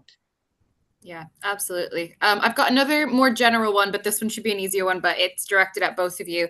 It says, these opportunities, are they available to foreigners? I'm a certified engineer from Zambia, but I'd be willing to relocate for an opportunity. I think that's kind of a good general question, given that we've got a Pan-African audience for this one. So I will let Mustafa, I see you've got your mute off first, so I'll let you answer first. Yeah, we're already offering this graduate trainee programs for all. We're looking for the diverse, looking for the gender diversity, nationalities, and different in everything. Just if he willing to apply for any country that he is interested in, that's sure we should consider his profile, and he will be participate in the interviews and panel interviews. And if he's willing to join, this is sure can be in different location, because this not only in Egypt, not only it's like 9-10 different countries. So he can apply for which country that he want to be involved in. It will be the same design, same outline for the program. So sure, will be good if he's interested to apply. Yeah. And do you guys sorry, Julie, just before, do you guys take international applicants? So say, for example, I'm in, Ghana and I'm just really interested in being at a graduate program in Egypt. You guys take international applicants or? Yeah, sure. Great. All right. Just because I know it's come up a lot, so I figured I'd get the clarification before we get it through as the next question. And Julie, over to you. Yeah, sure. We have interns from all over the world, from Canada, from UK, from South Africa, and we actually operate, as I said in the presentation, we operate in different places in Africa. So we have teams throughout Africa. So yeah, of course, we take interns from everywhere in the world. Yeah, for me also as well. I'm sorry, I want to participate here. It's just to continue the training. It's just not a training for 12 months, because after the 12 months, we should place him for a position. That's why he should be interested to be in this country, to work in this country. After we invest for the 12 months, we need to keep him in this country after the training.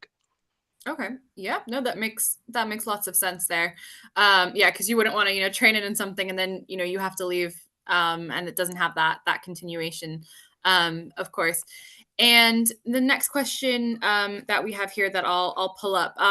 Again, more of a general one. So it says, what are you looking for in applications? I'm a graduate and don't have job experience yet, but keen to try and apply. So what I think, coming from the graduate or the student perspective, as they're applying, a lot of people might not have had a chance to have a job alongside their courses of full-time or, anything as we'd expect. So what, I guess, kind of key skills or what really stands out to you guys in applications that you receive for the internships or the programs? Or I guess, Julie, in your case, what, did you find they really kind of hit home on or seemed very, very keen on? Yeah, I think the thing that will make any CV stand out is if they did any sustainability or renewable energy course, even online, alongside their studies, of course. That only shows that they're actually interested in this field rather than just applying to any company. So I would suggest maybe taking a course maybe online on sustainability or renewable energy technologies to show that you're actually interested in this field. This will make your CV stand out for sure. Great. And then Mostafa, over to you on the Hitachi side of things. What, kind of really stands out in CVs for you guys? Yeah, for me, it's good that if I say that he or she that he's interesting to join the training, and it's good that he has in the past joined any training, just like for 1 month, maximum 6 months, to understand how that training is, to participate with the group discussion, the project graduation. He can describe this, can tell this to us. We are not looking for the technical skills as much. We look for the communication, interpersonal problem solving, critical thinking, and enthusiasm, commitment, and motivation. This makes us that we are sure that are the one that we can choose for this selection for the graduate trainee programs. So we just consider only the behavioral skills or the assessment for the communication, interpersonal problem solving. This is what we are looking for. Okay, fantastic. So lots of, kind of behavioral competency. So again, it kind of brings it back to making sure you're really kind of, I don't know if holistic is the world, but you're really kind of training all aspects up, not just, just studies specifically. And then I know that Hitachi and Mostafa, you mentioned this a bit in some of your presentations, but they ask specifically, Julie, do you recommend any courses or learning platforms to help gain skills? I think Coursera has a lot of sustainability courses because we're not looking for long-term courses. We know they are studying and they have a lot of exams and midterms coming up. So we understand that. But I guess Coursera has a lot of sustainability courses that are great. And yeah, just show that you're interested in the field, and that would be it. We don't require a lot of background info because we know you guys are students. So yeah, we're inviting you to our company so that you can learn from us more than we can take anything from you. Yeah. So yeah, it's just sharing experience. Definitely. And then Mostafa, I know you obviously mentioned so many courses that you guys have and you integrate into your programs. And someone's asked if they're public. I know some of the language learning ones you mentioned are, but are any of the technical ones public? How can people access them, or is it only for people on the program? Yeah, this is a part of the program. Just we have 24, as I said, is called Rosetta Stone, which can also, if he interested or any language, not only English, he can participate in this and he can join this language. It will be virtual for him, so he can take it 24/7. He can choose the time and the date and to take these courses just to upskill his language.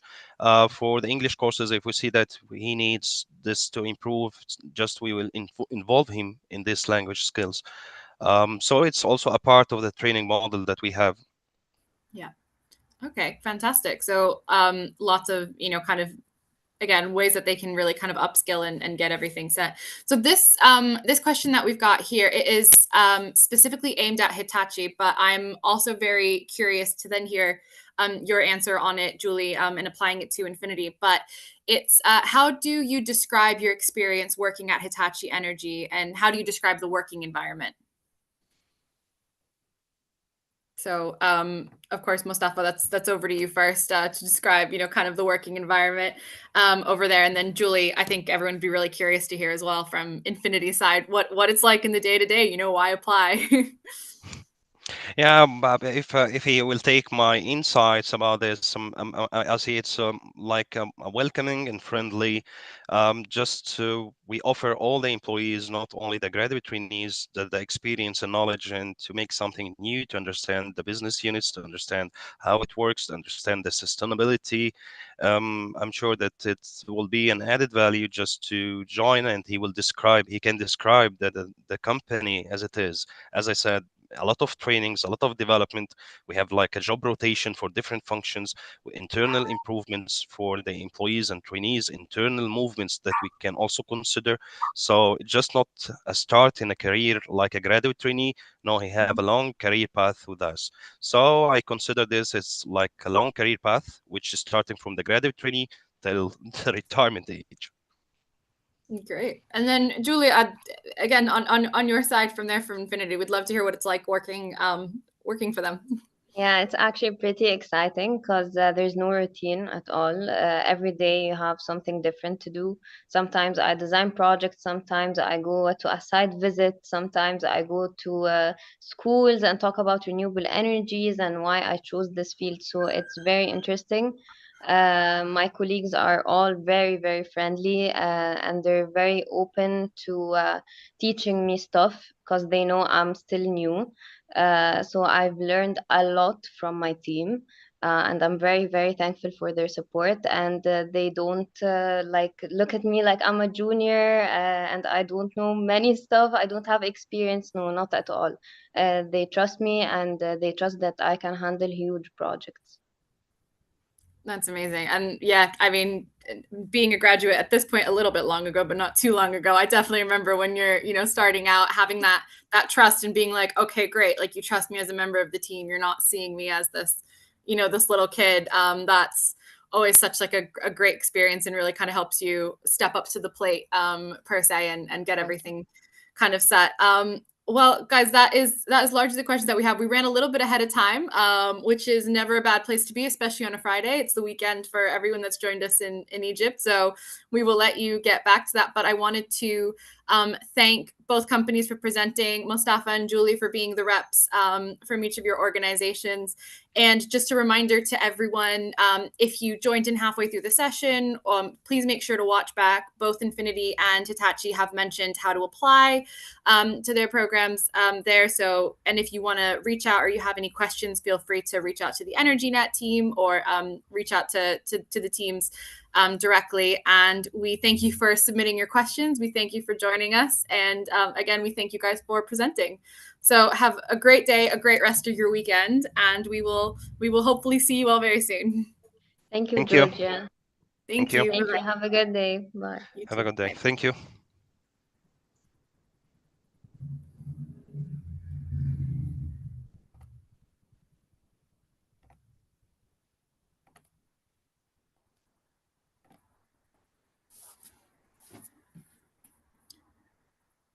Well, everyone, thank you to those that joined us. We really appreciate you taking the time out of your weekend for this, for the Cairo and the Egypt stream. We just want to remind everyone that the Beyond Privilege platform, the Beyond Privilege platform was not specifically for this event. It is live all year round. So please make sure that you are connecting with our partners on it. You're connecting with peers. You're asking questions. All our partners have profiles on the platform, and I believe we will also be sending around just a summary of the event day and everyone that joined us across the locations. One final reminder from my end would be that the companies that have presented in other locations, similar to how you heard on this Cairo stream, may have opportunities in other countries. So, for example, do make sure to look at all of the organizations, all 16 presenting recruiting companies, so you can find out about their opportunities and if they also apply to you. So with that note, I would like to thank you all again and hope to see you soon, either in person at one of our events or to chat on the Beyond Privilege platform. I'm happy to connect with anyone and connect you to our partners and try and help you guys kind of make your way in the world. And yeah, have a lovely weekend and speak soon.